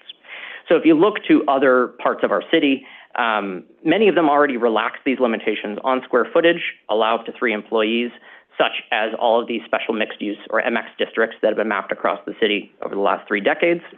And so our proposal borrows from what's already allowed to give our entrepreneurs the ability to grow into tomorrow's small businesses to fill storefronts and offices.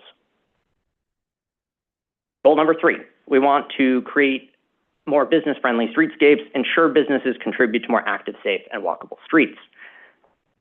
We know that economic vibrancy isn't just about what occurs inside a building, but how that business interacts with its surroundings. So these 3 goals are designed to make sure that our businesses are addressing ways in which we see a conflict between, or the potential for a conflict between that business activity and the surrounding streets and neighborhood. Proposal 12 are about streetscape rules. We have them in many special districts across the city, but it's a patchwork of differing sets of regulations created at different times that are too often confusing, inconsistent, difficult for businesses to understand. And furthermore, in vast parts of our city, especially outside of Manhattan, there are no rules whatsoever to prevent something like a new building that would break up a line of retail shops by putting in a strip mall with parking in the front, or a long blank wall that creates a deadening effect on the street. So what we're proposing is a consistent, easy to understand set of design rules for commercial ground floor, ensure that the rules are more responsive in areas with more pedestrian activity and more relaxed in the auto-oriented corridors of our city. So there are 3 tiers to the streetscape proposal. I'll walk through each of these in a little bit of detail. And I'll just note that the rules are cumulative and would apply to new construction, but also when a significant alteration requires DOB sign-off. So in most areas that are zoned as commercial or light industrial districts, you can have blank walls that are in excess of 50 feet. They would require some sort of mitigation in the future, so that could be a mural, a planting. Ideally, it's some form of transparency. Parking would have to locate to the side or rear of a zoning lot when feasible, and new drive-throughs would have to go through a discretionary process at the BSA to ensure that they don't lead to unsafe conditions such as queuing into the public right-of-way and streets. Inside the transit zone, so all of what I just mentioned would apply, plus the following. such as ensuring that storefronts maintain a minimum of 50% transparency. This is designed in part to address concerns around dark stores, where you might have a business that has papered over its windows and doors. Now, all of what I just mentioned would apply within our special districts as well. Many of our special districts, we were finding, if you have a designated street, they had rules. If you didn't have a designated street, you might not have any rules whatsoever. So all of the rules that I just mentioned apply within our special districts, but also in places where the rules are inconsistent, we're trying to create a more consistent approach so it's easier to understand. But I'll note here we're keeping in place the kinds of design rules that make our special districts unique and special, and what they are. Proposal 13, auto installation, service, and repair businesses. They're mostly industrial today, and they're mostly located in industrial areas, but our zoning sometimes create exceptions for them. So parts of cars such as glass, seat tires, and covers, and tires. In practice, some of these businesses end up having industrial level activity that spills out into sidewalks, into streets, and it can lead to safety concerns, it can lead to conflicts, as well as environmental concerns.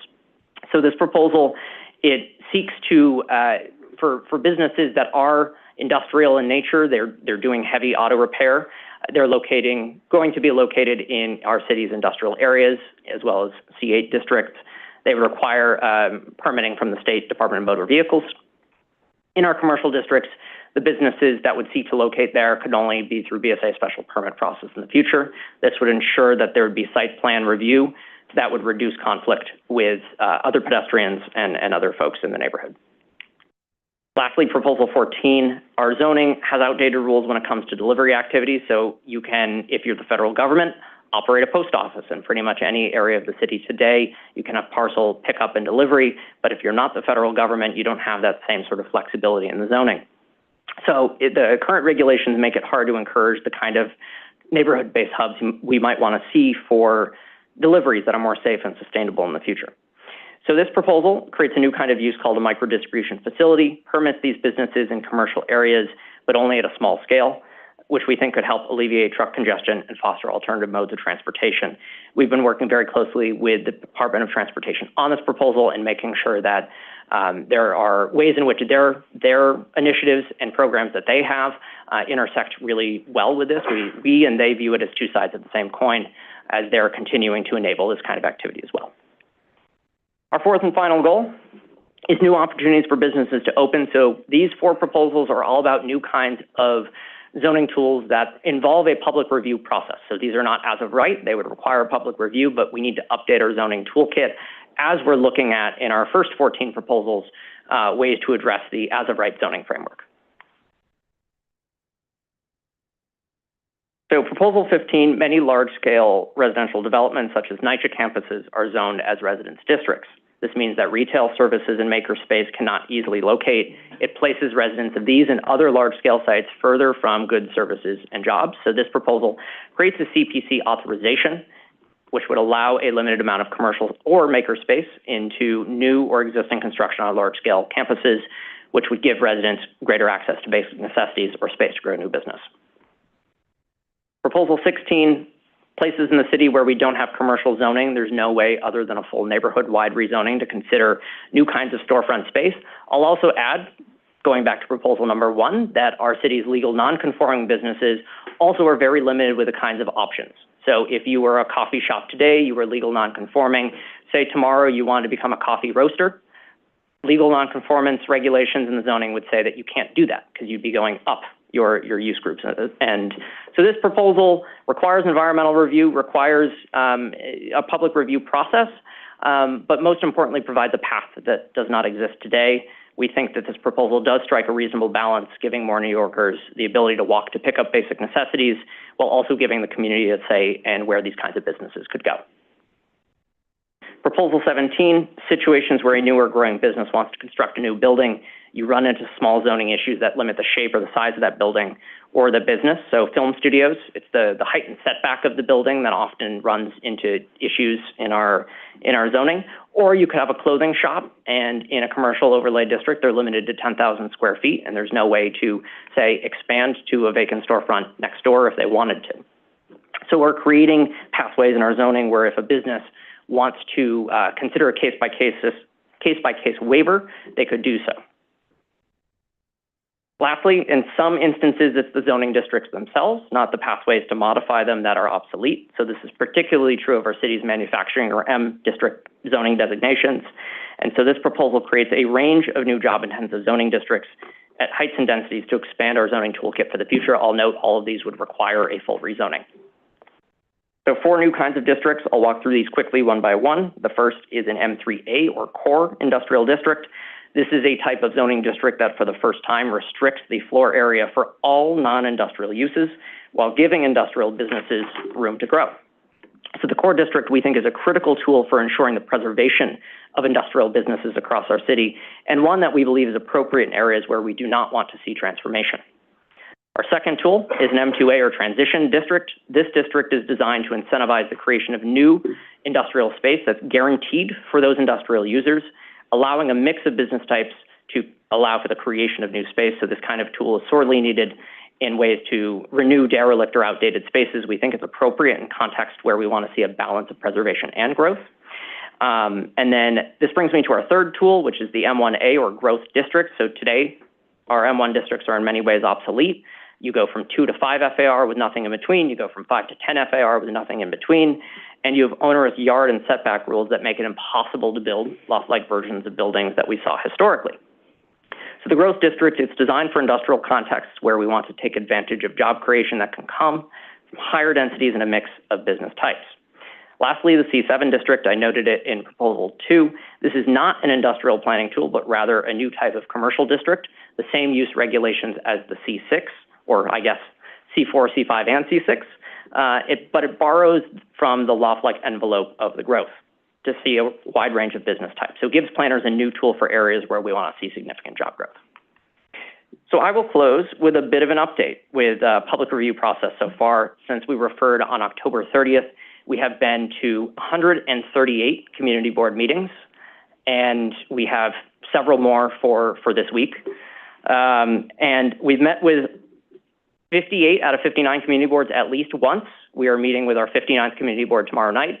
And I'll also note we've met with several community boards 4 or 5 separate times. And because of the complexity of this proposal, we're giving boards additional time to evaluate these zoning changes and offer recommendations. So as of today, and you see my highlight on the screen there, we've had 27. I expected that to change. It did not change. So we're still at 27 that have voted on a resolution. And most are providing us with detailed feedback on each of the 18 components rather than the overall package of the proposal. So we anticipate many more community boards weighing in over the next couple of weeks. We'll have a more complete picture of feedback and recommendations by our next session together. But across over 100 community board meetings, we've heard from thousands of New Yorkers about these proposed zoning changes. I think I myself have answered hundreds of questions. My colleagues certainly have as well about what we've been hearing, and a few common themes that have risen above the rest. You're likely to hear some of these, if not all of them, on Wednesday. So the first is that we've heard in many meetings questions about how enforcement would work, not just about the current zoning and the proposed zoning, but also about other city and state regulations that overlap with particular issues. So for example, zoning cannot regulate illegal activity, but concerns about the proliferation of illicit cannabis dispensaries have been raised from community meetings and members in just about every meeting I've had since October. And also questions around, say, Department of Buildings and SLA enforcement for particular kinds of nightlife businesses have been arising mostly from the context of what's allowed under zoning today rather than the substance of the proposed changes. So these concerns underscore the importance of interagency collaboration, and we've been working closely with a wide range of city agencies, including the Department of Buildings, Department of Transportation, Department of Environmental Protection, EDC, FDNY, HPD, NYPD, NYCHA, SPS, Mayor's Offices of Nightlife, Urban Agriculture, Food Policy, and the Mayor's Office of Entertainment, just to list a few, in the last 2 years developing these proposals, just to make sure that A, they make sense, B, they make the zoning resolution easier to both implement and enforce, and C, and most importantly, do not take away important safeguards for protecting quality of life for New Yorkers. So that's round number one. Number two, some community members have expressed concern around scale and scope of the proposed zoning changes. We understand these concerns. We've been providing as many resources as we can think of, first and foremost our time, but also on our website and to community board members directly, resources to help New Yorkers in understanding these changes. So I mentioned the translation of each current or proposed use.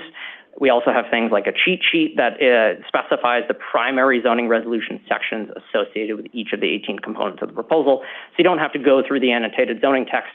You can look and see that Proposal 1, for example, only refers to Section 5261, and you can just jump to that. Third, we've heard from many communities concerned about the need for affordable housing and related concern that some of these proposals could increase competition for space between residential and commercial uses, and some fear that in some instances, aspects of the proposal could lead to the potential for displacement of people from their homes. At the same time, we've also heard about the importance of creating sufficient separation between commercial and residential uses so as to protect quality of life for New Yorkers. Now, we've taken great care in the development of these proposals to consider the broader need for space in our city and how commercial and residential activities can coexist, as they already often do in our zoning today. Now, our city faces both a housing crisis as well as a commercial vacancy crisis, and addressing these concerns are not in conflict, but are in fact complementary, because our communities benefit most when they access to both housing as well as local goods, services, and opportunity for jobs. That said, the zoning proposals in economic opportunity, they're designed to primarily make it easier to fill commercial space. That is, our storefronts and our offices, where zoning is making it harder to adapt these spaces to other kinds of use. Fourth, we've heard some limited concerns around the potential for environmental impacts relating to some of these proposals, whether these be the possibility of air quality concerns, noise concerns, traffic congestion, or otherwise. We completed a robust environmental review that resulted in a negative declaration being issued for this proposal prior to the beginning of the public review process, but you may hear some testimony on Wednesday with this regard. Lastly, and unfortunately, we've had some concern and in some cases factual misperception about the zoning changes we're proposing as a part of economic opportunity and topics that we're not proposing as a part of this action. So for example, at least in a few community board meetings I've been in, members of the public have asked questions or voiced concerns around topics like accessory dwelling units or basement apartments when the proposal under consideration does not speak to these topics. In other meetings, community members have expressed concern, as I highlighted under Proposal 9, that strip clubs could potentially be permitted, which is a factual misunderstanding, as adult uses remain highly regulated, or that we might be allowing a retail store in someone's home, which again, the zoning today does not permit, and we are not proposing as part of, as a part of what you're considering. In these cases, we've worked really hard to try and clarify what is and what is not part of this proposal, and to understand where the root misunderstanding is occurring, and update our material to clarify. So with that, this concludes my presentation. I'm unfortunately 2 minutes over time, but I thank you for it, and I'd welcome any questions you might have. Great, Matt, thank you. You're forgiven for your extra minute or two, and we also know that you have done a lot of presenting on this proposal, and we appreciate your not only recapping it for us, but also addressing in detail the specific issues that we've heard out there in community boards, with a lot of engagement with community boards and lots of effort to engage to the maximum that we possibly can to community boards. Let me just ask you one. You noted the 58 community boards that we met with, but there are 59 community boards. What happened to the last one? Sure. I don't want to call them out by name, but we've You don't need to call them out by name, but you can tell me what efforts were made, if any, to try to approach them. Sure. So we have, from even prior to the public review, been reaching out to all 59 community boards, updating them on the proposals. So we did that really over the 2 years of proposal development, making sure that each board chair and each district manager got notifications on upcoming public information sessions, that each one was aware of important milestones that were coming. And we encouraged chairs and DMs to share those. And that was prior to public review. We then sent them a month before referral the draft at that point, zoning text, asking for more feedback. And then once public review started, our community board liaisons began reaching out and seeing if they would be interested in scheduling meetings. We heard back from some immediately. Some required a little bit more encouragement and follow-ups. And in some cases, we followed up several times with community boards. And we've managed to have meetings with many. Now, I'll note that with some community boards, there's a change in either the chair leadership or the DM. I do know for the one we haven't reached, there was recently an absence in the DM position, and so that may account for the reason we haven't been able to meet with that particular one. But we've met with everyone else, and we've met with several boards several times in making sure that folks understand the nuance of these proposals. They're quite complex, and making sure that we are providing our time and our resources to help them in reaching resolution and recommendation. Great. And I will note that to the point of the complexity of this all, I mean, certainly is a long and complicated proposal, and one of the reasons why the department has made such significant efforts to try to reach every board, and in some cases multiple times. I also do want to note that we have told boards that if their recommendations are not made by Wednesday, which of course is the official deadline, that they of course will also still be considered right up to the point of the City Planning Commission vote. So, you know, we have done what we really can to make sure that every voice is considered and heard here, because we want to make sure of that, and it's important. And we're grateful to the boards that have weighed in, both pro and con. We appreciate them and their efforts, and we know that it's been hard, and there's a lot of text coming their way, and more, of course, to come. So we do want to thank the community boards that have responded. We want to thank those who will respond. We really appreciate them and the work that they have put in to try to grapple with these issues. Commissioner Benjamin. Hi, I think you've done yeoman's work here, and I really appreciate it. But as I said when we were looking at the City of Yes, carbon neutrality, I'm concerned about the protection of our residential neighborhoods. And in particular, that allowing use groups, allowing use groups that are more intensive in our residential and local commercial strips will be detrimental or could be detrimental to the residential. As you know from when this was certified, I have some real issues with the home occupations. And I'd like to know how you came up with 4 as the right. I mean, my concern in part is that home occupations by their nature many times, and the idea of them was that they would not disturb residential, they would be low intensity, so to speak. And now we're allowing all sorts of uses that will not be low intensity. One of the issues, and maybe we should think about the residential itself, for instance, for those residential places and high density districts that have a door person, et cetera, how these employees get in to the building is not an issue because there's a door person.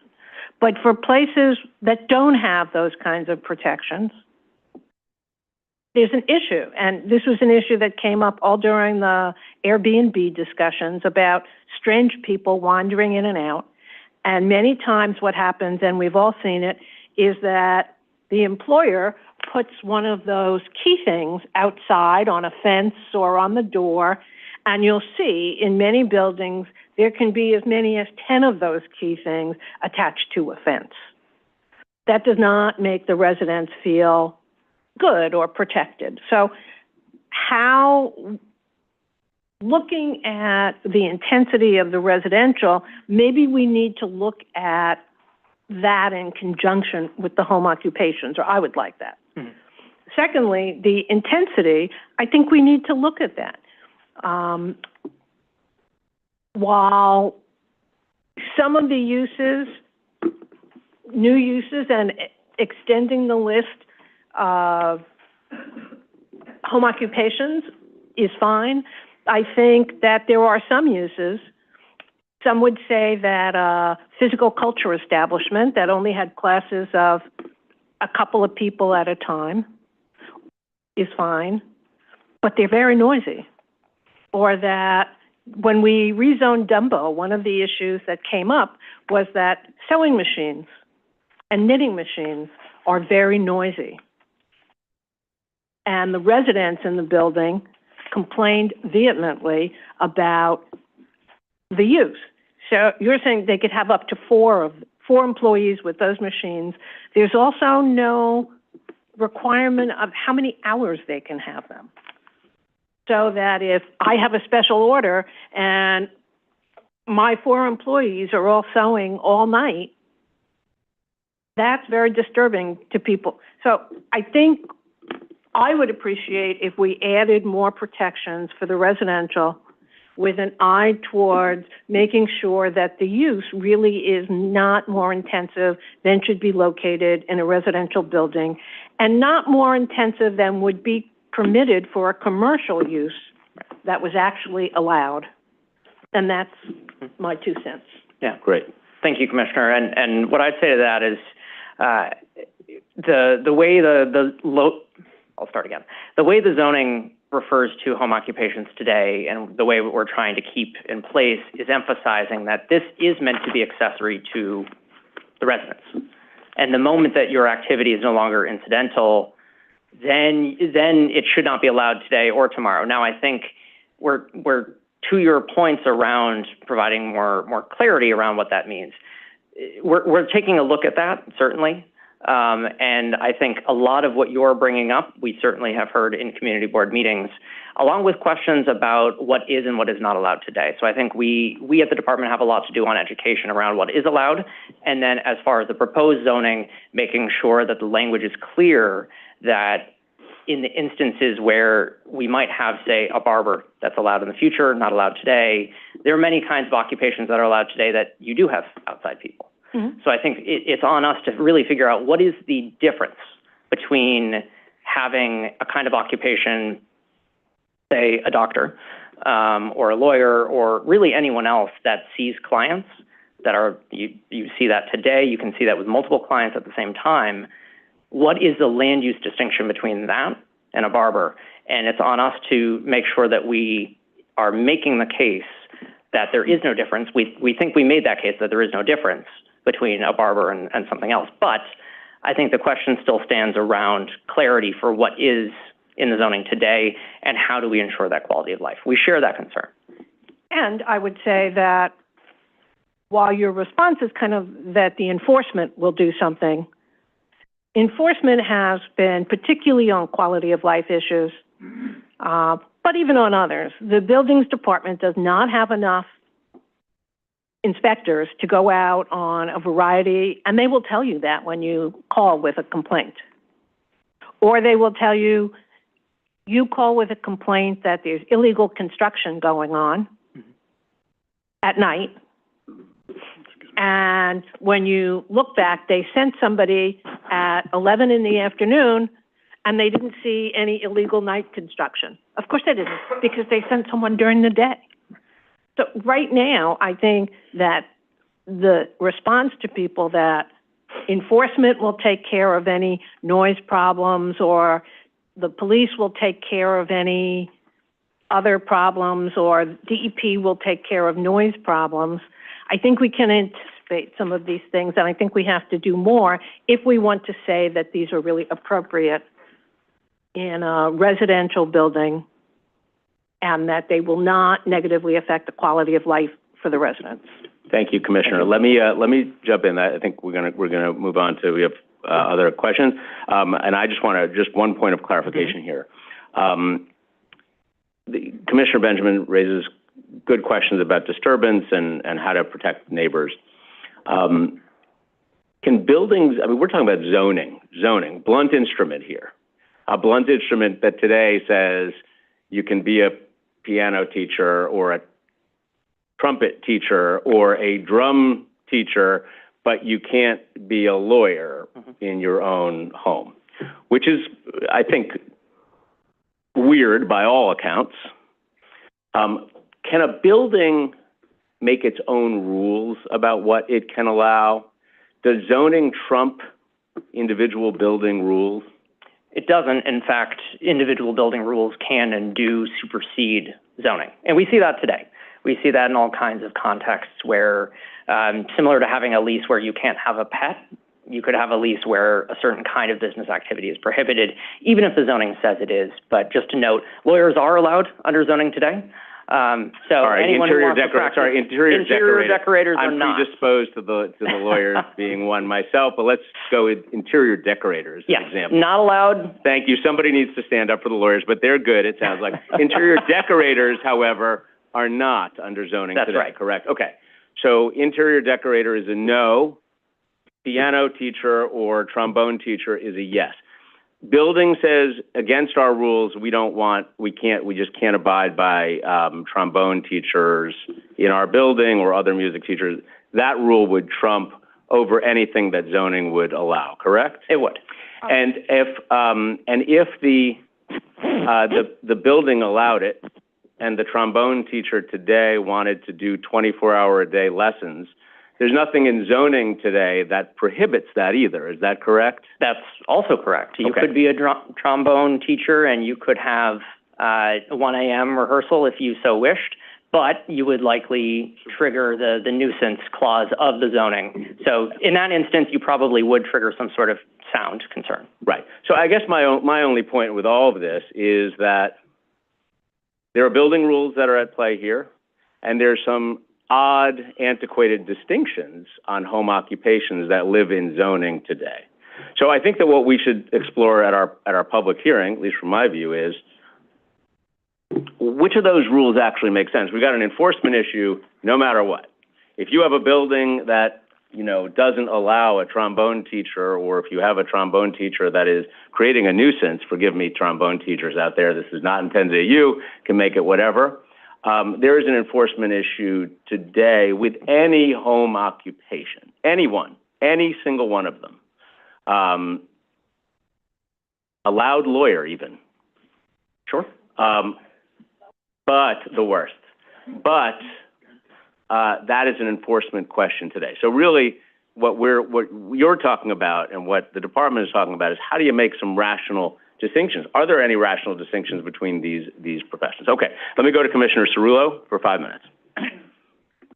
I'll roll for this, but I just quickly want to say thank you, and I want to acknowledge, Mr. Chairman, the outreach and updates we've been getting from the staff about the work that they've been doing out in the community and the outreach. It's really unprecedented, and it's been very helpful to monitor along. So I commend you all. Real quickly, Proposal 1 and Proposal 16, somewhat related question. Mm-hmm. With respect to lifting the time limits to reactivating empty spaces or being able to welcome commercial use in residential areas, is that any use? Does it apply to any use whatsoever, or is it limited to certain use groups? Just want to be clear on that.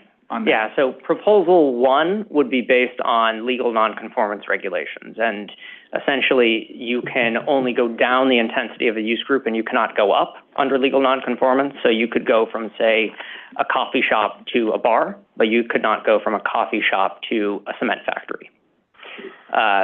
Proposal 16, and that's sort of the distinction that I wanted to draw with my cafe to coffee roaster example earlier, is that's considered an increase in use group, not allowed under nonconformance anyway, even if the business wants to adapt in that way. But what Proposal 16 around corner stores allows you to do is, provided that there's an environmental review, look at that potential to convert from one use to another, even if it means going to a higher use group. Coming up. Okay. So Proposal 16 would allow for any kind of use that's allowed in a C2 district. So under this proposal, that would mean most kinds of local and services. It would also mean most kinds of maker spaces, provided, again, the same sort of environmental standards as met. Yeah, and I understand you mentioned that in some of the discussions you've been having with communities, there are obviously certain uses that would shake up a community more than others. And I'm just wondering if there's been any thought given to the limitations of the types of uses that could be presented in either of those scenarios. I mean, let's face it, the one issue I could think of in a opening, I'll say, a weed shop opens on the corner of a residential neighborhood as of right, under this is not something that will be as welcomed as a deli or some other business use that is actually one that's will enhance the the community sense and not necessarily create havoc. I understand that concern, and that's in part why we included some language, and I don't have the exact phrasing, but under, it's section 75-11 in the proposed zoning, it would give the commission the authority to consider, I think it's limitations is the right phrasing, that they deem appropriate for this case-by-case basis. So. Understood. Yeah. I appreciate that. I would guess we'll hear some of that, perhaps, maybe not, but it's just something that I wondered myself. Mm-hmm.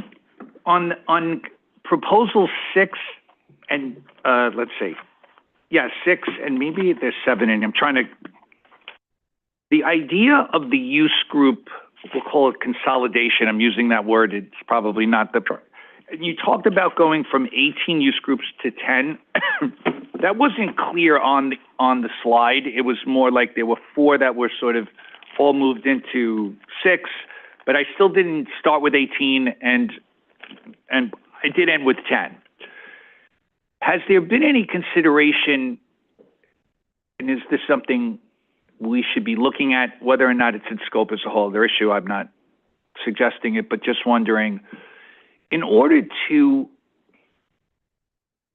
minimize the concerns in both the consolidate, having C1 and C2 come together, having a variety of use groups available in reactivations and in new business uses in residential communities, have we thought about reorganizing it further, the use groups, and being clearer and more protective about what is possible and what isn't in a neighborhood? Yeah. It's a good question. I understand where your concern and question is coming from. When we were looking at originally how to rationalize or reorganize use groups as we were talking about it, a lot of the current use groups have no reflection of similar kinds of businesses or similar kinds of buildings. So, for example, use group 7, you have a lot of local services, but you also have some repair services that may be considered industrial. You have some kinds of things around storage. It's all kinds of different uses. And and most importantly, if you're someone who isn't already familiar with what's in use group 7, it's really hard to know what you can do. Yeah. So that's why the starting place for reorganizing use groups was take all of the different kinds of businesses that are similar to each other. All retail businesses, all service businesses, all storage businesses, all production businesses, all kinds of businesses that are within the similar industry or similar building type, and put them in a group together based on use. And from there, make a table that's clear, well, these kinds of uses, let's take production, for example, certain kinds of production are appropriate, we think, for commercial zoning districts based on meeting environmental standards, and some uses are not. And even for the uses that are appropriate to locate in commercial districts, depending on whether they can meet their environmental standard determines whether they can locate. So let's say the coffee roaster, going back to that example. If you're small, if you're not producing a lot, if you can clearly sort of show that you're meeting air quality standards, that you're not having any hazardous materials, something like that, then you can locate in a commercial district. But if you're doing very large scale production of coffee roasting, then you may not meet that same standard and you may not be able to locate. So that's an instance of it's the same use and it's the same use group, but how the zoning applies your environmental standard differs. So it's kind of a roundabout way of answering, but essentially we've tried our best to do what you're suggesting.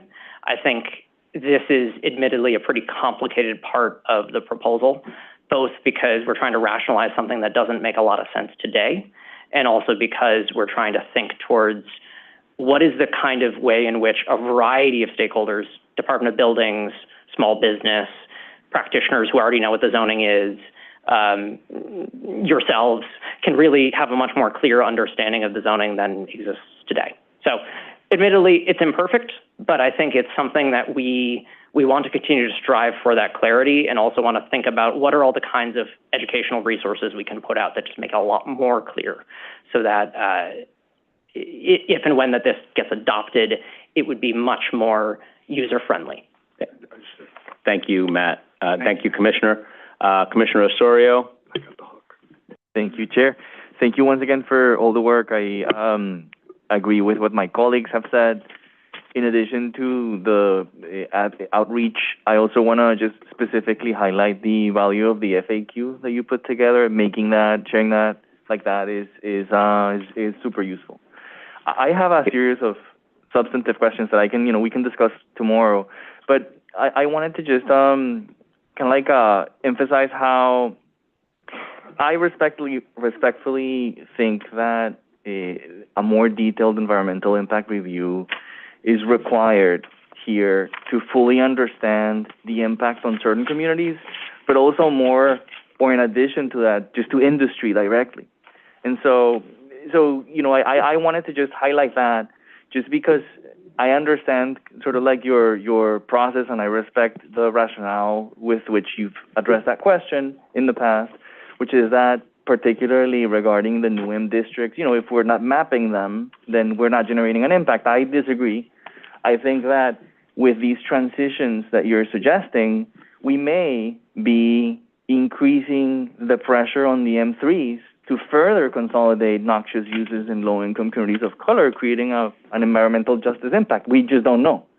And so, in what I wanted to do today is really just highlight a couple maybe ideas, suggestions for you to consider as you present the proposal further and as you share this in your next meetings. Like one specific thing that I would suggest is, and thanks so much, Chair, for what you clarified today in terms of the public comment, is that I think people understand that they have a little more time to submit their comments beyond the hearing, but it would be useful to give them an idea of when. When is the closing, which will depend on when we vote, of course.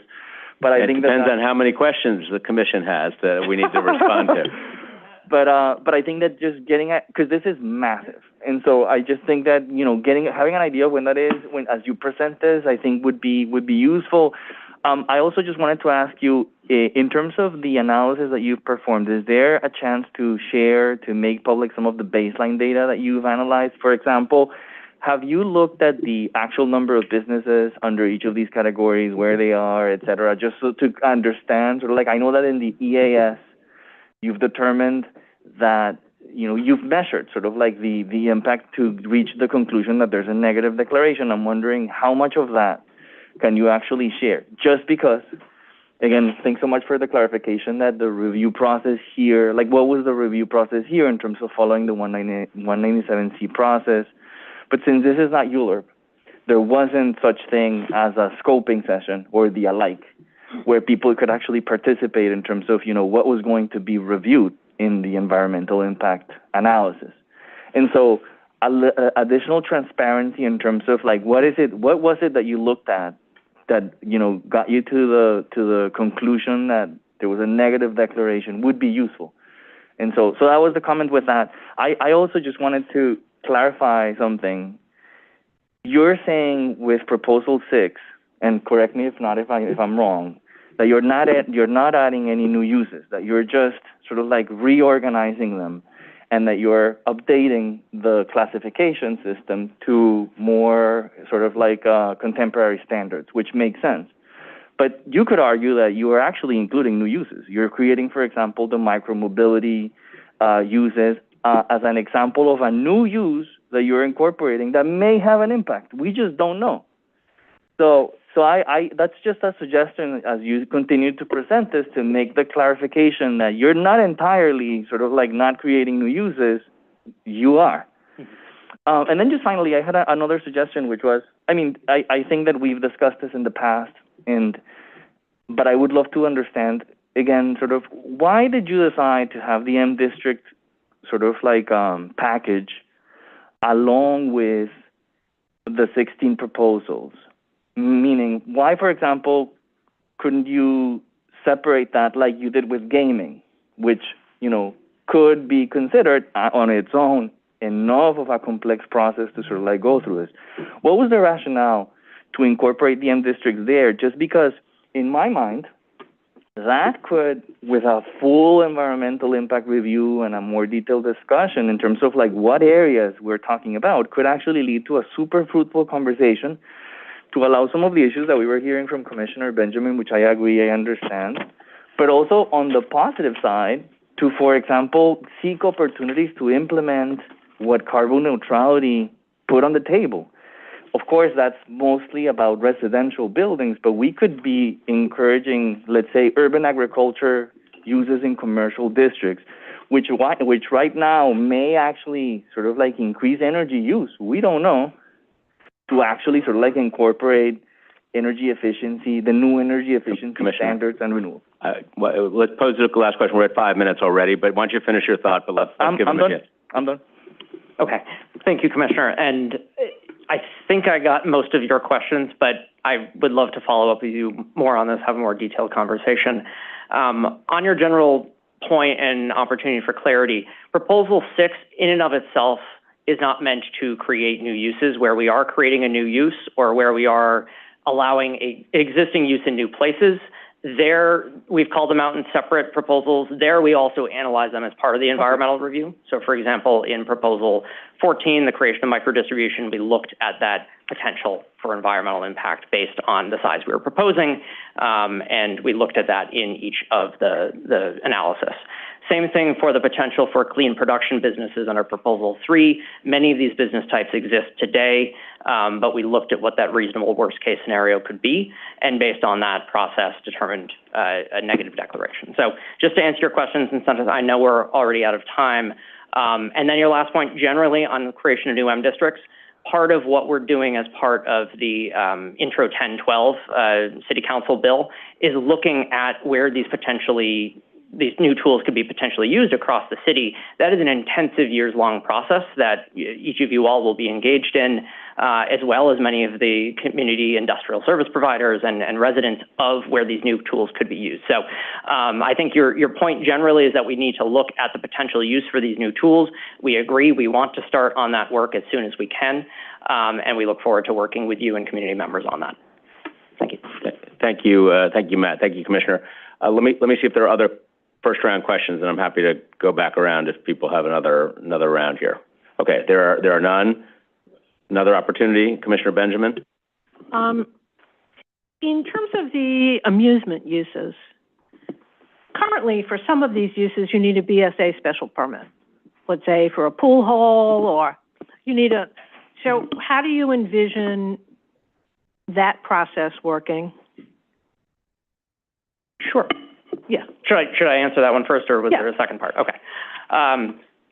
So for what we're considering to be indoor amusement or recreational facilities, today, and kind of to Commissioner Cerullo's point, they're across many use groups. So part of what we're doing in Proposal 10 is really trying to think about all kinds of these similar business types together, but also anticipate the kinds of uses that don't exist and are not called out in our zoning today: virtual reality, laser tag, escape rooms, et cetera. And to think about these kinds of uses similarly from the perspective of someone walks in, they have an experiential type of, experience for lack of a better word. And what we see is a lot of interest in these business types at a neighborhood level and in office districts, both for locals and also for tourists. So to your original question around something that was BSA in today's zoning might be considered as a right in the future, generally speaking, we're addressing this as part of Proposal 2 to allow similar businesses in similar places.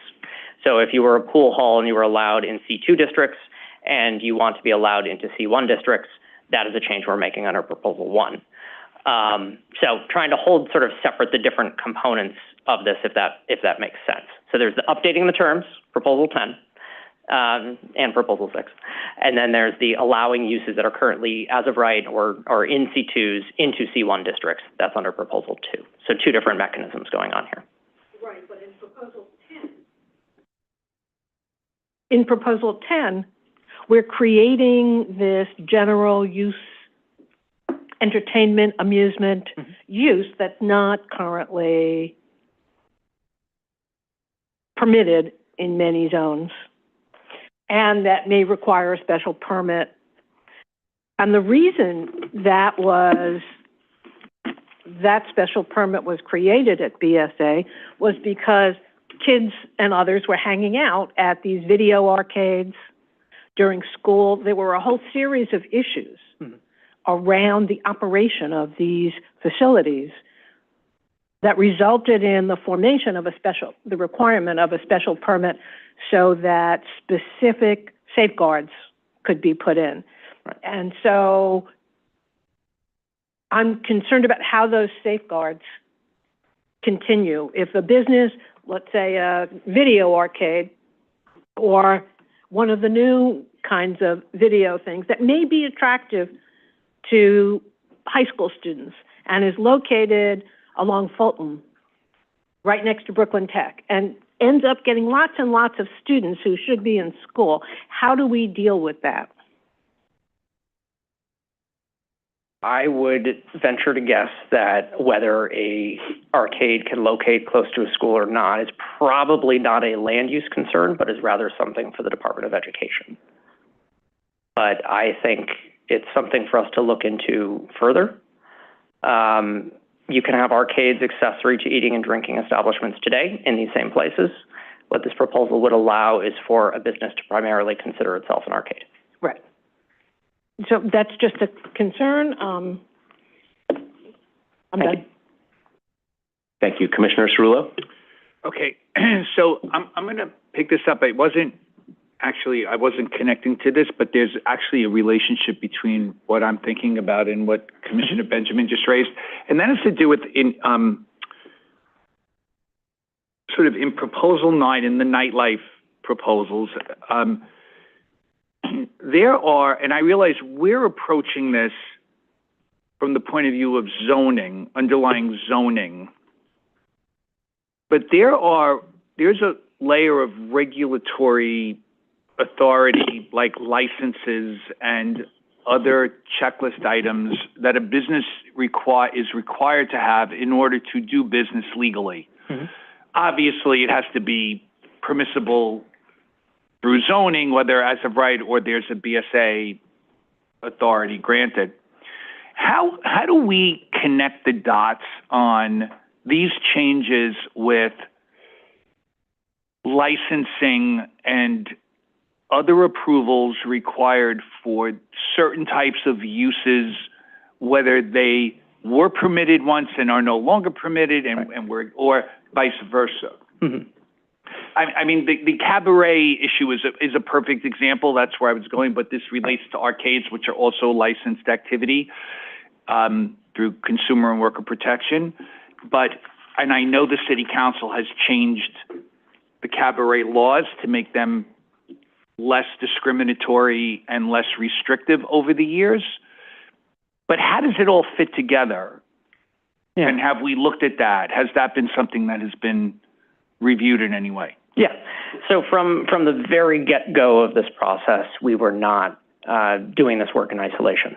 So our first interagency partner is and always is DOB, because they interpret and enforce our zoning. And so even close to 2 years ago now, starting to have conversations around things that we heard. How are they interpreting current zoning as it relates to nightlife? What is the difference between a few people dancing and more than a few people dancing? When is it the dancing no longer incidental or accessory? When it is the primary use? Are you talking once a week? Are you talking a bar that becomes something else at a certain period of time at night? So there's a lot of nuance and gray area here. And so that's where, as it relates to nightlife, we are trying to make the zoning itself a lot more black and white, and what you can do and what you can't do.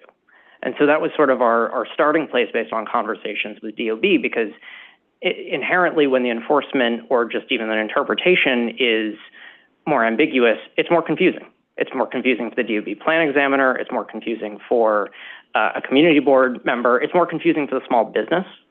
And so that's why, as it relates to nightlife, we said, regardless of the regulations that we know exist from other city agencies, that we know exist from the state, we want to make sure that the land use, the zoning, is based on a clear, definable threshold based on capacity, and that threshold is determined by a combination of the fire department and the buildings department, and that if a business is going to be having something that is considered to be ticketed or posted show times and is clearly having people come to a space at a certain time, that differentiates it from a bar or restaurant that maybe someone is going to stand up and dance because they're moved by the music that's happening. So that's where we were in a land use distinction, trying to make what is today a little bit more ambiguous, something much more black and white. So that's to answer your question on nightlife specifically and just how we went through the process with DOB, but also with the Office of Nightlife, with the overall interagency group that they host.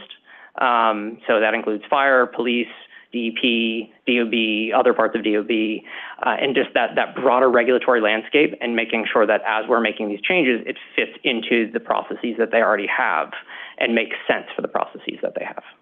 Okay. Does that answer?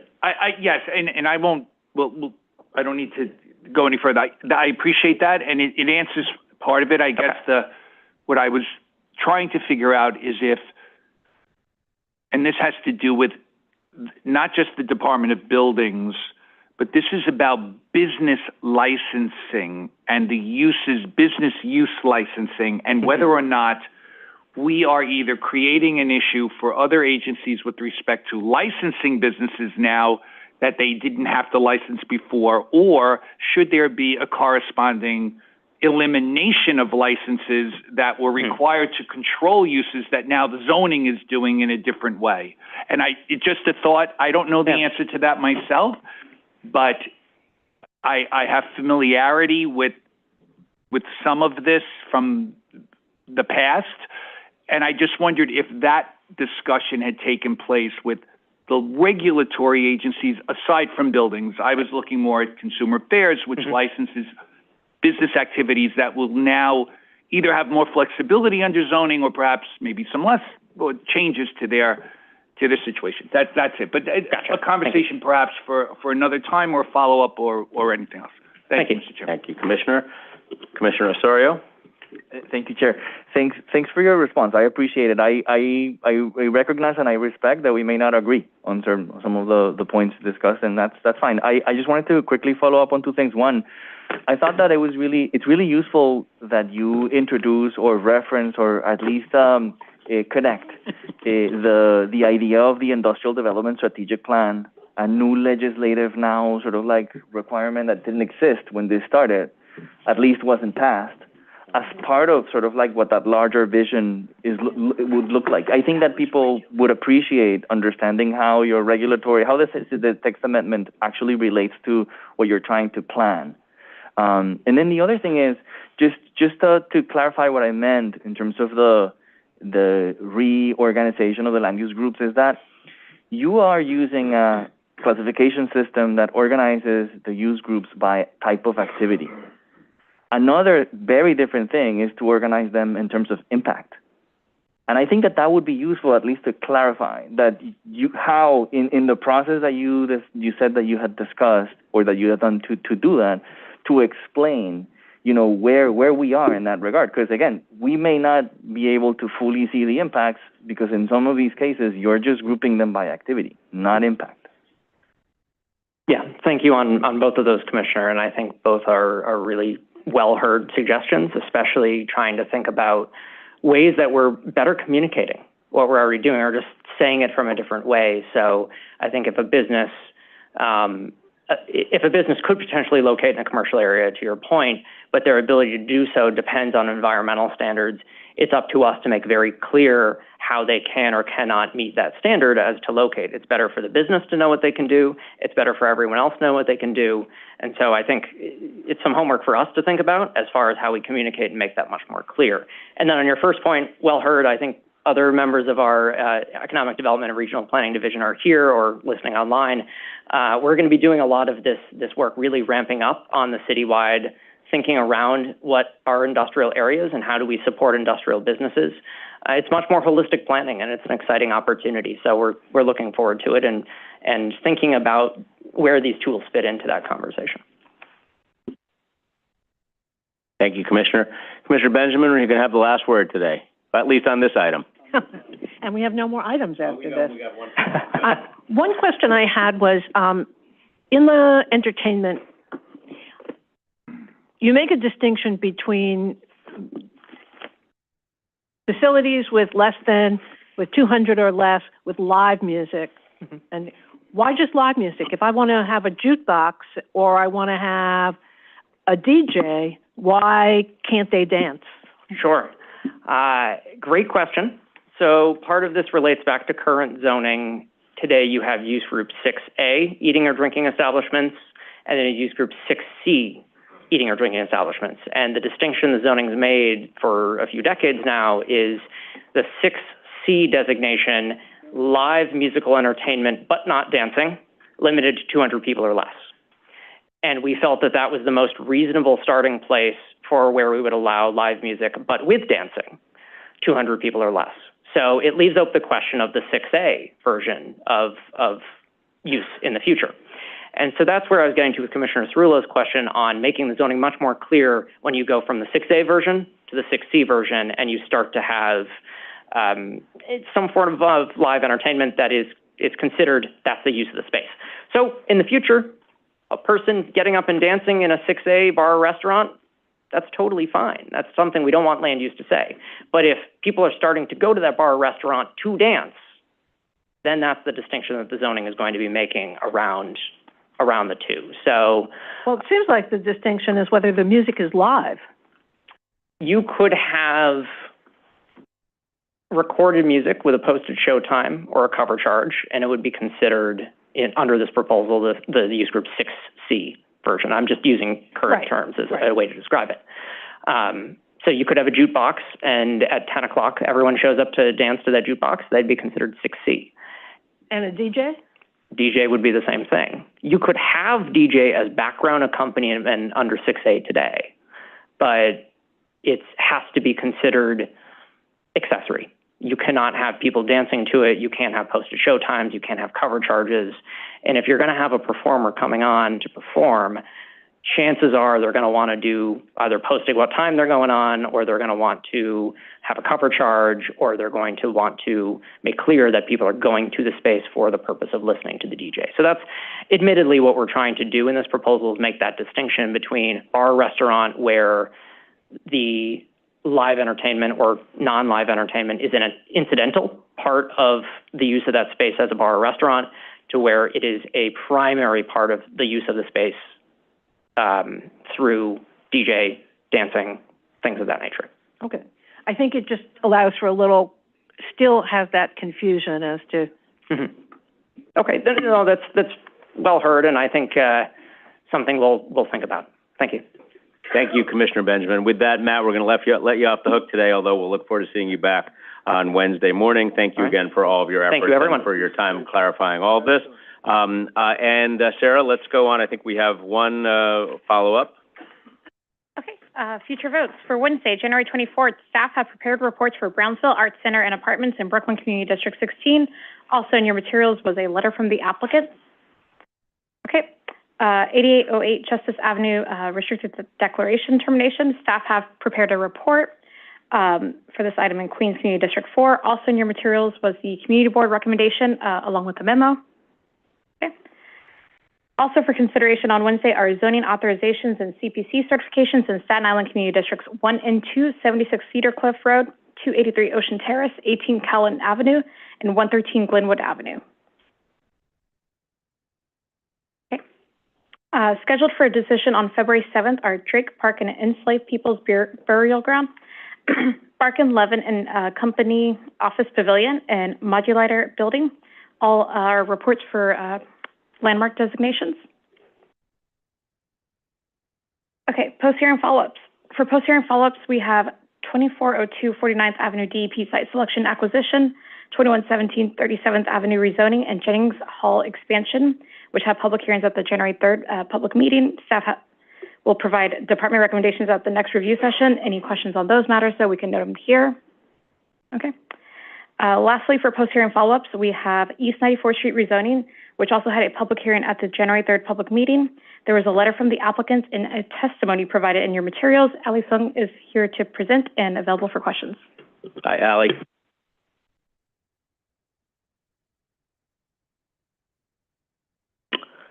Can you hear me? Okay, great. Hello, Commissioners. Good evening. This application by LM East 94 LLC for a zoning map amendment and a zoning text amendment was presented to the City Planning Commission at the January 3rd public hearing and is scheduled for a vote on Wednesday, February 7th. There were a few questions and concerns brought up at the public hearing, which we would like to address today. Firstly, we want to discuss the appropriateness of the proposed zoning map amendment from an M14 district to a C28 district and a C46 district. The project area is currently located in an isolated M14 manufacturing zoning district, which occupies a portion of a block that is otherwise completely surrounded by residential and mixed-use commercial districts. The M14 district does not permit residential use, and the inclusion of income-restricted housing is not required. The replacement of this outdated M14 manufacturing district with commercial mixed-use zoning districts that allow for residential development is appropriate given the surrounding context. As you can see here, there are already C28 and C46 districts immediately adjacent to the rezoning area. On the blocks just south of the rezoning area, these districts are extended into the mid-block, as is proposed in this application. This rezoning will extend the existing C46 district south of the rezoning area and the existing C28 district east of the rezoning area.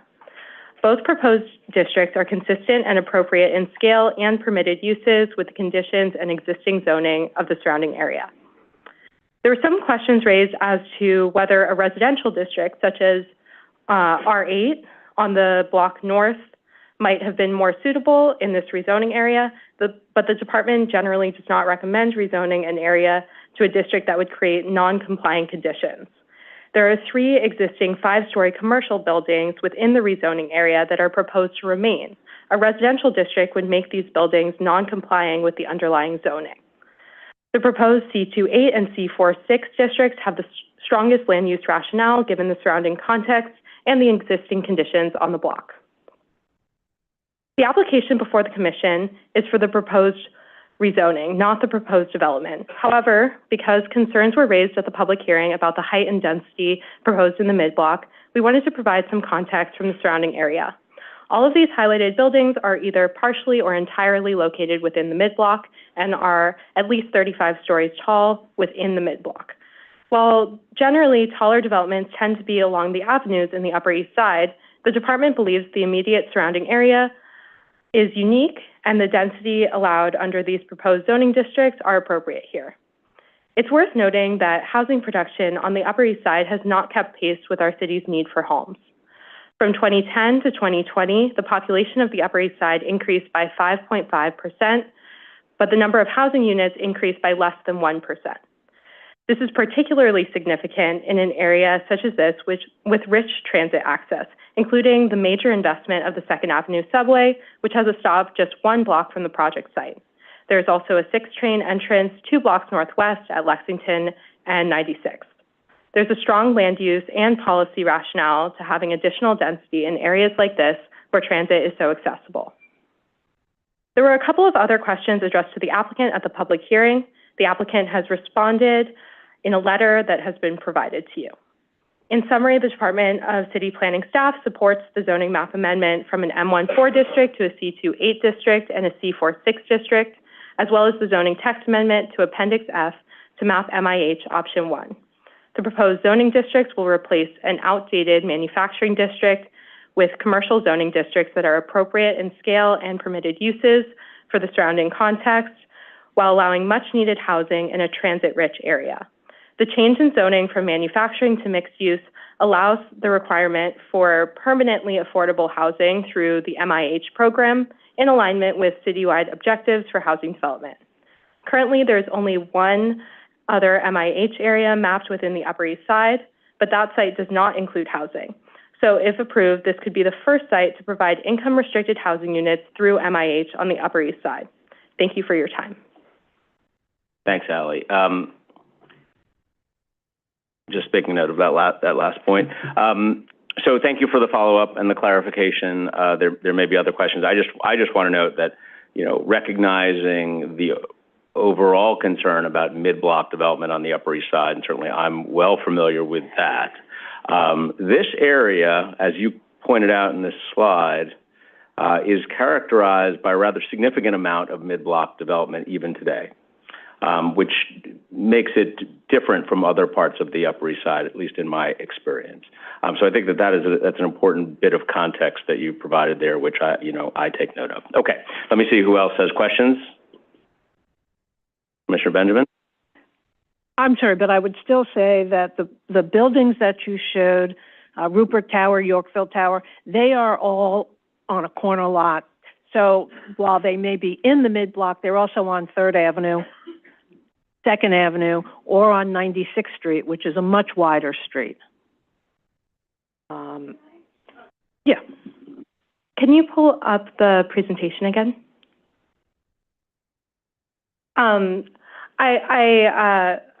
You're referring to these buildings that are part of the urban renewal area towards the south? The pink one, the blue one, and the yellow one. And then the yellow building is entirely within the mid-block. It's the Easton. It's a residential development with a school on the bottom floor and I think also a gym. And it's 38 stories, and it is within the mid-block. It's not on a corner lot. And which street is it on? I think it is on, 93rd. It's a through block, so it goes all the way through, I think from 92nd to 93rd. Okay. Thank you for the clarification. Absolutely. Commissioner Gold? One point of clarification, I'm not sure you'll have the answer, but maybe someone else on the commission will. When we think about mid-block versus avenue, why has there been that distinction historically, if you know? Well, in general, often we have commercial corridors along the avenues and then lower density residential in the mid-block. And I think a lot of what we think about when we're rezoning areas is what has been the surrounding context, how is the land used in the surrounding area. And in this context, I think as the chair mentioned, a bunch of this area, mainly south of the rezoning area, was previously also a manufacturing district, like the rezoning area is, but it was rezoned previously to commercial districts. And it was rezoned with a pretty different character than other mid-block areas in the Upper East Side where you might have an R8, R8B in the mid-block, because in this area, it has a different history and it has developed differently. But I guess to your question about I don't know if Ozga, do you have additional thoughts on that? Just really quickly, one sort of distinction is usually that the avenues tend to be wider streets, whereas the side streets are narrower. So that's why the distinction in block happens. Yeah. The zoning resolution of 1916 was specifically based on the width of the streets, and you could build X times the width of the street. You're a show-off. Thank you. I just taught a class last week in this, so. Appreciate it. Thank you. Okay, great. Thank you very much, Ally. Sarah, that may, I'm not going to say it for sure, by the end of our agenda today, but you tell us if that's the case. There are no other items today. With that, thank you all very much for your time and attention today. We probably have an even longer day on Wednesday. We appreciate you all very much. With that, we are adjourned. The time is 6:04 p.m. 11.